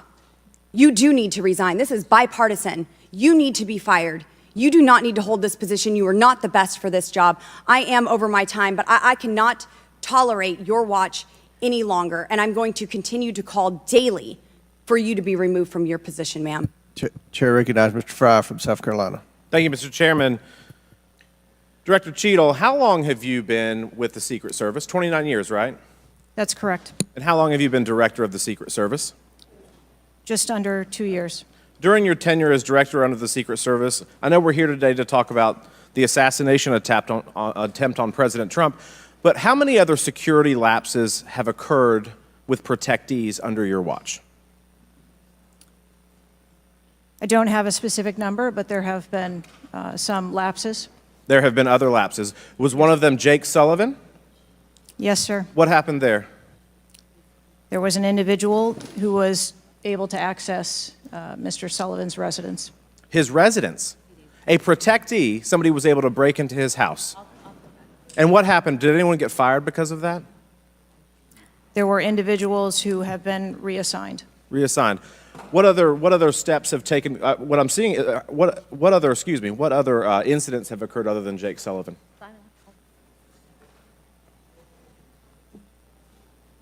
Was there an issue with the Secret Service agent and Vice President Harris? I would not call that a security incident. Well, it seems to me, I mean, you have security lapses with President Trump. You have security lapses with Jake Sullivan. You have issues with your personnel related to Vice President Kamala Harris. There seems to be a repeated theme here. Would you not agree with that? I think that we are talking about separate categories of incidents. Well, I would disagree with that. I mean, I think there's a repeated theme when you've got protectees and you're not upholding your core mission. Let me ask you something else. Does the Secret Service routinely record communications between and amongst detail?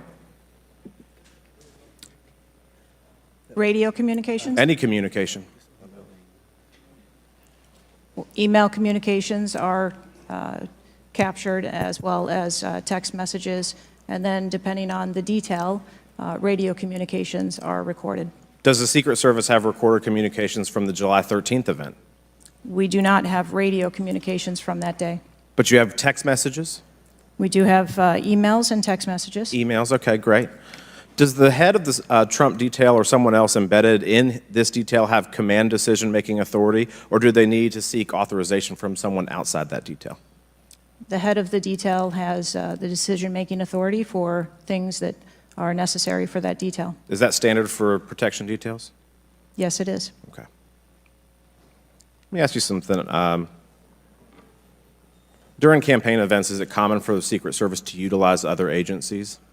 Yes, it is. What other agencies would be providing assistance to the Secret Service? There are a number of other agencies that provide assistance to the Secret Service during campaigns. We utilize personnel from the Department of Homeland Security. We utilize personnel from the Department of Defense, and we utilize local law enforcement partners. Are you on the same radios? Do you provide the radios to all the assets that are taking part in protection of an event? We provide radios to the personnel from the Department of Homeland Security that are assisting us. But not local law enforcement? Local law enforcement is working on their own radios. Are you on the same frequency? We ensure that we have counterparts in the security room, and so the local law enforcement will place one of their personnel in the security room with our personnel so that we have interoperability communications. Let me ask you something just about the timeline, because I think this is really interesting that we can't nail that down. I mean, I think there are lay people out there with more knowledge about the timeline than you seem to come before a subpoena in front of Congress. Was Mr. Crooks observed at the AGR building prior to the shooting? He was observed on the grounds outside of our perimeter prior to the shooting. At approximately what time was that? You don't have to give me the specific minute, but at approximately what time was that? I believe it was about 45 minutes or so prior to. Did the sniper team take a photo of Mr. Crooks? The local team did, yes, So it was a local team and not a Secret Service sniper? that took the photo. Okay. And did he relay that photo to Central Command? Again, it's an active ongoing investigation, so I want to make sure that I'm factual with the route that that photo took and who that was disseminated to and when. What time did when did Mr. Crooks' status go from a suspicion, a person that was under suspicion, to a threat? When did that happen? And maybe not even a specific time, Director Cheatle, maybe a certain event that happened that transformed him from a person of suspicion to a threat. When did that happen? To the best of my knowledge, based on what I have been told thus far, it's approximately 5 minutes to where individuals relayed that there was an incident being worked at the 3 o'clock of the president. So that was, but it was before the shots were fired? That is correct, but again, it was not phrased as a threat. It was just that something was being worked. Yeah, but my question is, when did he become, when did he transform from suspicion to threat? Because they're treated very differently. People can be suspicious, but they're not a threat until a certain point in time. So when did that happen? I believe that it was seconds before the gunfire started. Seconds. My gosh, we actually have a few questions that we got answered today. Listen, I'm going to wrap up here, Mr. Chairman, but here's the frustration that people have.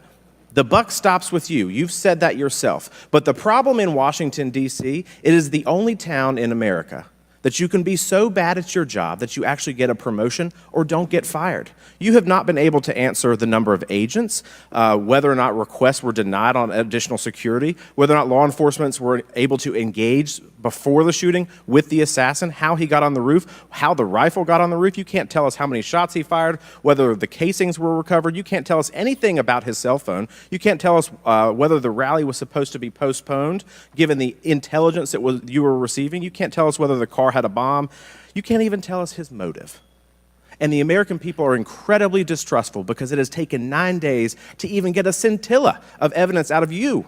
Maybe if I was CNN or ABC or NBC, I would have gotten much more thorough and accurate information, but we have not received that in a subpoenaed hearing in front of this Congress. That is why the American people are frustrated, and I echo the bipartisan calls on this committee and all across this country that you should resign, or maybe when the president wakes up from his nap, he can fire you. Thank you, Mr. Chairman. Chair now recognizes Ms. Luna from Florida. Director Cheatle, can you please give me the names of the individuals who are in charge of your conduct for the rally?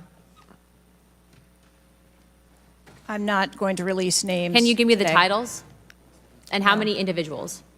No. Nothing? We had a full advance team that was responsible for advancing How many the site. people are the final approval authority? There are a number of people Can you that give me a are number? engaged in approving Can you the give plan. me a number? No, I do not have Okay. a firm number. Can you just confirm whether or not, I understand this is an open investigation, but in order to dispel conspiracy theories, have you guys been able to subpoena the shooter's Discord records, or has the FBI, to your knowledge?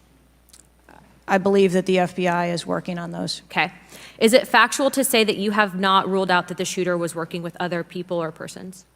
Again, the FBI is conducting the criminal investigation into Can the you, shooter. at least in an effort to dispel conspiracy theories, can you confirm or deny that? At this time, we do not have that there were any other people engaged. So you believe he was acting alone? I do. Okay. Have you been made aware of multiple eyewitness reporting that there was a second shooter on a water tower?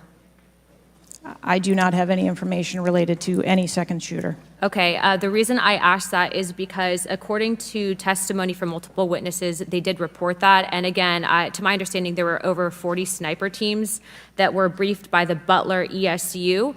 And I want to make sure that people are aware, if you're saying that there's not another shooter, that we are able to clear that information, because from this whole entire briefing, it doesn't seem like much information has been able to get out to the American people. So I'm trying to dispel rumors, as I'm sure you understand. Was it true that Secret Service was present at the Butler ESU briefing? There was a briefing between the counter sniper teams that were working Secret on the Service ground. present? Yes, to my knowledge. Okay, I want to read you a report from people that seem to be throwing you under the bus and stated that they were in attendance and that Secret Service was not in attendance at the security briefing, according to individuals with knowledge, to also include that the AGR building where the shooter Thomas Matthew Crooks was located was actually not a part of their security perimeter for that. So there was not Secret Service present. It seems as though that when you were asked earlier from Rep. Kristamorthy about whether or not Secret Service was aware of a threat, you had said no, they were unaware of a threat. And yet, according to communications, again, from law enforcement that were in some of these group chats, they actually had reported that Secret Service was made aware of a threat at around 5:59 p.m. as a part of the command, including Secret Service, aware of messages and requests about information about the suspect's location. Can you please tell me if you have knowledge of that at all? Again, I think we're conflating the difference between the term threat and suspicious. But you guys did have knowledge at 5:59 p.m. according to those group chats, did you not? Of a suspicious individual. Okay. Chairman, in my opinion, according to some of the testimony today, I feel that you have perjured yourself in some instances. And so I'm going to ask for a full review of the transcripts by staff. And if you find that to be the case, I do ask that you bring perjury charges against the director. I will say this, it is very frustrating, and I've talked to my colleagues and we've said it to your face, that you have been up here basically stonewalling our ability to get the answers to the American people. And what I will also say is that every single member of Congress does not feel safe with you in charge. You have heard that, and I think that we are all sitting ducks with you in directing the Secret Service currently. But more importantly, it sends a message to our adversaries that we are not protected, and we are one of the strongest countries in the world, so you have essentially made us a less safe country because of it. As a result of that, I'm asking you to formally step down. I share my same opinions as my Democrat colleagues. And I also think that your efforts to bring forward a full investigation and report in 60 days is unacceptable. And as a result of that, I'm going to do everything in my legislative toolkit to ensure that that happens sooner rather than later. And I'm sure that you know that we brought a vote on inherent contempt against Garland for essentially blocking a congressional investigation, and I don't think that you should be any different. So I will say that I am just completely disgusted by your performance today, and I understand that you're probably in a position where you're being told not to testify, which is why we had to subpoena you. I think that goes back to Garland. But again, that is part of the flushing that we need to get out of Washington, and I would be happy to assist in that process. Chairman, I yield the rest of my time. Chair now recognizes Mr. Langworthy from New York. Thank you very much, Mr. Chairman, and I appreciate you bringing this hearing forward with a subpoena. Director, yesterday I made the decision to get in my car and drive to Butler, Pennsylvania in preparation for this moment and asking you questions about the events of the assassination attempt on President Trump's life. I've done several presidential events prior in my career, and I wanted to see this site with my own two eyes because I don't believe the video footage tells the whole story or looking at things on a diagram.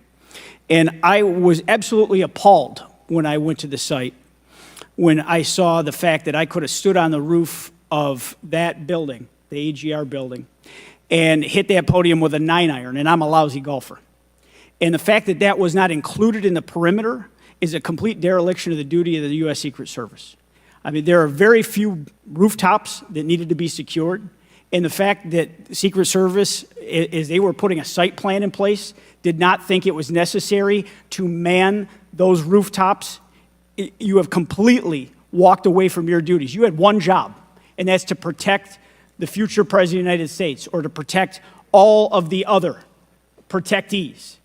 And President Trump is only here today by God's grace because he had just something in him that made him turn his head just slightly, or we would be in a national period of mourning right now. And you have done nothing here today. I've rewritten these questions like 4 times during your hearing, and you haven't answered a damn one of them. You haven't given any information. You have hidden behind this FBI investigation, and I think you should be ashamed of yourself because you have brought more shame to your agency than I think that the assassination attempt has at this point. This is literally the worst performance I have ever seen in front of a congressional hearing. You have offered no reason for this committee, this body, or the American people to trust you or the Secret Service today. And you should resign. You have said that you've put new security measures in place after the assassination attempt. Can you tell us what those are? Because the American people want to know that you're taking real corrective measures, but today you've pointed to an investigation. Investigation or not, you still have a job to do with a zero-fail mission. But so far, there's been absolutely no accountability, and you've admitted that here today. Not one person's been suspended. Not one person's been put on a desk. Meanwhile, we've got the most contentious of elections in our nation's history, and protectees are in danger because of incompetent leadership. Not the agents. The agents piled on President Trump to protect his life. Those are heroes. But the administrators running your agency, they're not right now. They're not doing their jobs, and you certainly aren't doing. The most appalling part of Saturday's events is the countless opportunities that Secret Service had to stop Crooks before he even got on the roof. At 3 o'clock, Crooks raised suspicion by entering the rally with a rangefinder. At 5:45, a cop with a Beaver County Emergency Services unit saw Crooks eyeballing the roof at the AGR International Building. And then at 5:55, Secret Service was warned of a suspicious person and identifies Crooks as a threat. This was all before shots were fired 15 minutes later. Director, yes or no, did local law enforcement alert the Secret Service about Crooks' presence at the rally? Yes, they did. The shooter came to attention of law enforcement almost an hour before President Trump went on stage. Law enforcement alerted the Secret Service of the shooter. Over and over, you've said there's a difference between a suspicious individual and a threatening individual. Can you explain what the shooter needed to exemplify to be called a threat? So I'm not clear as to what identified him as suspicious to the individuals who originally clarified him that way. For the Secret Service, for an individual to be determined to be a threat, that individual would have to be seen with a weapon or capable of doing some sort of harm to our protectees. I mean, Director, an individual walking into a rally with a rangefinder, scoping out an unprotected rooftop, and he reportedly flew a drone over hours before. It sounds like a lot more than suspicious, especially at a presidential rally. Your operational lapses, your resource management, and poor judgment nearly resulted in the assassination of President Trump. I mean, the dereliction of duty here is just appalling. The fact that you haven't visited Butler is just maddening to me. That you're not taking this job seriously. Many people here have called for your resignation. I've introduced a resolution here into this body that hopefully will get a vote this week calling on the president to fire you, ma'am. You have not done your job. You have put two black eyes on your agency, and you need to go. Mr. Chairman, I yield back. Gentleman yields back. Chair now recognizes Mr. Burleson from Missouri. Director Cheatle, I just want to kind of get an idea of what you can answer, because outside of what the FBI is responsible for, you have full responsibility for the Department of Secret Service. So the question is, what is the mission? Who defines the mission? Our mission of the Secret Service is to protect the President, the Vice President, their immediate families, presidential candidates, the former presidents, and those by executive order. And we also have an investigative mission. And those are well defined? Yes, they Everyone within the agency understands the mission? Yes, they do. What about protocols and standards? Who defines the protocols and standards? We have a number of protocols and policies in place for the various missions that we have. So would it be safe to say that you failed the mission, the ultimate mission? I have stated repeatedly here today that there was a failure.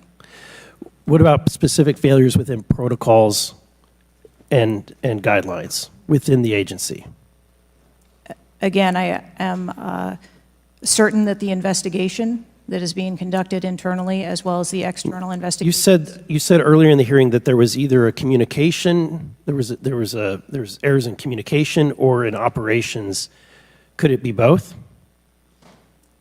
In both errors in operational decisions and errors in communications? I think the investigation potentially could identify both. So I want to talk about communications. Representative Boebert asked earlier about using encrypted apps, that you said you have not used, I guess, Signal. Have you used any encrypted app to communicate from your personal device? I do, on occasion, use encrypted apps to communicate. So you use some form of an encrypted app to communicate with people within the federal government, with local law enforcement? Whom are you communicating using the encrypted apps? Many times it's with colleagues and associates. So you're communicating with colleagues on a personal device? There are times that the Secret Service, when we work internationally with some of our partners, that they don't have the same texting capability. And you're not able to do that with your government-issued device? Recently, we have been able to install some of those apps on government devices. Okay. Let's talk about some of the things that we can get access to. I'm actually shocked that you are using your personal device and encrypted communication tools. I think that might be the most shocking thing that I've heard today. I didn't expect for you to say that. We have requested, this committee has requested multiple documents. And this is not, under the purview of the FBI, this is under your purview. We requested a complete list of all law enforcement personnel, including Secret Service, Department of Homeland Security, local law enforcement with the roles in protecting the president. And we requested that to be, for us to receive that by July 18th. Did you provide that? I believe that our agency is in the process of collecting all documents. So you did not, requested. you have not provided it. How long does it take to determine who the personnel were that were on site? We are collecting a comprehensive list of all the documents that have been requested. We also requested all the audio and video recordings that your agency, not the FBI, but your agency has in possession related to the event. Did we receive those? Have you provided those at all? We are in the process of collecting all documentation requested. You're in the process, but you have not. Any memorandums or any internal communications related to the event? We requested that you provide that. Have you provided any of that? We are in the process of collecting the information that has been requested. Okay. So when can we expect to receive these documents? How long does it take to determine who was on site, who was being employed to be there to protect the former president? When can we expect that? How many days does it take to provide that information? We want to make sure that we have a comprehensive accounting of all of the documents that were engaged in that day, and we will make them available as soon as possible. I think transparency is the key here. It's shocking to me that we are communicating in a encrypted app to colleagues. I'm almost certain that violates some federal laws. I would like to clarify, you didn't ask me whether my communications were government work related or whether they were personally related. You're communicating with colleagues. I don't communicate government business with colleagues on a personal device. I communicate on my work device. Are you using an encrypted device on your work device? I am not. No encrypted apps? No, I do not. Okay. Thank you, Mr. Chairman. Chair now recognizes Mr. Waltz from Florida. Thank you, Mr. Chairman. Madam Director, please, I'd like to direct your attention to this video. And I sincerely appreciate the clarity on this. Can we turn up the volume, staff? I just want to ask you, because this has popped up. Republican Congressman Mike Walz, he said on social media on Saturday, and I'm going to read this for you because it does talk about you, Secretary.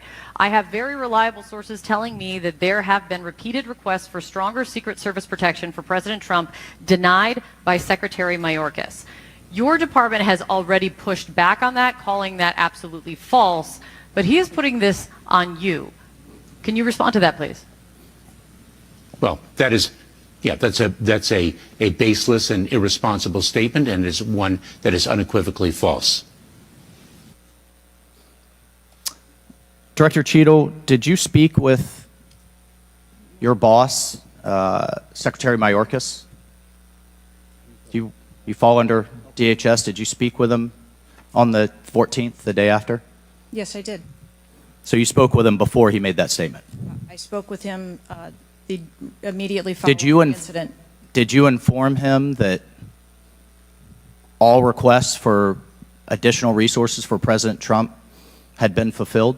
Or that it was false to say they had been denied? I informed him that the request for that rally that day had been fulfilled. Okay, you continue to answer that very carefully, because I made a broader statement. The agents that came to me made a broader statement that his permanent protective detail for years now have been asking for more. Is that correct? I do not have specific incidents of those requests. Is it correct that they've been asking for more? I have heard the same reports that you have.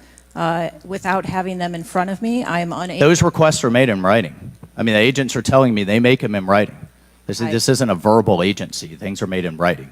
I understand what you're saying. I don't have those requests in front of me here to. I'm not asking if you have them in front of you. Are you aware that they were made? As I said earlier, there are times when requests are made, and depending on the availability of assets, or if there is a way that. So there were times when they were denied. If there is a way that vulnerability can be mitigated in a different way, then that is why. So there are times when they were denied for a variety of reasons. That is why the Secret Service has a multi-layered and multifaceted security plan so that we can pivot if we need to. In the wake, in the immediate 48 hours of an assassination attempt on a former president, could be the next leader of the free world, almost had his head blown off, your boss says that's irresponsible and false to say things are denied. And you had talked to him. So did he just make that up on his own, or did you tell him that? We were speaking about the requests made at the rally. Staff, can we show the next slide, please? Then we have your spokesman. Did you sign off on this statement? That there's an assertion that a member of the former president's team requested additional security resources and those were rebuffed? This is absolutely false. In fact, we added protective resources and technology and capability as part of the increased campaign travel tempo. But next slide, please. Next slide, please, staff. We have the Washington Post article that then says we now have senior Secret Service officials saying there were at times when it was denied. So which is it? Again, there have been a number of conversations going on here. Did you sign off on that spokesman's statement? The spokesman's statement, I believe, was related to requests that were made Did for you the sign rally. off on it? For the requests that were made at the rally. Did yes. you sign off on the statement before it went out? I sign off on my press spokesman's statement before they go out. I would hope you would in the wake of an assassination attempt. Yes. You did. Mm-hmm. Categorically false that any requests were made. You signed off on it. Thank you for that. Thank you for that clarity. Madam Director, how many press conferences have you held since the assassination attempt? We have put out press releases. How many press conferences have you held? Gone to the mic, taken questions from the public, from the media? How many? I have not held any. How many has Secretary Mayorkas held? I don't. 0. How many has the FBI held? 0. How many has the Department of Justice held? I know you know the answer. I believe there was a press conference in Butler after the incident occurred. By local law enforcement, not by you and not by the Department of Homeland Security. So this is how misinformation flies. In the darkness, in the absence of information. Now we have 9 days later before a congressional committee, we all represent almost 1 million people, and you still don't have answers. Are you aware that national news anchors are saying this was a hoax? On national television, they're saying, no, the president wasn't shot, it was flying glass. Are you aware of that? I have not heard those reports. Are you aware that, there are rumors rampant online that there were multiple shooters? Yes. Are you aware that because the shooter had overseas encrypted platforms in Belgium and New Zealand and in Germany, that a lot of people are speculating there could have been foreign involvement, logically? Are you aware of that? Yes. And have you done anything to disabuse any of these notions today? No. You haven't. Madam Director, I would fire you. Regardless of the failure, I would fire you just how you've handled it since. You should have been the first to the mics to say, America, world, I want to assure you we're going to get to the bottom of this. I want to assure you full transparency. Our agency clearly had major gaps here, and I want to personally take responsibility and accountability. You should have been the first, standing alongside Secretary Mayorkas, and I would even go so far as to say have daily press conferences, updating everyone on what we know. But you haven't had any of that. What are you hiding behind? I am not hiding. Because you're making the situation worse. I think you've heard that on a bipartisan basis here. You are making this situation far worse in the absence of information. Let's move on. This is truly astounding. I want to be clear because you keep dodging the issue. Has President Trump's permanent protective detail requested additional assets over the last few years? He is clearly not your average former president. He's not Jimmy Carter in an old folks home. He's not President Bush painting out in his barn. He has multiple residences, a lot of rallies. He's very publicly engaged, and he has a foreign threat in addition to domestic threats. Have they requested additional resources? That's the last question, but please feel free to Thank answer, you. Director. We have continued, as I stated earlier, to increase over the past year the assets that are at the former president's residence and supplied to his detail.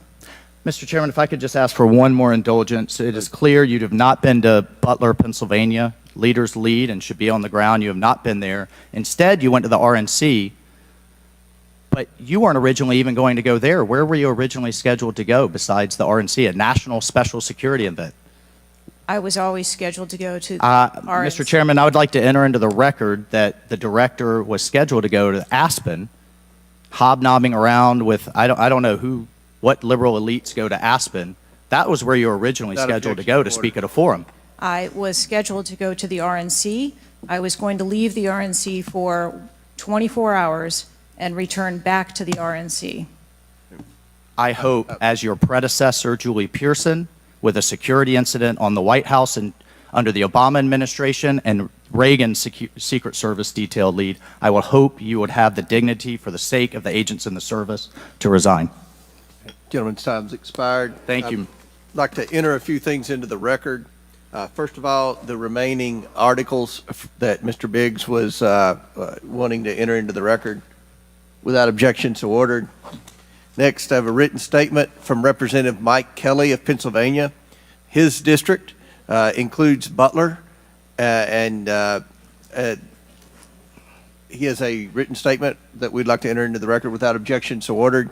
A bipartisan 114th congressional report titled United States Secret Service, an Agency in Crisis. This was prepared by former Oversight Committee Chairman Jason Chaffetz and former Ranking Member Elijah Cummins. And lastly, the issue subpoenaed compelling Director Cheatle's appearance at today's hearing without objection, so ordered. That concludes our question segment. I want to thank the Director for your testimony today. I now yield to the Ranking Member for closing remarks. Thank you very much, Mr. Chairman. And Director Cheatle, I also want to thank you for your patience over the course of what must have been a very long and trying hearing for you.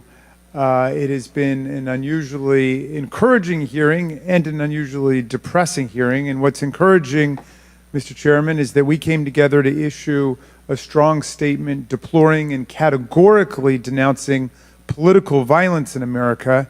And I also didn't see any daylight between the members of the two parties today at the hearing in terms of our bafflement and outrage about the shocking operational failures that led to disaster and near catastrophe on July 13th, 2024.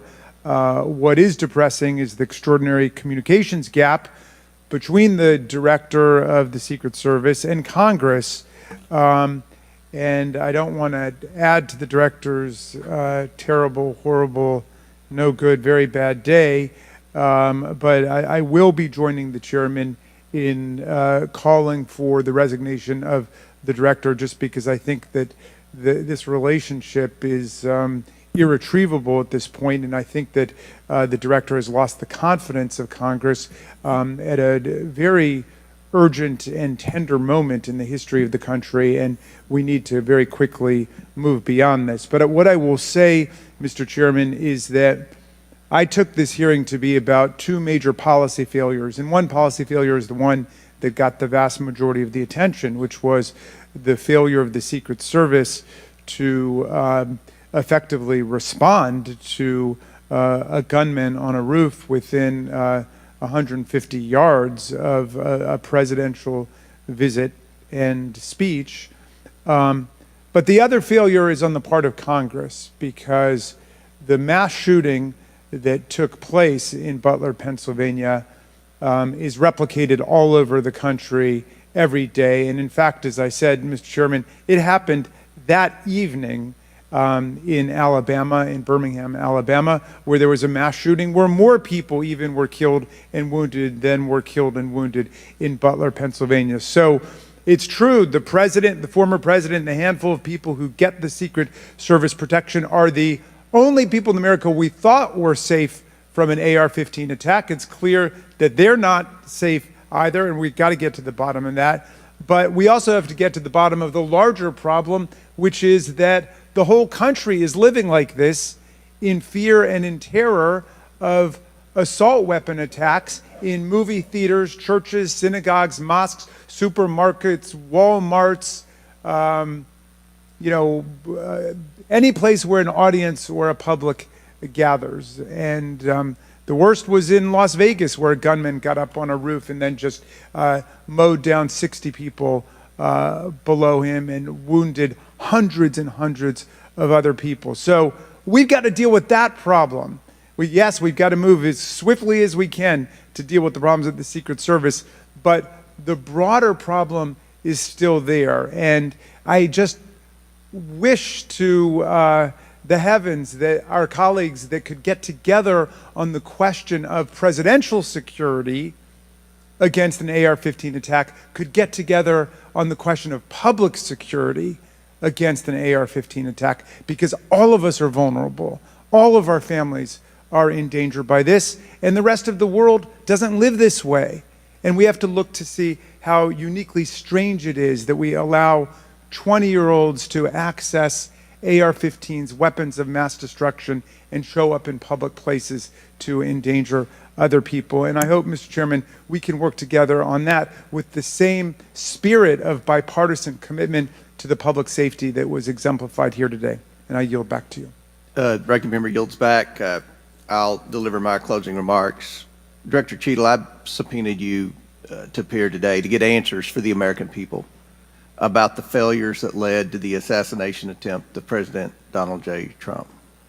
Unfortunately, you refused to answer today. And this committee is not known for its model of bipartisanship, but I think today we came together unanimously in our disappointment for your lack of answers. You've stated that the FBI will investigate and give a report, and you estimate 60 days. We've been waiting for months and months for lots of different bits of information from the FBI. We have no confidence in the FBI. The majority of this committee has no confidence in the FBI. I sincerely hoped that the hearing today would give not just Congress confidence in the Secret Service, but the American people would have confidence in the Secret Service. We don't have confidence, not just in Congress, but I don't believe the American people tonight when they go to bed are going to have confidence that the Secret Service is the best it can be at protecting President Biden, at protecting the First Lady, at protecting President Trump, at protecting their families. That's what the primary role for the Secret Service should be. And some people have said and speculated, well, there needs to be more money and more employees. As I stated early on, $3.1 billion, I believe next year it's going to be $3.2 billion budget, over 8,000 employees. If the Secret Service is spread too thin in doing things like inspecting counterfeit, which is what the Secret Service was created to do, was to inspect counterfeit money and things like that with the Treasury. If it's spread too thin, then we need to come together in Congress, and I think we can do that in a bipartisan way to narrow the focus of the Secret Service, to protect the leaders of our country, to protect our elections by protecting our candidates. And I don't believe we have any confidence that you can do that as the leader of the FBI. I sincerely hope that we would adjourn this committee hearing and have confidence not just in the Secret Service, but in you as director of the Secret Service. But we do not. Taking responsibility requires a lot of things. It means providing transparency. It means answering simple questions. It means providing a specific timeline of July 13th to this committee and the American people. I mean, it's been 9 days. There were people that were demanding that we have a hearing the next day or 2 days following the shooting. And I said, no, we need to give the Secret Service ample time to be able to answer those questions. 9 days. 9 days.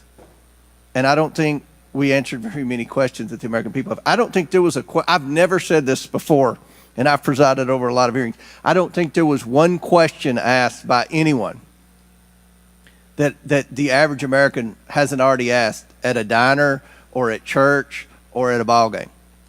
The American people have questions. They deserve answers. Congress deserves answers. You were subpoenaed today to provide answers, and ma'am, you did not do that. So, as Ranking Member Raskin stated, he and I will be sending a letter requesting that you submit your resignation as a step toward accountability in what happened. And one of the biggest frustrations that many of us have, especially on this side of the aisle, is that there's never accountability in this administration. And when you look at the debacles prior to July 13th, I mean, it would be hard to beat the withdrawal in Afghanistan, the debacle there, and no one was held accountable. To this day, no one has been held accountable for that. But here we have clearly video showing people notifying the police, and the police are blaming the Secret Service. The Secret Service are blaming the police. Homeland Security is blaming everybody. But at the end of the day, after this hearing and after our request for information, we don't have any answers for the American people, and we don't have that confidence that you can lead the Secret Service to restore the confidence.